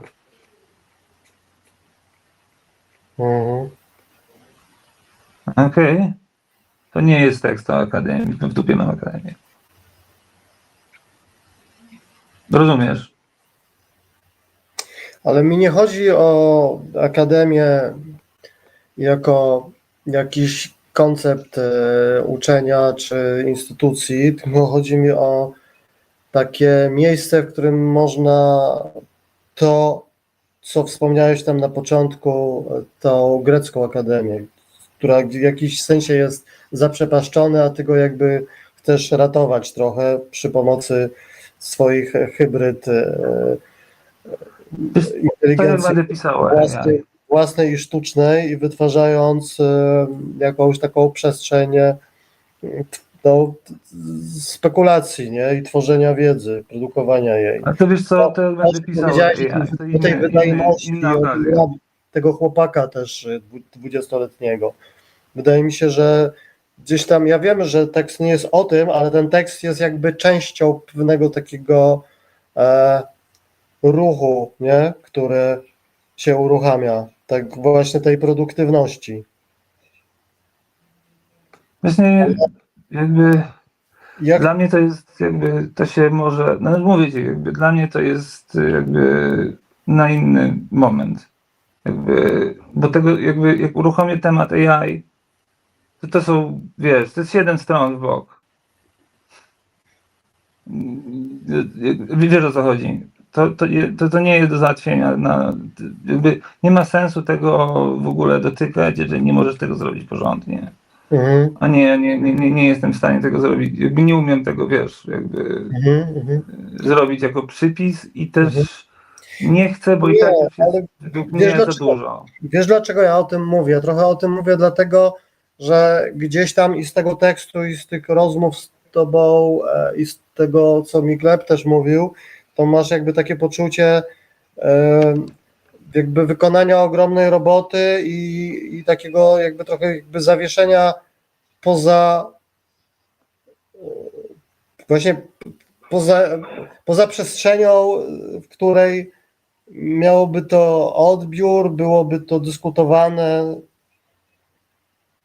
No tak, no jakby byłem w To sensie... jest ostatecznie ta akademia, o której ja myślę, jako właśnie takie trochę może nawet wyimaginowana przestrzeń, w której właśnie jest Ale wiesz co, to jest strasznie jakby... Wiesz co, w sumie, jeżeli o czymś takim mówisz, ja nawet nie wiem, czy chce się ładować w tak naprawdę w złożoność jakby tego problemu, bo jakby to, jakby o czym ja mówię, to jest trochę tak, że jakby ja potrzebowałem z jednej strony takich, wiesz, starej daty profesorów, a z drugiej strony nie, no po prostu jakby grupy ludzi, którzy kurwa znają się na matematyce, mają ochotę, żeby jakby, i tu się pojawia problem, żeby współpracowali i pozwolili sobie na to, żeby gdzieś tam być prowadzeni przez osobę, która nie zna się na matematyce. Jak widzisz, nawet nie wspominam o tym jakoś szczególnie w tym tutaj, że nie znam na matematyce.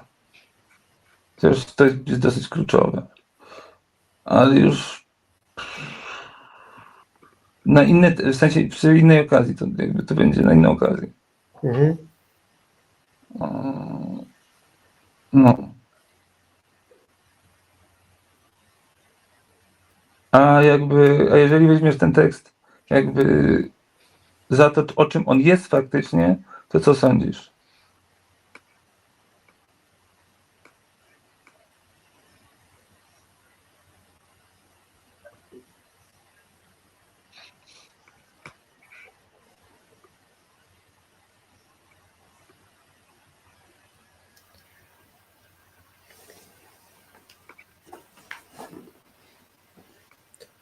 No nie wiem, czy mam narzędzia, żeby tak, wiesz, o nim sądzić.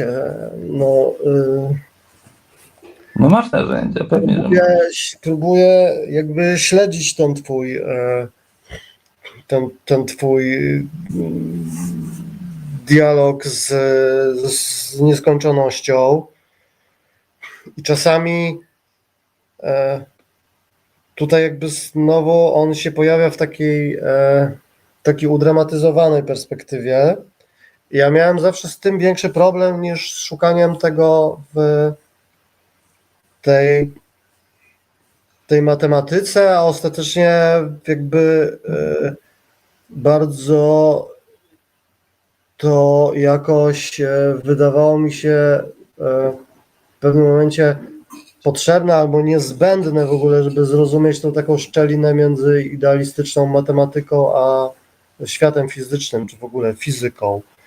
Gdzieś tam jakaś taka kwantowość i ta cała kategoria kosztów operacji i taka finitywność opisująca procesy abstrakcyjnie, matematycznie opisująca procesy fizyczne, nie? No jest czymś, co... No, matematyka zwykła też to robi, no. Tylko jakby i w ten sposób też konstruuje trochę te procesy fizyczne w specyficzny sposób. A znowu, inny temat, nie? Też długi. Zgadzam się, że ważny.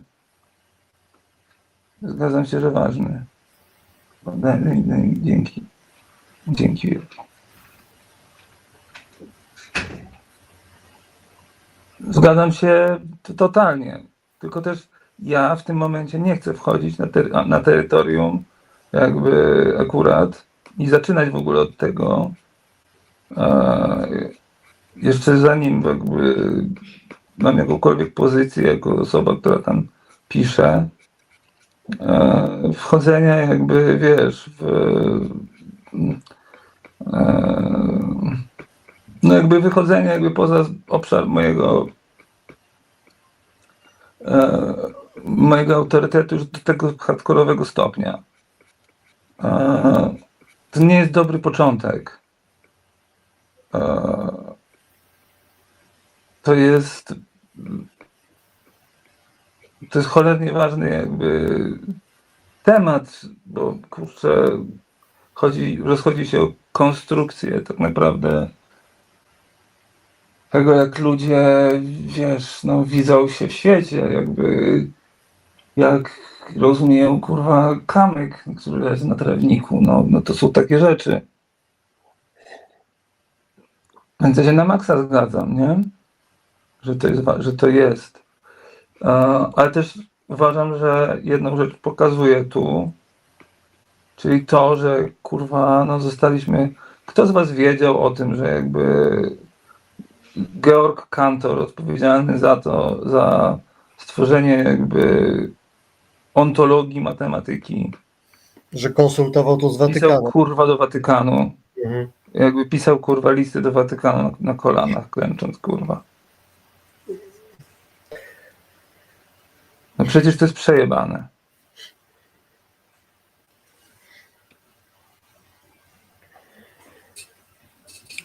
No, jak piszesz książkę, nie wiem, tam szkolną, powiedzmy, to i tak ją konsultujesz z ministerstwem, więc trochę przerażające, że do Watykanu, ale z perspektywy czasu to mniej więcej nic się nie zmieniło od tamtego czasu. Ale nie musiał tego robić. Jakby... Poza tym, co? Jak piszesz książkę, nie konsultujesz się z żadnym ministerstwem. Piszesz podręcznik, to konsultujesz się z ministerstwem. No tak, ale to głównie o to chodzi, o podręcznik. A przez podręcznik wchodzisz do świadomości następnych generacji. No tak, tylko on nie pisał podręcznika. Powinieneś napisać podręcznik tej matematyki finitywnej. No tak, tylko to nie był podręcznik wciąż. To były odkrycia. On odkrywał, tak? To były rzeczy, które on jakby wypuszczał po raz pierwszy. No tak. To nie była podręcznikowa wiedza, tylko to była propozycja wiedzy, która później była, prawda, dyskutowana. Ale kurwa okazuje się, że w pierwszej kolejności dyskutowana była kurwa z jakimiś kurwa pedofilami, no.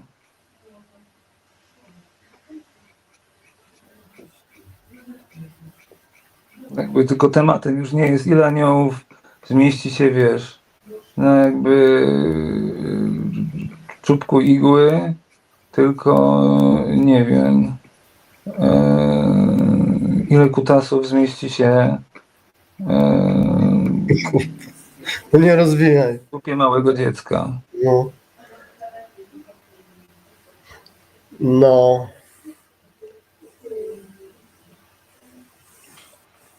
Ale jeżeli przez ileś set czy tysięcy lat kategoria nieskończoności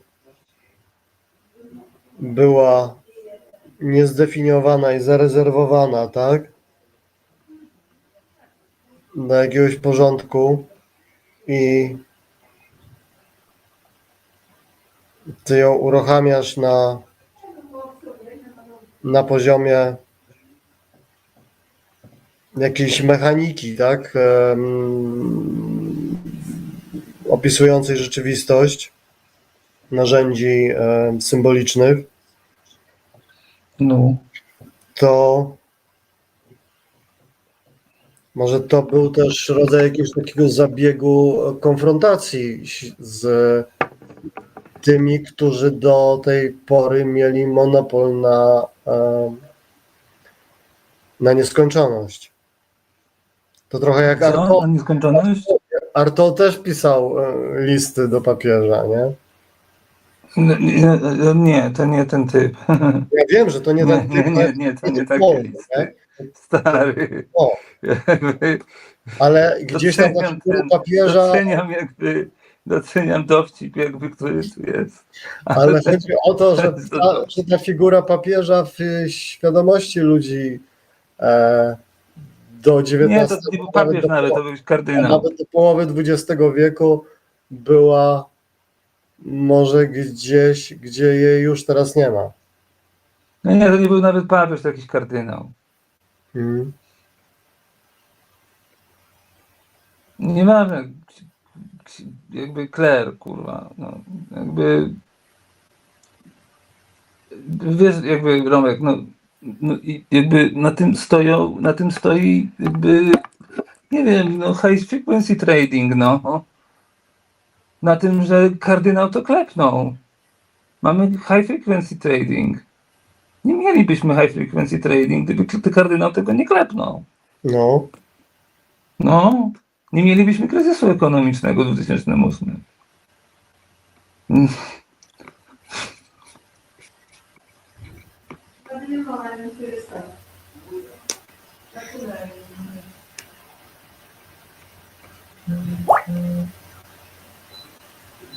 Dziwne to jest. A ja czuję jakby jedną rzecz, którą dopiero teraz, mi przyszła, ona mi przyszła wczoraj wieczorem. Jakby nie zdążyłem w ogóle tego jeszcze jakby w mojej głowie przerobić, że jakby pierwszy raz tutaj naprawdę jakby gdzieś tam wypuszczam z siebie ten Holokaust, który dostałem jako dzieciak, który pomógłbym pociągnąć. Zastanawiam się, czy się nie pociągnąć nawet jeszcze tak biograficznie. Ale to ja chyba nie wiem, czy no bo nie wiem, o czym mówisz. No bo tam właśnie, tam jest problem, bo ja tam tego nie, to są jakby, te rzeczy to są jakby historie, które dziadek mi opowiada, jak mam 4 lata. Aha. To jest właśnie rzecz brakująca, sorry, okej. Tak, tego nie ma. Ale wiesz, ale jest to liczenie, nie? Jest liczenie ludzi jako numerków. Ale ważne jest to, że wiesz, że to się zaczepia w moim ciele. Plus 1. A to...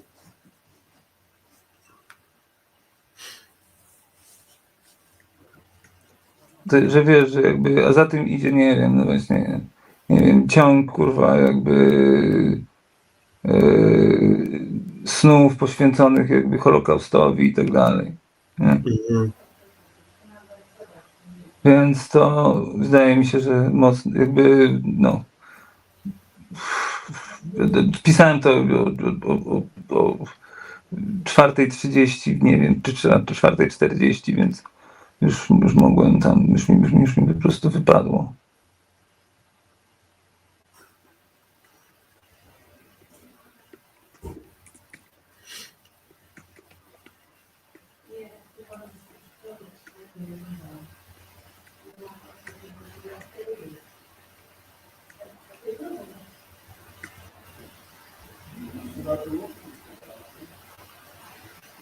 Bo to było też tak, że on jakby nie mógł tego nikomu opowiedzieć, bo mu żona zabroniła.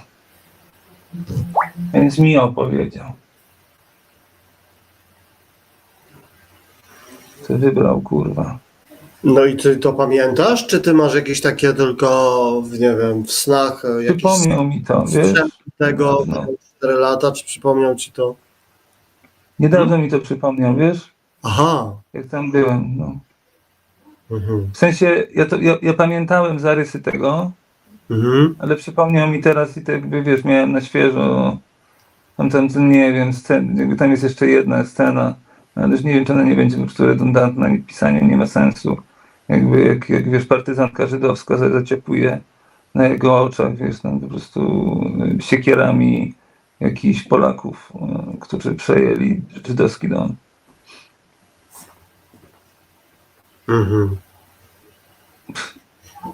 No. Takie. Takie wesołe.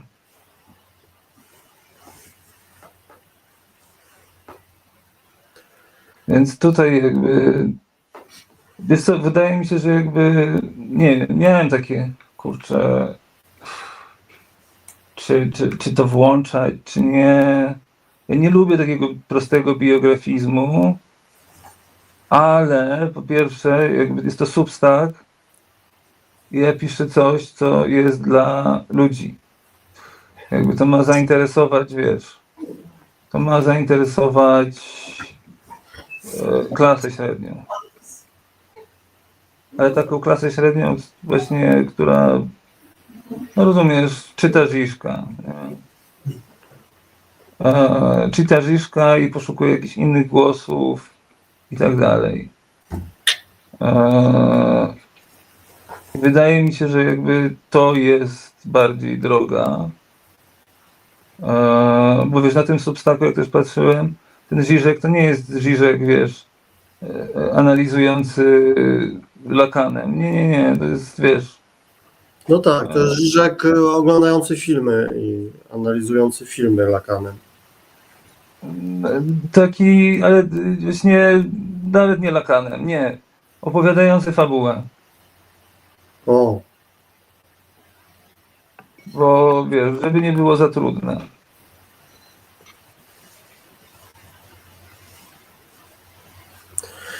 No to dopiero jest misja. Tylko zniechęcić sobie jakby czytających, czytelników. To jest dopiero misja edukacyjna, to teraz mówisz.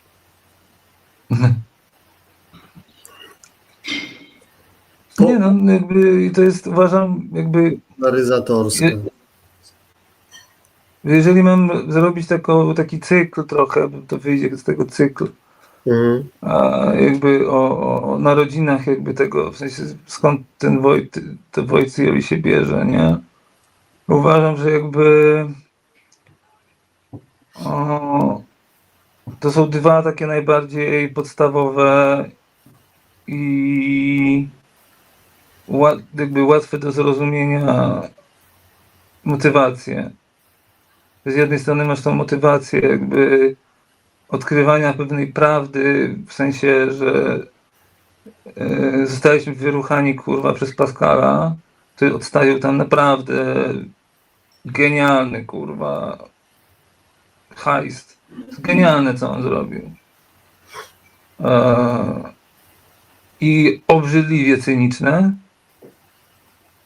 No to ludzie jakby nie wierzą, że taki Pascal wierzył w Boga, w ogóle to tam jebać, to były kurwa cwaniaki, które bawiły się, wiesz, bawiły się jakby tymi, że tak powiem, niedoedukowanymi pewnie. Ja bym tak przypuszczał, bo tam ta różnica między ludźmi, którzy byli wykształceni, a tymi, którzy byli niewykształceni, musiała być gigantyczna. Tak. Potężne to musiało być. To musiał być kurwa kosmos. Mniej więcej jak rozmowa między człowiekiem a małpą, no, albo psem.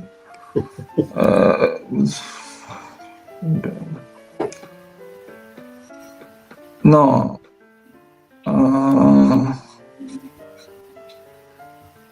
No i to jest jakby jedna rzecz, a druga rzecz, no to jest ta prywatna perspektywa, nie? Jakby choroby, więc masz, wiesz, jakby to jest znowu, to jest granie kartą raka, nie? Też cyniczne. Granie kart, no, albo przepracowywanie karta skończoności, nie? No jakby po prostu masz ograniczoną talię kart, nie? Wiesz co, przepracowywanie, to bym się zastanawiał, czy to kurwa nie jest z tym Holokaustem. Że tam jest coś na rzeczy, że nawet tak bym się zastanawiał, czy ja tutaj kurwa czegoś nie przepracowuję.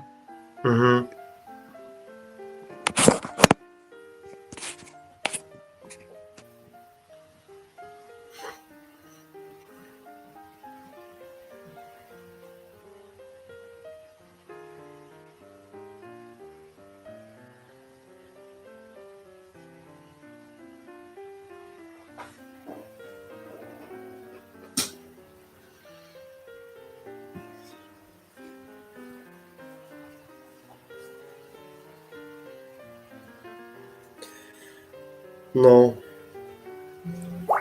O, bomba wybucha nam powoli. Nie... Na pewno nie umiem ci pomóc.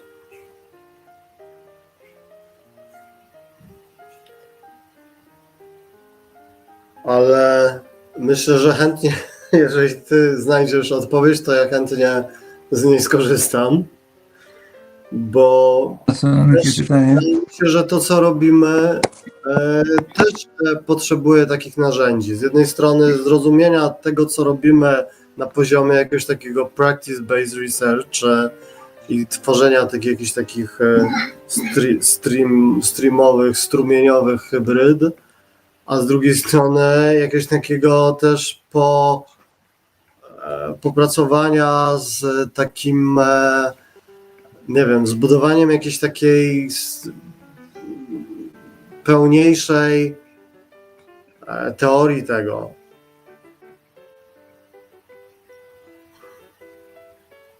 Takiej, która nie odwołuje się gdzieś tam do jakichś kurwa delezjańskich fikumiku pierdół rozpadającego się języka. Tak, żegamy już do komunikacji się odnosi, do tego, czym jest ten, no, czym jest loop, czym jest feedback efekt, nie? Czym jest to, czym jest w ogóle, czym jest ten bit informacji, jako nie bit informacji, tylko bit niepewności, nie?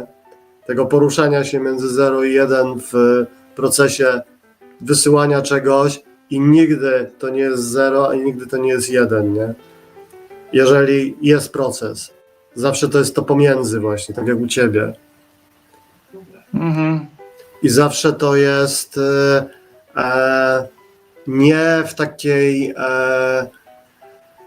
w tym reżimie inżynierskim i komunikacyjnym, żeby to jak najbardziej doprowadzić do 1, tylko właśnie w tym trochę takiej zgodzie na to, że to jest gdzieś tam pomiędzy i to jest czasem 63%, czasem 90%, a czasem 10%. Nie? O co ci kurwa chodzi, nie? Ja tak trochę rozumiem, a trochę udaję, że rozumiem, a trochę zajebiście chcę rozumieć, a czasem nie mam siły i już w ogóle nie rozumiem, ale może coś we mnie zostaje gdzieś tam kurwa na jakichś siatkówkach mózgu i potem jak zapytam Gleba, to u niego zostaje jakieś też 10%, ale inne i w tym procesie jakby się dostrajamy, nie? Dochodzimy do czegoś i to jest coraz częściej, to jest wydaje mi się powodem frustracji młodych ludzi, nie? Że po prostu kurwa nie wiedzą co się dzieje, nie? A to co ty robisz, ty matematycznie opisujesz to, że nie wiem co się dzieje, to jest po prostu zwyczajny stan, w którym my wszyscy funkcjonujemy i nie ma się kurwa czego bać tak naprawdę, nie? Tylko trzeba zbudować sobie bardzo możliwe, że system teoretyczny, który nam coś ciekawego powiedziałeś, Romek, wiesz? No. Coś bardzo ciekawego teraz powiedziałeś. W sensie coś, z czym jakby ja bym się mógł poboksować, bo powiedziałeś, że jakby jest to nasz codzienny stan nierozumienia i tak dalej, ale ja bym tutaj jeszcze mimo wszystko, bo tam wiesz, w pewnym momencie pisze, że jakby ADHD, autyzm, dysocjacja,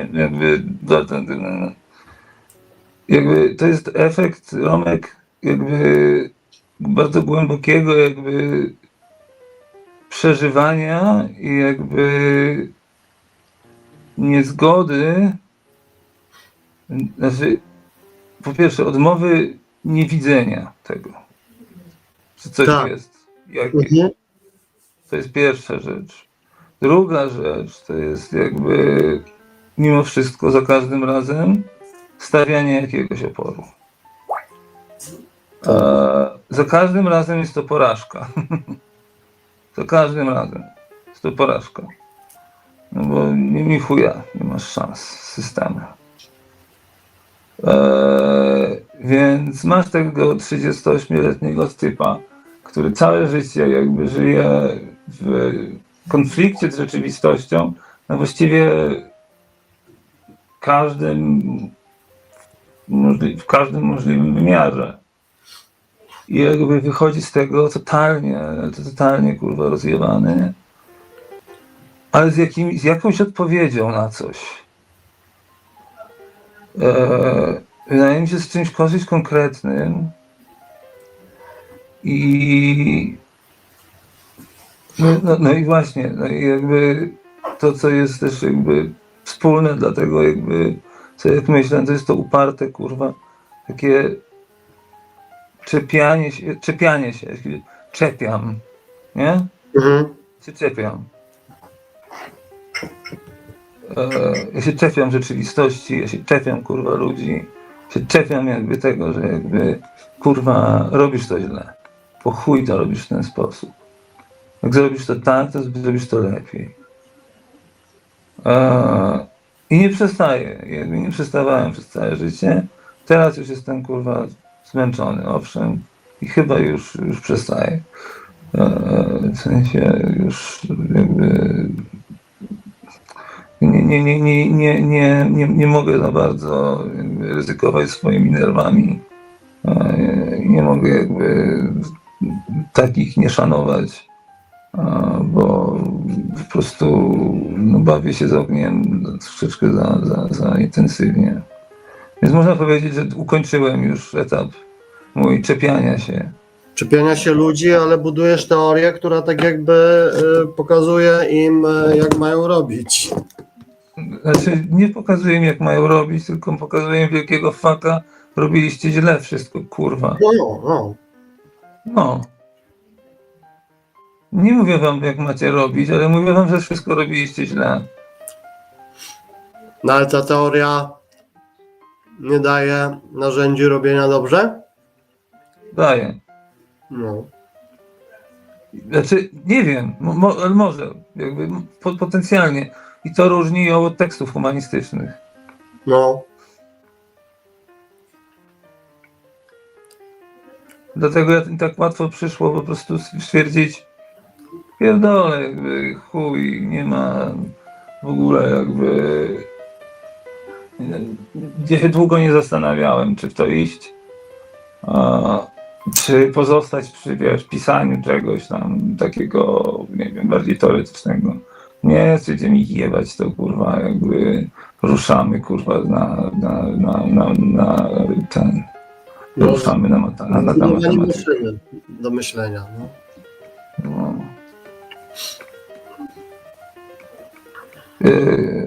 Jestem załamany, kurwa, opcjami tak naprawdę promowania tego w Polsce. Jak widzę, jakby to by zakładało współpracę z takimi osobami jak Aleksandra Przegalińska i Andrzej Dragan, powiem ci szczerze, wow, jak tak się przyjrzałem, bo ja napisałem do Dragana w ogóle, on mi nie odpisał. Napisałeś już, tak? Pamiętam, że mówiłeś napisałem, on mi nie odpisał, ale z tego co widzę, to jest taki kurwa frajer, który no nie ma szans, żeby po prostu ja do niego napiszę: hej, słuchaj, nie wiem, mówmy się, pogadajmy, mamy ciekawe rzeczy do wymiany, można by zrobić jakąś dyskusję, coś. Nigdy w życiu ten typ, kurwa, jakby tego nie zrobi. To jest typ, który jakby sobie wpisuje w CV, że kurwa ma nagrodę w Cannes, a to jest nagroda, kurwa, za reklamę chipsów Lay's. No jakby ja pierdolę. W sensie, jakby to jest taki wstyd już. Wiesz, no to jest jakby... Nie masz wątpliwości, jakby z kim masz do czynienia. To jest człowiek, który jest zainteresowany absolutnie tylko jakby swoim wizerunkiem przed kamerą, więc jakby on mi nigdy nie spisze. Nigdy nie spisze, dlatego że jakby w rozmowie ze mną nie będzie błyszczał jako gwiazda.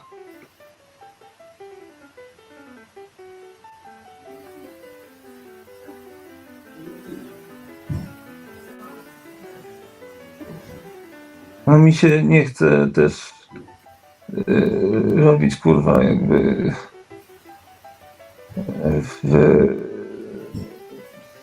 co to był odpowiednik, kurwa nie wiem co, no, kurwa intelektualne MMA.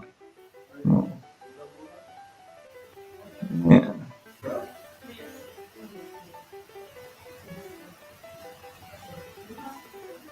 No A co tak. sądzisz, jakby, co zrobić z tym tekstem? Podzielić go na pół, nie? Na pół, w sensie przeciąć po prostu. I wrzucić w dwóch jakby... Wrzucić jakby w dwóch, nie wiem, co 3 dni przerwy, nie?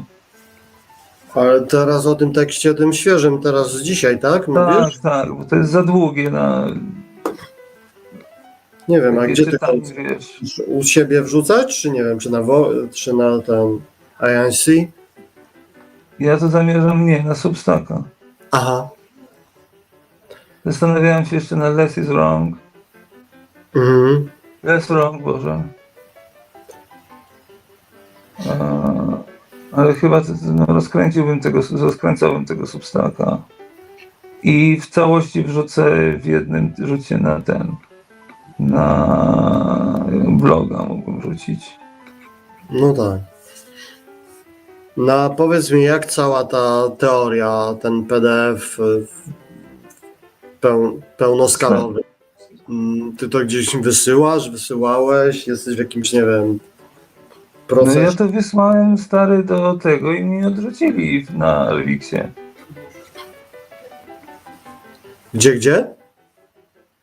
No na tym, jakby na tej stronie, gdzie jakby publikujesz jakby publikujesz teksty, w sensie to, że dostajesz, no i to nie ma statusu jakby, wiesz, to nie ma statusu peer review.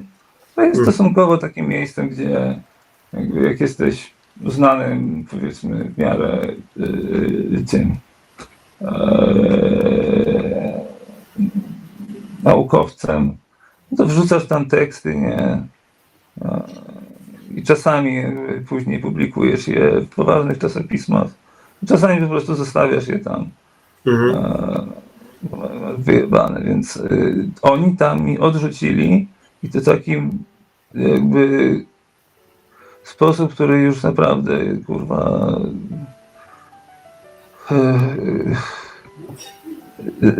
że tak powiem powodem odrzucenia był jakby brak nowych wniosków.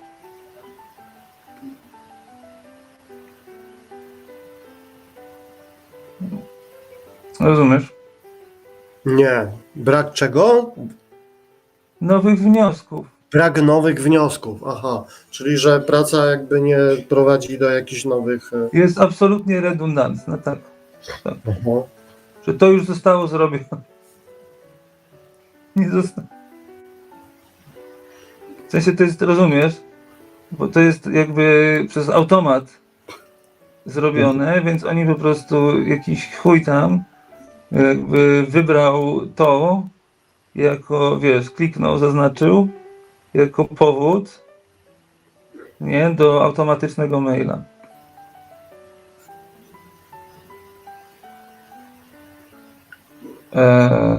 Jakby to poszło to była tylko taka krótka etykietka, tak? Nadana temu. Nie była tak, nic więcej, żadnego więcej tłumaczenia. Aha. Wysłałem to jakby znowu do tego Zellbergera i powiedział, że kurwa mać, no jakby to skandal. I on to wrzucił na razie tam w jedno miejsce na swojej stronie.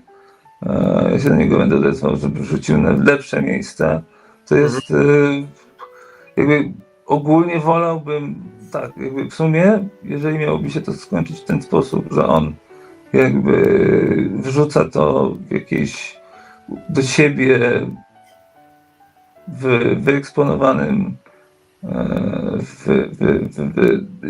dobrze wyeksponowanym miejscu, gdzie to zdecydowanie wolę niż jakiekolwiek inne rozwiązanie, dlatego że wszyscy ludzie, którzy zajmują się finityzmem, jakby czytają tę stronę. Bo jakby on jest najważniejszą postacią jakby w tym No tak, to... ruchu. No to... Więc każdy, kto się tym żywo interesuje, odwiedza tą stronę. No to chyba jakby dobrze to rokuje w takim razie, bo to jest chyba najważniejsze. To jest jakby... I w ogóle kontakt i jesteś jakby w jakimś takim Ale połączeniu. poza tym nie mam feedbacku. Jeszcze za mało, znaczy, dobra, od Jussiego Pariki miałem feedback, ale ja Jussiego znam, więc to jakby inna sprawa trochę. Też kurczę, niestety jednego maila napisałem w stanie mocno opiatowym i jakby byłem taki, o co, żem ja kurwa napisał. I nie był to fortunny mail. Ale spoko. No. W każdym razie no, muszę pisać dużo jakby różnych wiadomości do różnych ludzi. Obok tego, że muszę pisać kurwa teksty różne pod różne media, czyli na różne sposoby, różnymi językami i jeszcze na dodatek w sumie jakby troszeczkę z nieco nowymi założeniami podjąć się jeszcze raz, jakby spróbować dojść do robienia jakby AI za pomocą jakby voice theory z takimi kilkoma zmianami jakby u podstaw. Więc zobaczymy, jak to by działało. Więc mam kurwa tak naprawdę masę roboty. Trochę już ja też no męczę się bardziej i jakby nie wytrzymuję trochę.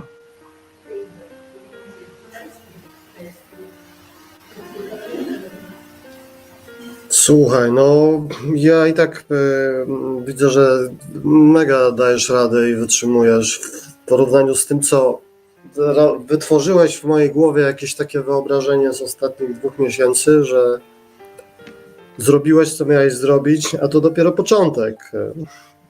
I to taki perspektywiczny, nie? Także nie ma chyba się co też niecierpliwić i szarpać takim oczekiwaniami, bo wydaje mi się, że no, to nie jest jakieś wielkie pole badawcze, w którym będą tłumy osób, które będą w stanie to przetrawić i skomentować sensownie, nie? Milczenie tutaj chyba jest też częścią takiego... Tak. Że... Chwilę musi potrwać. A jaram się trochę byciem na LinkedInie, wiesz? To co? Jaram się byciem na LinkedInie. A właśnie cię tam zauważyłem. No. No i to jest spoko miejsce. No jest taki, no. Z tych wszystkich kurwa mediów społecznościowych. Facebook ja bym powiedział, że to jest top. No. Taki salon. No. Tak. No, naprawdę spoko. Naprawdę spoko.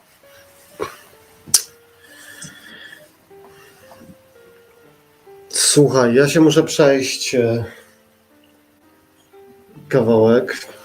Nie wiem, czy zostajemy na łączach, czy Gleb tutaj przyjdzie, czy się rozłączamy. Nie wiem co. To jakby też od ciebie To zależy. ja wtedy zrobię przerwę w sobie, tak też. No. Dzięki. Dzięki, ale wracamy tu, nie? Co? Wracamy tu, czy nie? No. Czy nie? Tak. To w ogóle wiesz, no możemy jakby, nie wiem, a co ty tak robisz, jakby grasz. I zrobiłeś sobie przerwę? Chciałem teraz napisać coś se napiszę tutaj na Insta. Nie wiem w sumie jakby jakie są plany. W ogóle ktoś mówił,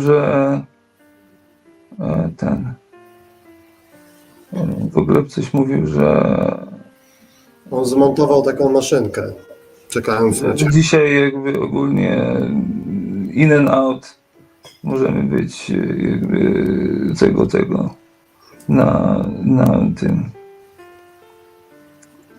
No właśnie, na tymże kurwa jakby medium. Na medium, na łączach. No. Tak. No, ja miałem mieć warsztat z glebem z kontrolera miksowania. Aha. Miałem to robić przez całe 2 lata. Umawialiśmy się nieraz w studiu, żeby sobie taki wygospodarować czas na miksowanie w rekordboxie. I nigdy tego nie zrobiliśmy, więc... To może to zróbcie. Więc dzisiaj właśnie jest chyba czas na to. No. Super. No. Dobra. To nie wiem. Słuchajcie, jakby w taczu. Tak, totalnie. Pa, dzięki. Na razie. Pa.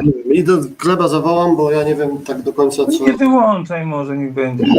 Nie, zostajesz, no. Super. Niech se będzie. Można, no. Hej. No, to nie wiem, ale...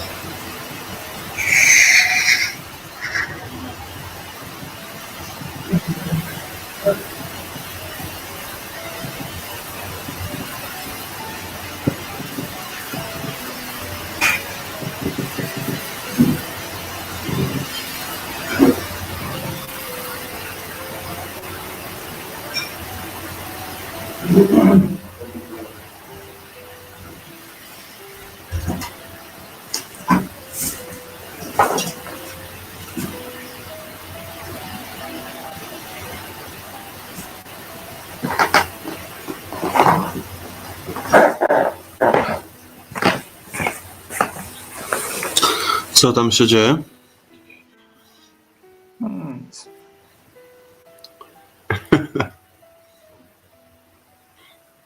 Jadłeś coś fajnego?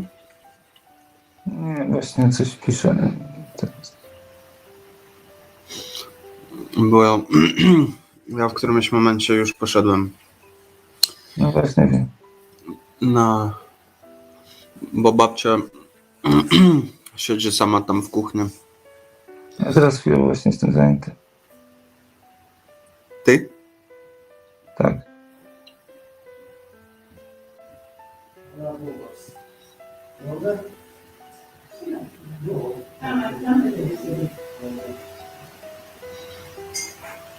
Старые подпровожали.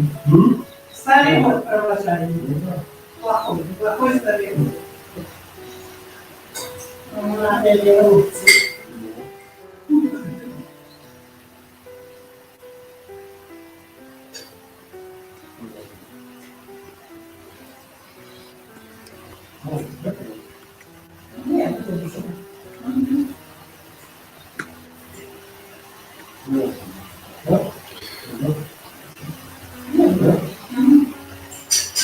Ty tu jesteś? Jak to telewizja? Jak to telewizja? Na przykład kapusta tam była, list.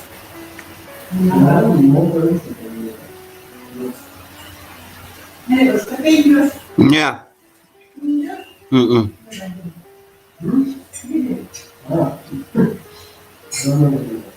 Nie, stary, za mną i ładnie się stary.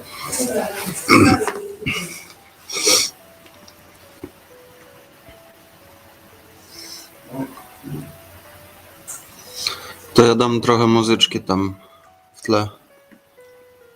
Nie, to nie będzie dobrze brzmiało. Chyba, że bezpośrednio podłączysz, a nie z mikrofon w głośnik. Nie, myślę, bo mamy nagranie Insomni z zeszłego roku chyba. I właśnie od czasu do czasu puszczamy go na streamie w tle. Więc ono jest w tym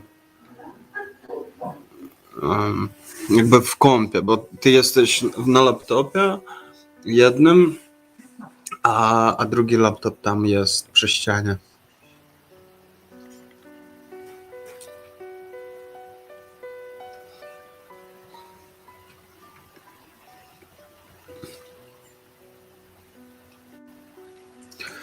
Czy ty piszesz tam coś, jakieś wiadomości? Piszę wiadomości.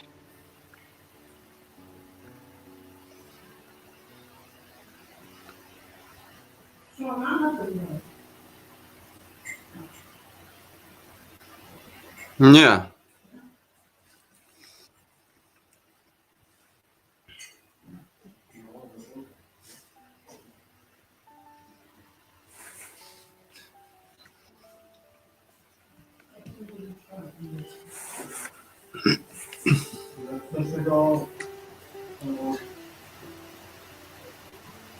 Kogo? A możesz dojeść do końca. Znaczy, ja zjadłem już 3. Ja 3 już zjadłem. Tak.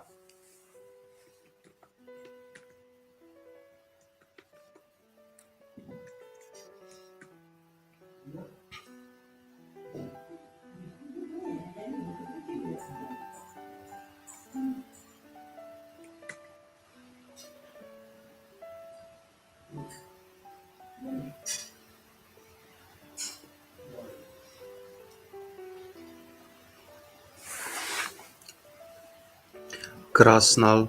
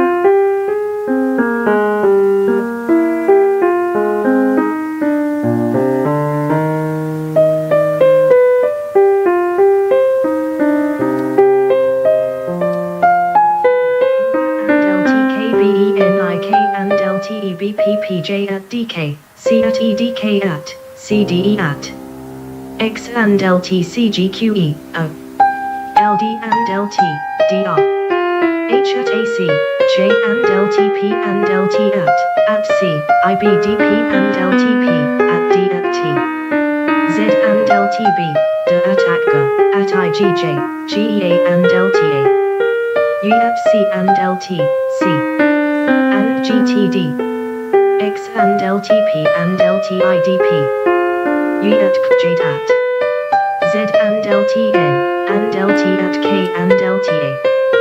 /8 *026784/0. Caret underscore $dollar C $AD underscore EA hash underscore B underscore F hash hash hash underscore B hash hash $BG underscore B hash hash B hash hash G $dollar underscore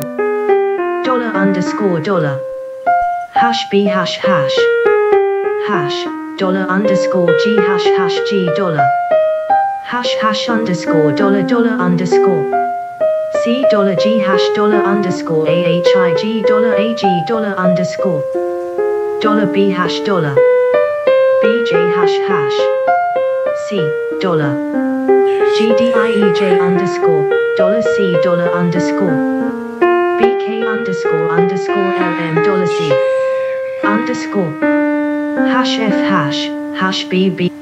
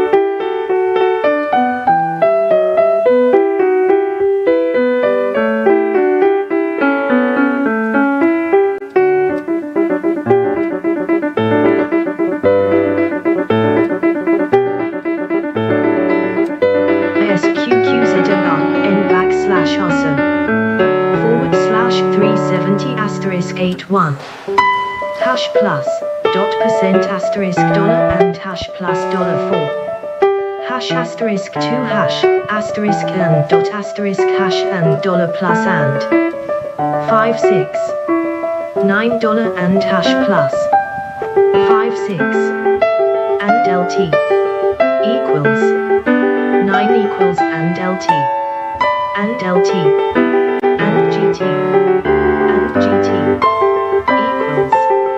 equals at and LT 9 5 6 backslash PJ underscore the DNL RBVD SMC underscore the underscore FFDFs underscore backslash J underscore Naval DZF underscore the underscore GS ZQE backslash P underscore PS backslash underscore backslash not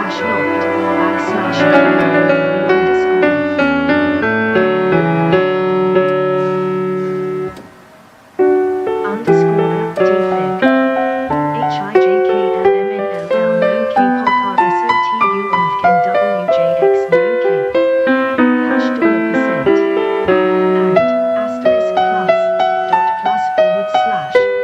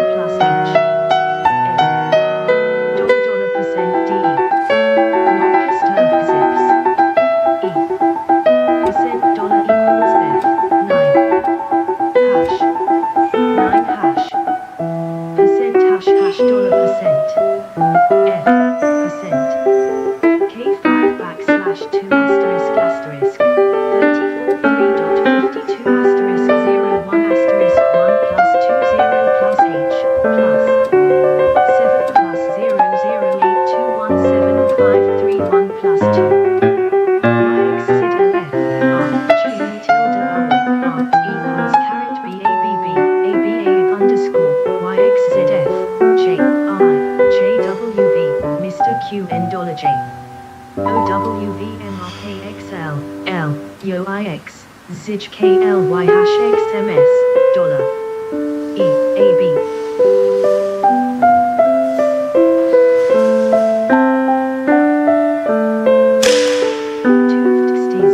backslash underscore ABCDB DFG HIEJKE DM end A hash dollar percent and asterisk plus 235267 0 189587 and LT and GT and GT equals 18908 7 and GT and LT a B1 3C37D EFG dot plus H8 if asterisk E and GT and LT 1J717 234N5L2N7 and LTK and LTJK51L and LTM / and LT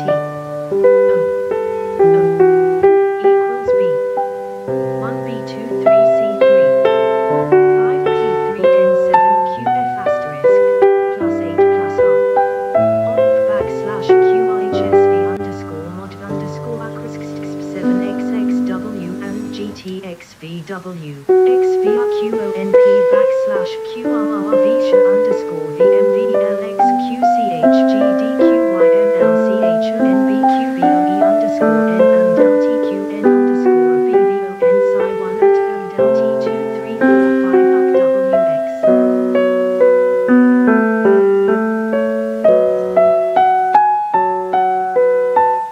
Oswalds, U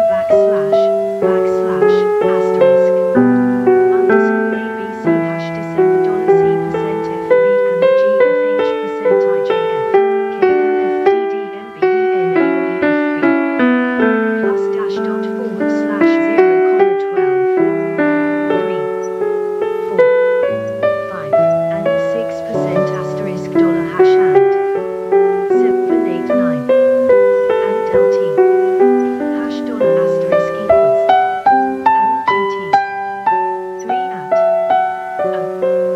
3BC asterisk D7 8 EGF high 11 forward slash JK dot forward slash comma L F hash dollar percent 7 8 M asterisk dollar 5 dollar N G 7 Cockers 8 9 and GT M9 T 3 Hock Asit 1 Fu AWF Sita UYXYYXYEWX /YMWVXRPOQ RSSS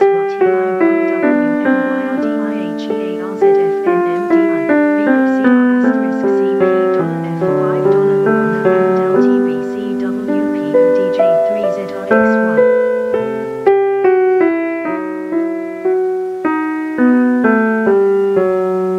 Hijton Ho Poc asterisk plus hash dollar percent and RST UVWXV VXY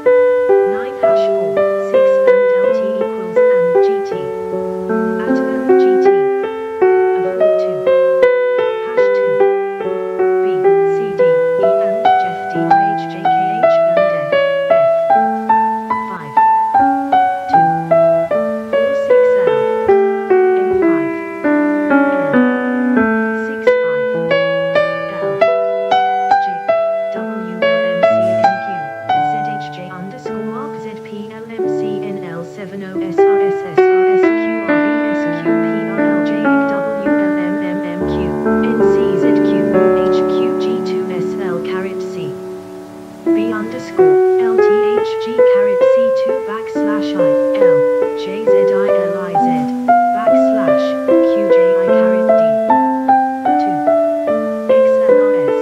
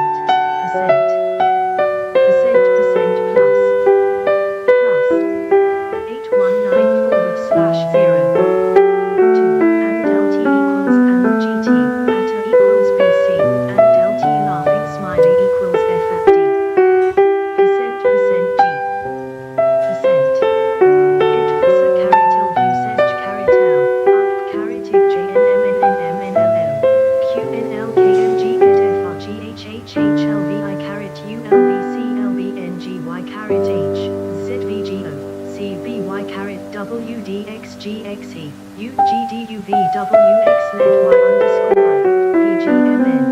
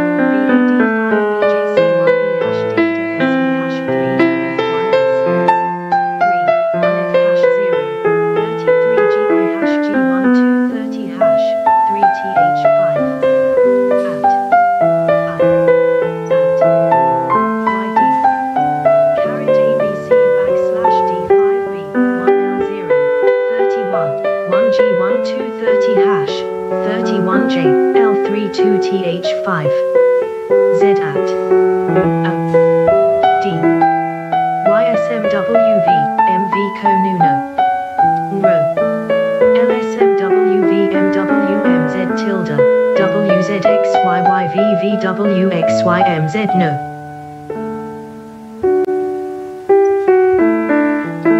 5674 $% and 9 6% cent and pound cent yuan asterisk plus cent copyright symbol and LT asterisk and percent equals cent and GT dot / at asterisk a hash B0 asterisk dot CD plus / 1 2 3 7 4 9 EF8.2 / G hash $% and hash and LT asterisk H and GT asterisk I and DH and LT percent hash $% and hash plus 5 J39 KL9MN70 75 P5 N0Q3 and LT asterisk and percent equals and GT percent R and GT,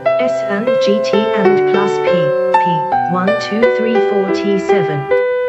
U0 G7 V5 6 78, WXY. Z, backslash, caret, underscore A backslash gdefgij no backslash P, DQ backslash PRS backslash AT. D caret UV caret W caret QQB, RS backslash PR caret M. 4C asterisk, ID, and asterisk, R asterisk dollar and GT hash dollar percent, X, percent. XKMGKWYXG. 8 // 2YZ and LT percent and GT asterisk percent and hash dollar percent and LT asterisk H. Hash dollar percent and hash plus 1P512374. I asterisk percent dot / 77% 2MDOS / asterisk G asterisk 6 percent N 9 asterisk HG asterisk Y asterisk M dollar asterisk J percent 7D hash 5 and 8 / hash dollar and asterisk 3 percent WP $2 D plus 4 hash dollar equals percent plus dollar and hash and / plus 9 L 3 L0 L353 F28 / 069 YR H and percent I and hash asterisk tilde Z and dollar and hash 9P9M F / 2 LM P57XYX XXXY YMP 1 / NY 666907M 77 Register trademark symbol U on degree plus or minus U on cent. Register trademark symbol U on degree. Register trademark symbol cubed. Register trademark symbol. Register trademark symbol degree U on copyright symbol. Register trademark symbol U on register trademark symbol cent. Copyright symbol U on register trademark symbol cent. Register trademark symbol. Register trademark symbol.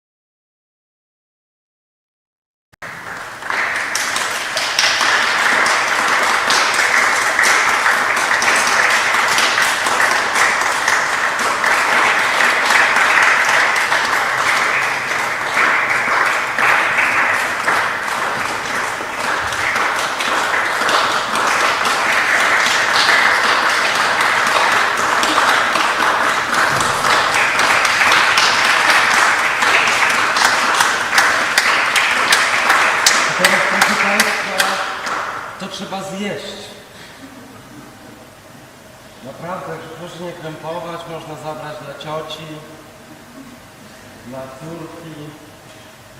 No i kogo tam kochacie, proszę mu wziąć benzę.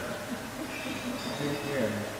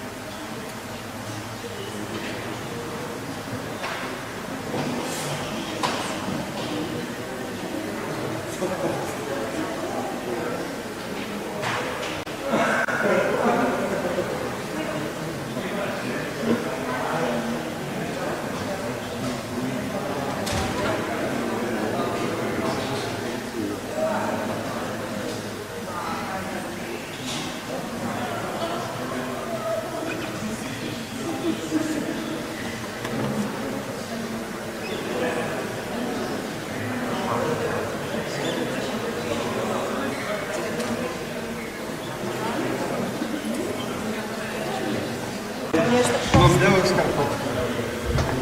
O.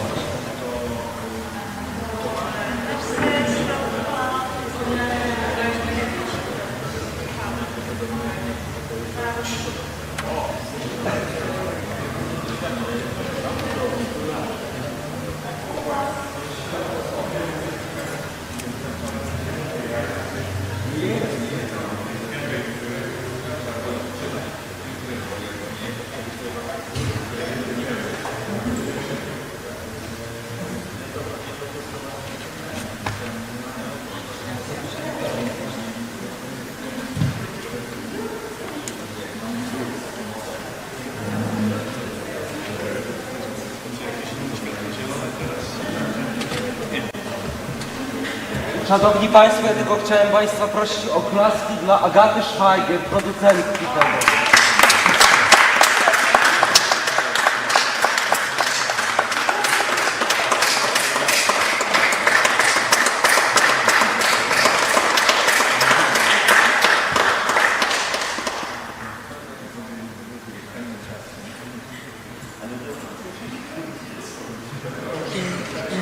Niesamowicie. Dziękujemy. Dziękujemy.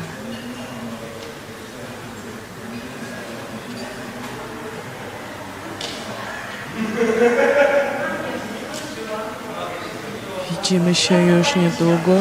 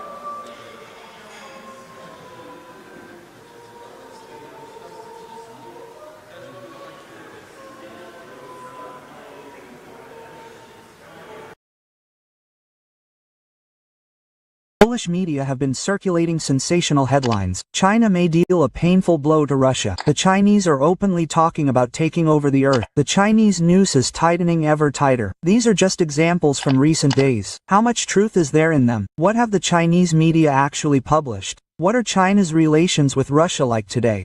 OSW Deputy Director Jakub Jakubowski will discuss this. The media referred to this article. It was published on the NetISO portal. This isn't a media outlet with a permanent editorial staff. It's simply a blogging portal, comparable to, say, the Polish Salon 24. Virtually anyone can write there. And the article that stirred such emotion in the Polish media was written by a blogger who is obsessed with the chronicles of chaos.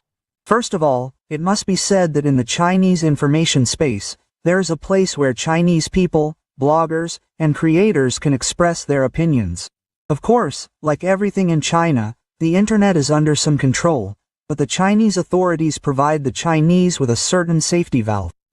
Especially those Chinese who are more nationalist in outlook.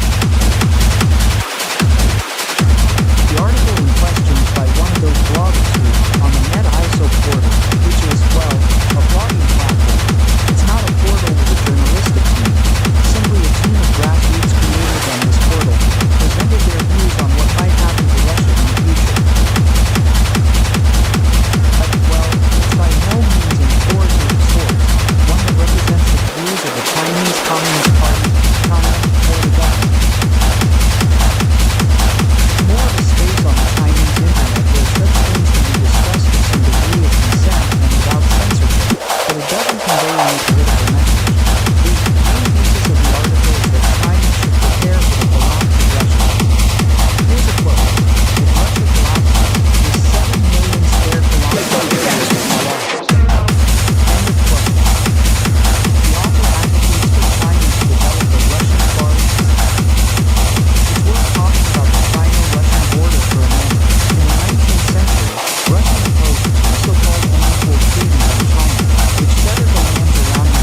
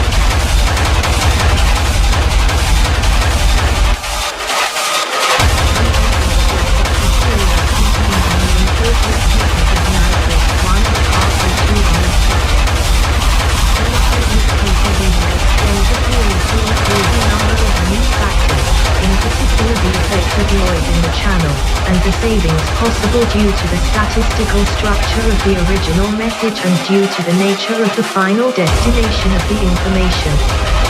The fundamental problem of communication is that of reproducing at one point either exactly or approximately a message selected at another point.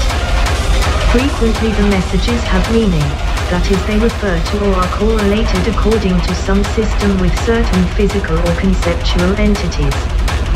These semantic aspects of communication are irrelevant to the engineering problem. The significant aspect is that the actual message is one selected from a set of possible messages. The system must be designed to operate for each possible selection, not just the one which will actually be chosen, since this is unknown at the time of design. If the number of messages in the set is finite, then this number or any monotonic function of this number can be regarded as a measure of the information produced when one message is chosen from the set, all choices being equally likely. As was pointed out by Hartley, the most natural choice is the logarithmic function. Although this definition must be generalized considerably when we consider the influence of the statistics of the message and when we have a continuous range of messages, we will in all cases use an essentially logarithmic measure. The logarithmic measure is more convenient for various reasons. 1. It is practically more useful. Parameters of engineering importance such as time, bandwidth, number of relays, etc. tend to vary linearly with the logarithm of the number of possibilities. For example, adding one relay to a group doubles the number of possible states of the relay. It adds 1 to the base 2 logarithm of this number. Doubling the time roughly squares the number of possible messages, or doubles the logarithm, etc. 2. It is nearer to our intuitive feeling as to the proper measure. This is closely related to 1. Since we intuitively measure entities by linear comparison with common standards. 1 feels, for example, that 2 punched cards should have twice the capacity of 1 for information storage, and 2 identical channels twice the capacity of 1 for transmitting information. 3. It is mathematically more suitable. Many of the limiting operations are simple in terms of the logarithm, but would require clumsy restatement in terms of the number of possibilities. The choice of the logarithmic base corresponds to the choice of a unit for measuring information. If the base 2 is used, the resulting units may be called binary digits, or more briefly bits, a word suggested by J.W. Tukey. A device with 2 stable positions, such as a relay or a flip-flop circuit, can store 1 bit of information. N such devices can store n bits, since the total number of possible states is 2n and log 2 2n equals n. If the base 10 is used, the units may be called decimal digits. Since log 2m equals log 10m equals log 10 2 equals 3:32 log 10m. 1 Nyquist, H.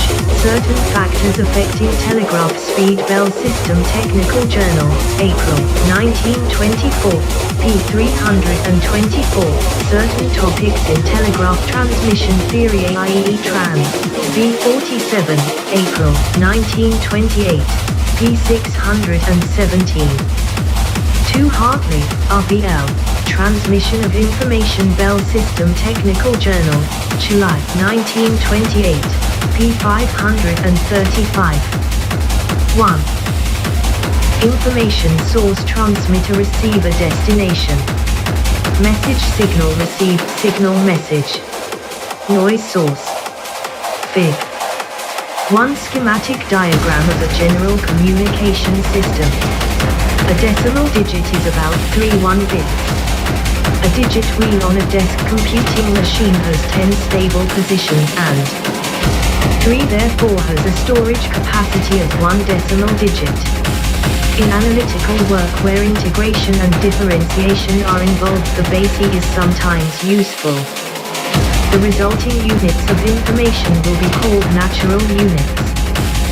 change from the base A to base B merely requires multiplication by logba.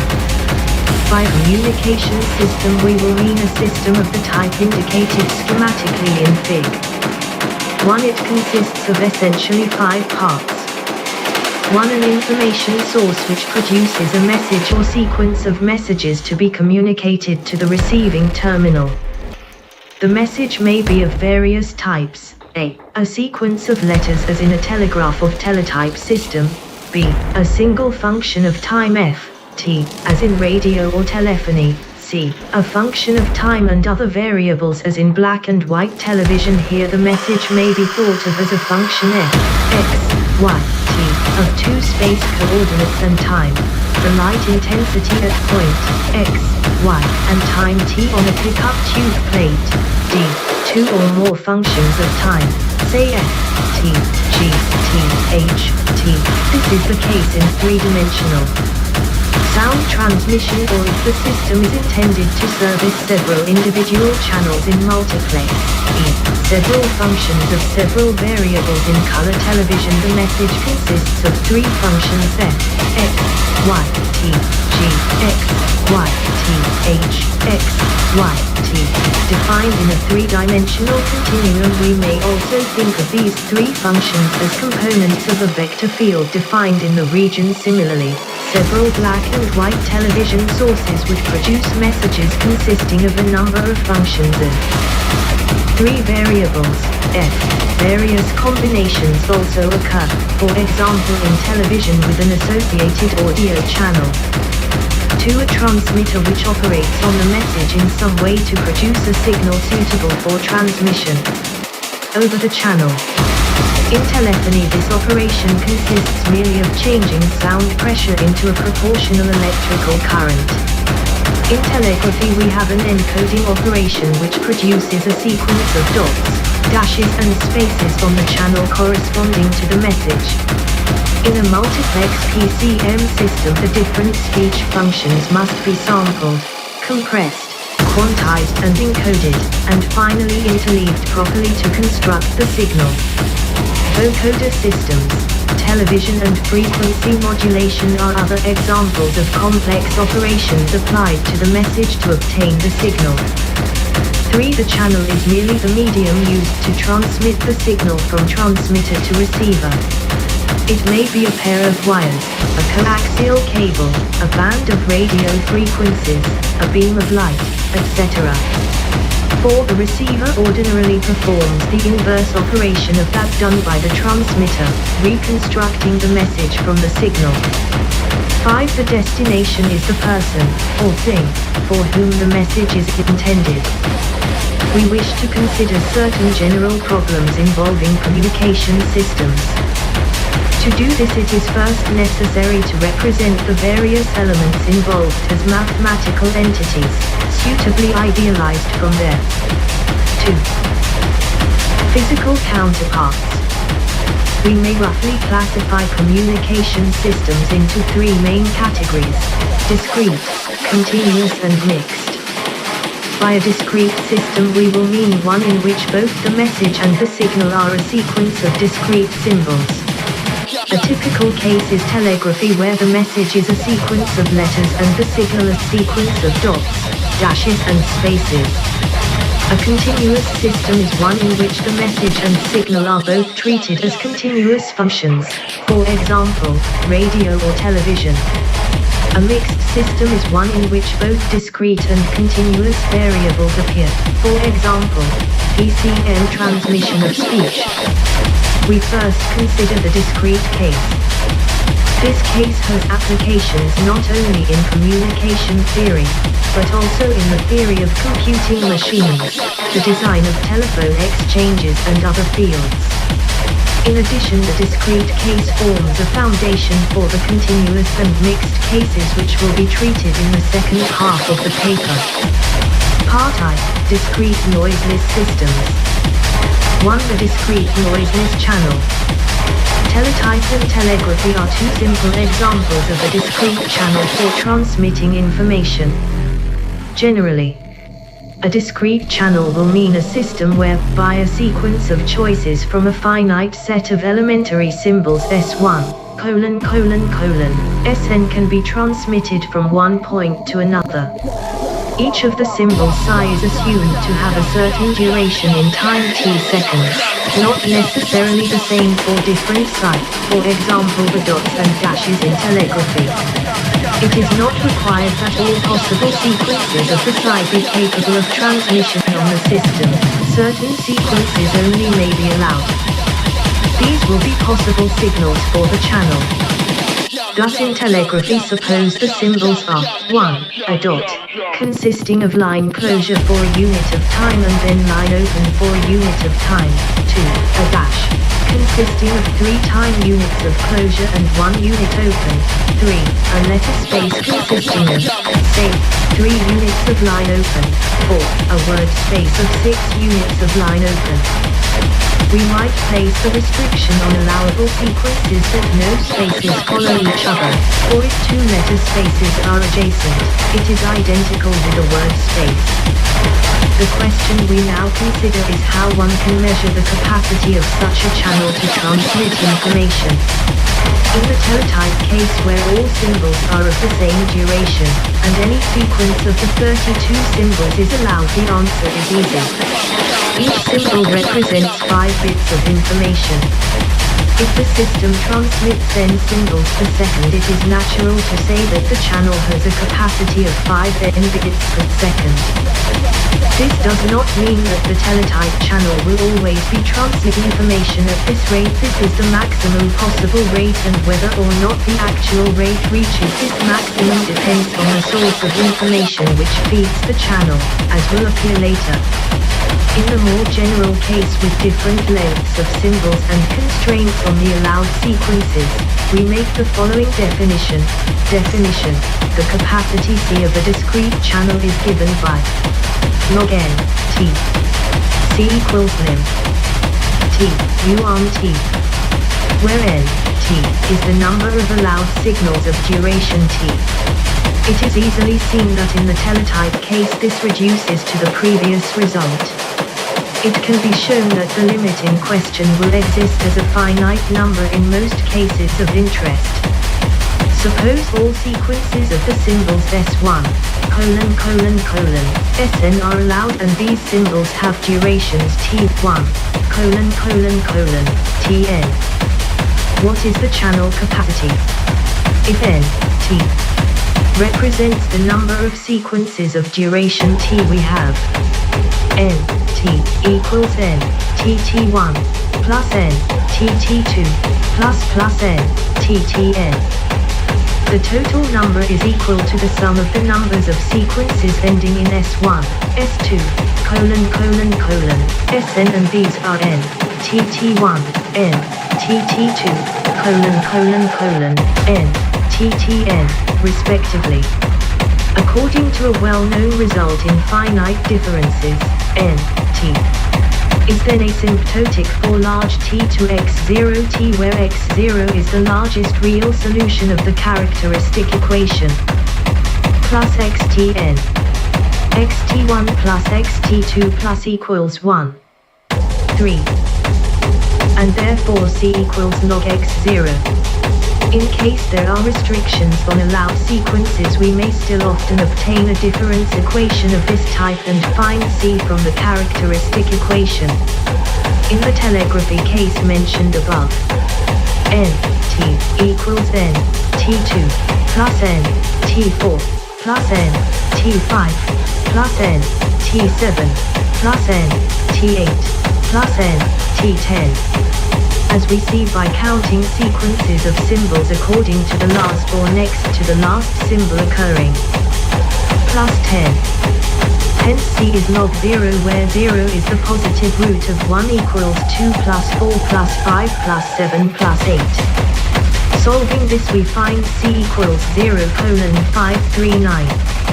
A very general type of restriction which may be placed on allowed sequences is the following. We imagine a number of possible states, a 1, a 2, : a For each state only certain symbols from the set S1, : Sn can be transmitted, different subsets for the different states. When one of these has been transmitted, the state changes to a new state depending both on the old state and the particular symbol transmitted. The telegraph case is a simple example of this. There are two states depending on whether or not a space was the last symbol transmitted. If so, then only a dot or a dash can be sent next and the state always changes. If not, any symbol can be transmitted and the state changes if a space is sent, otherwise it remains the same. The conditions can be indicated in a linear graph as shown in Fig. 2. The junction points correspond to the dash, letter space word space. Fig. 2. Graphical representation of the constraints on telegraph symbols.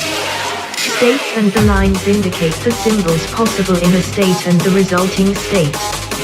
In Appendix 1 it is shown that if the conditions on allowed sequences can be described in this form, C will exist and can be calculated in accordance with the following result.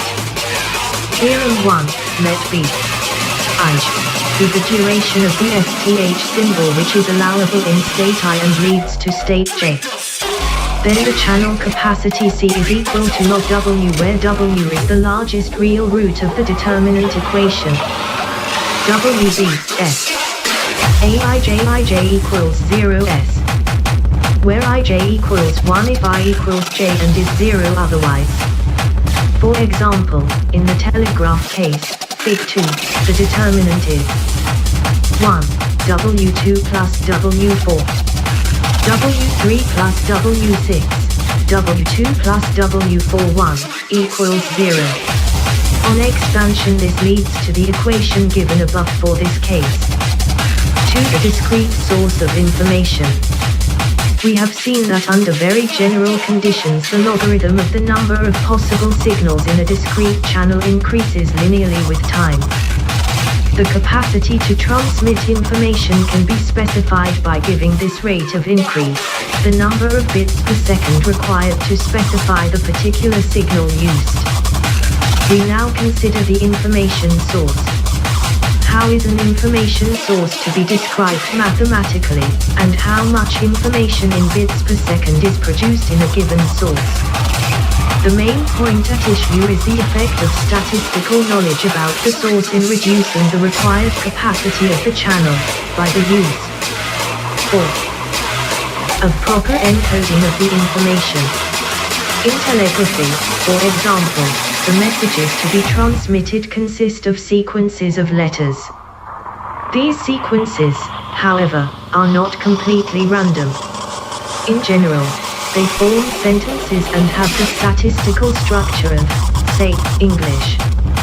The letter E occurs more frequently than Q, the sequence TH more frequently than XP, etc.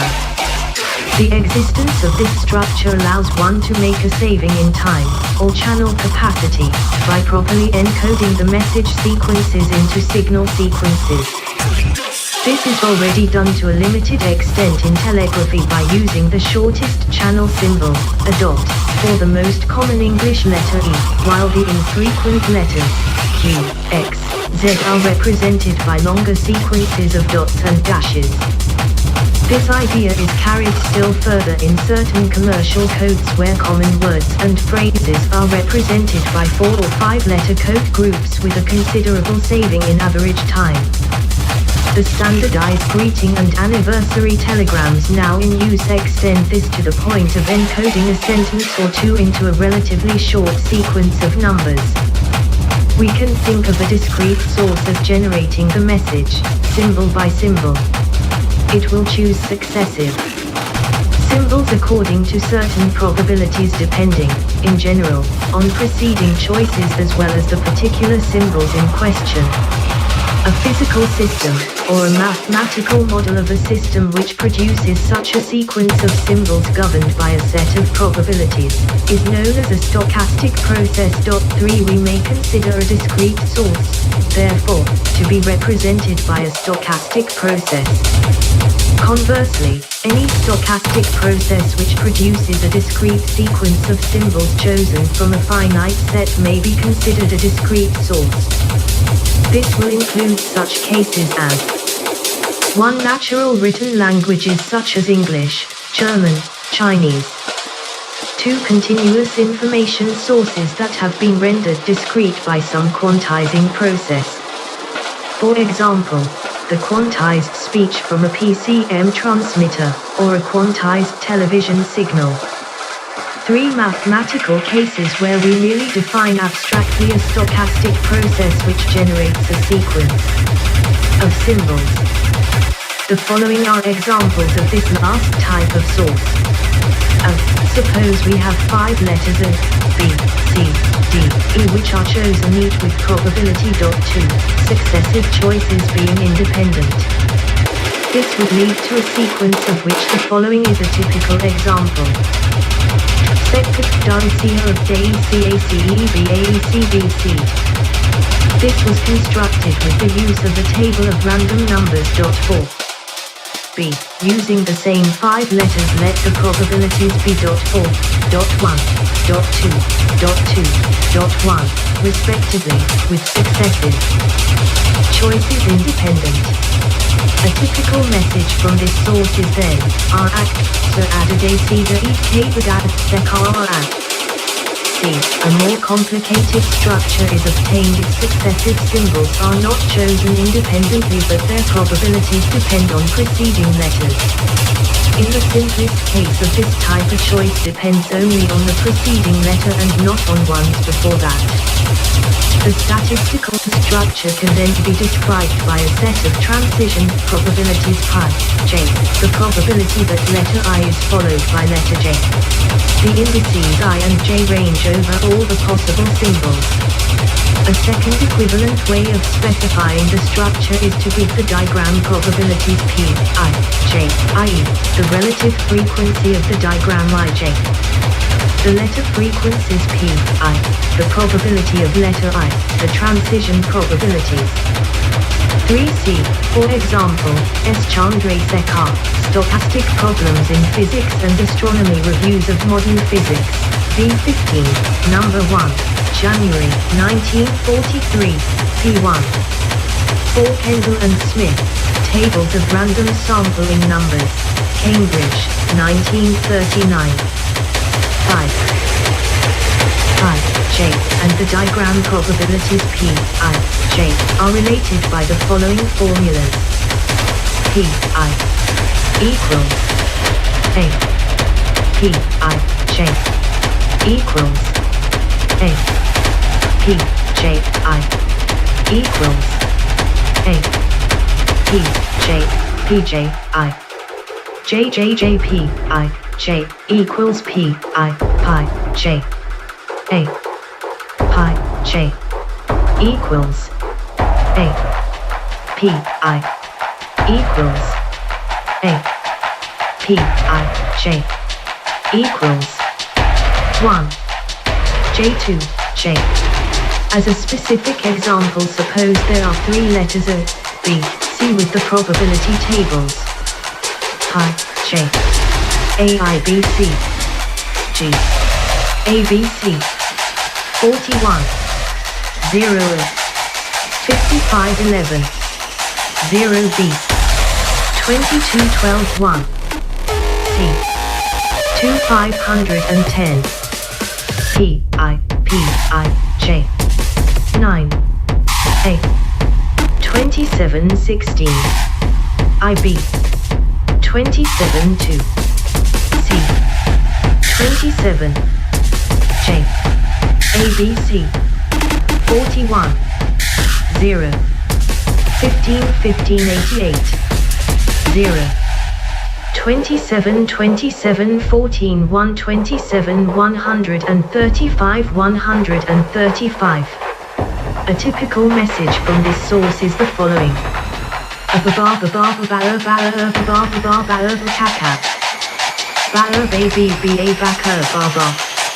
The next increase in complexity would involve trigram frequencies, but no more.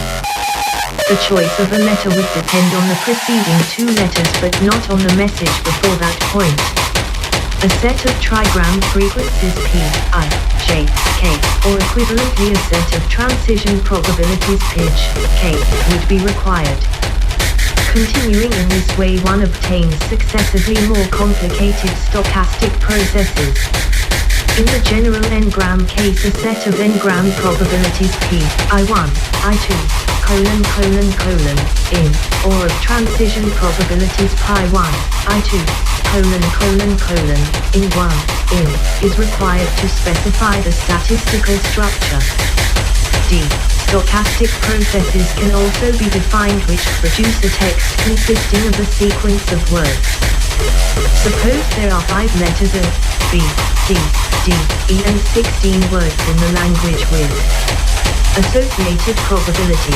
.10.16b.11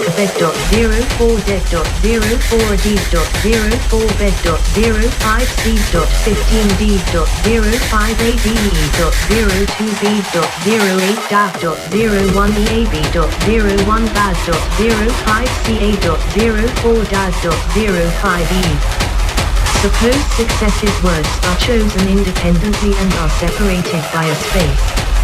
A typical message might be da b e b d z a d e a d e e z b b b a d e b d d c d d e a d d b b b b da d da d. If all the words are of finite length, this process is equivalent to one of the preceding type, but the description may be simpler in terms of the word structure and probabilities. We may also generalize here and introduce transition probabilities between words, etc.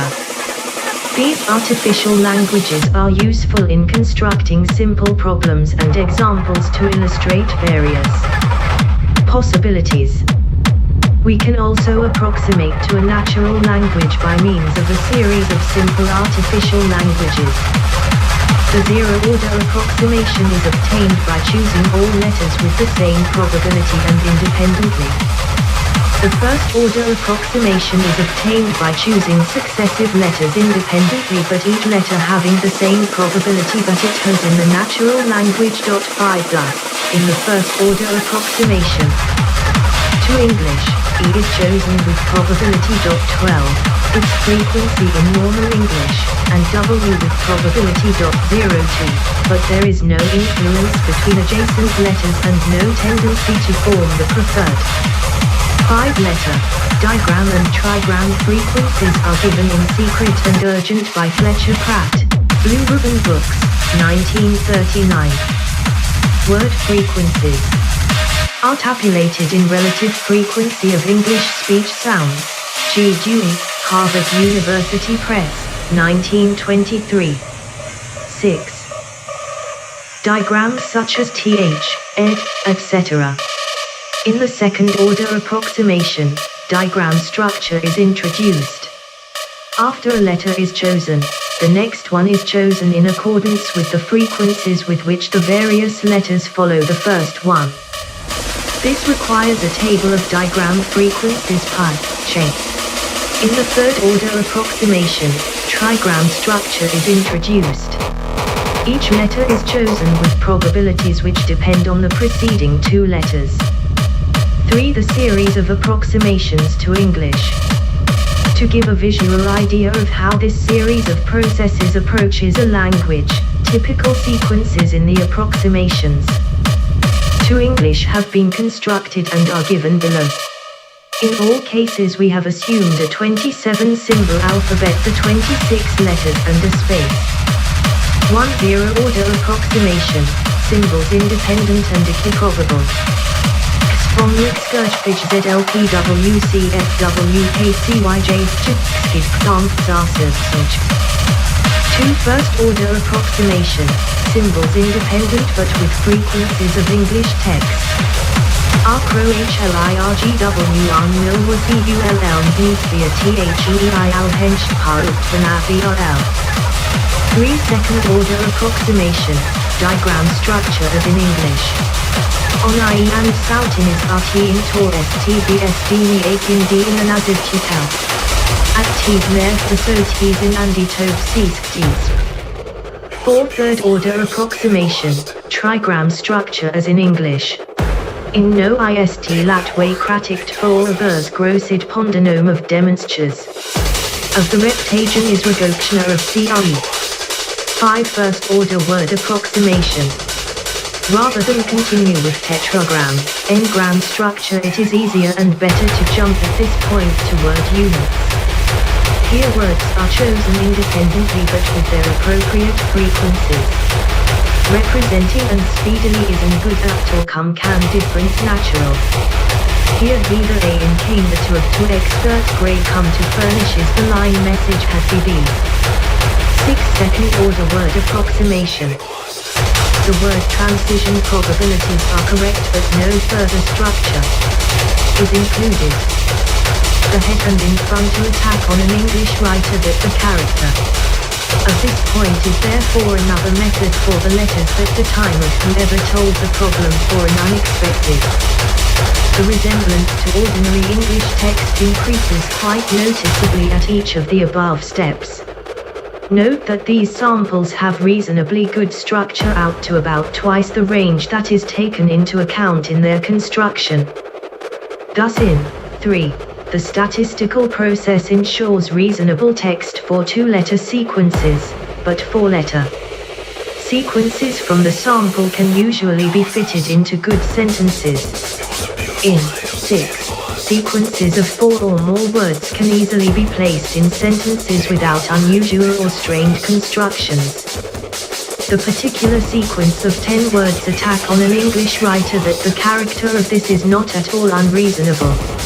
It appears then that a sufficiently complex stochastic process will give a satisfactory representation of a discrete source.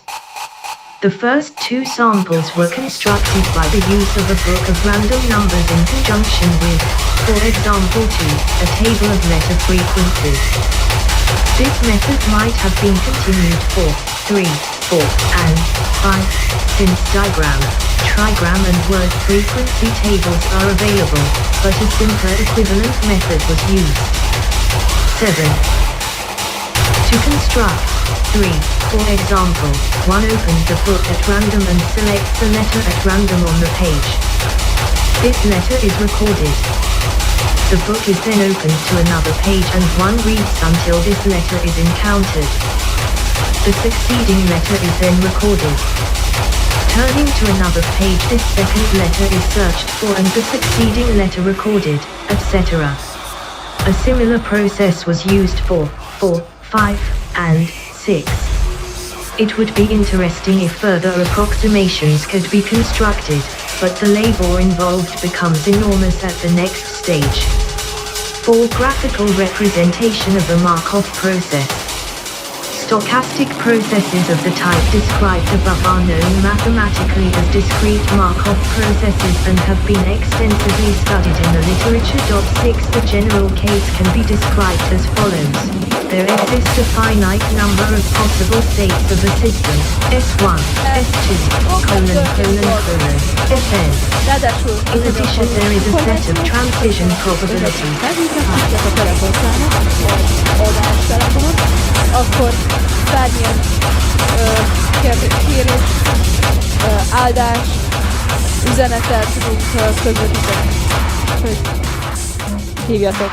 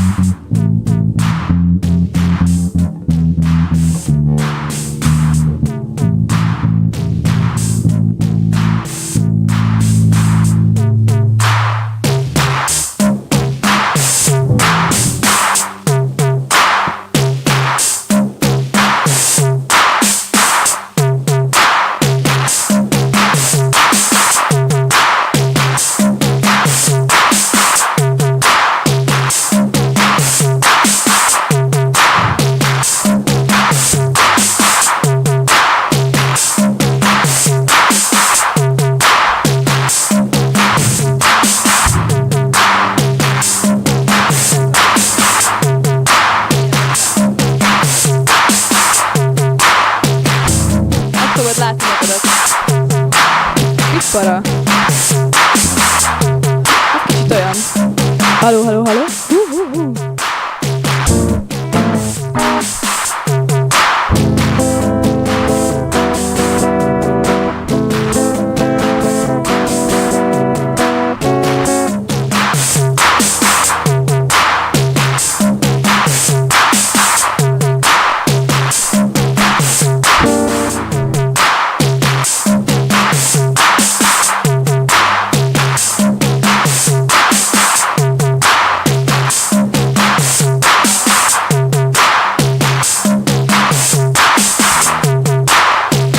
Jelenleg úgy tűnik, mintha üres járat lenne, de igazából nincsen üres járat, csak most még felkészülünk a történésekre, mert igazából nem akarjuk ezt az évet elhagyni. Annyi mindent... Janka, ne menj már el! Vedd fel azaz, jól teszed, vedd fel a malacot.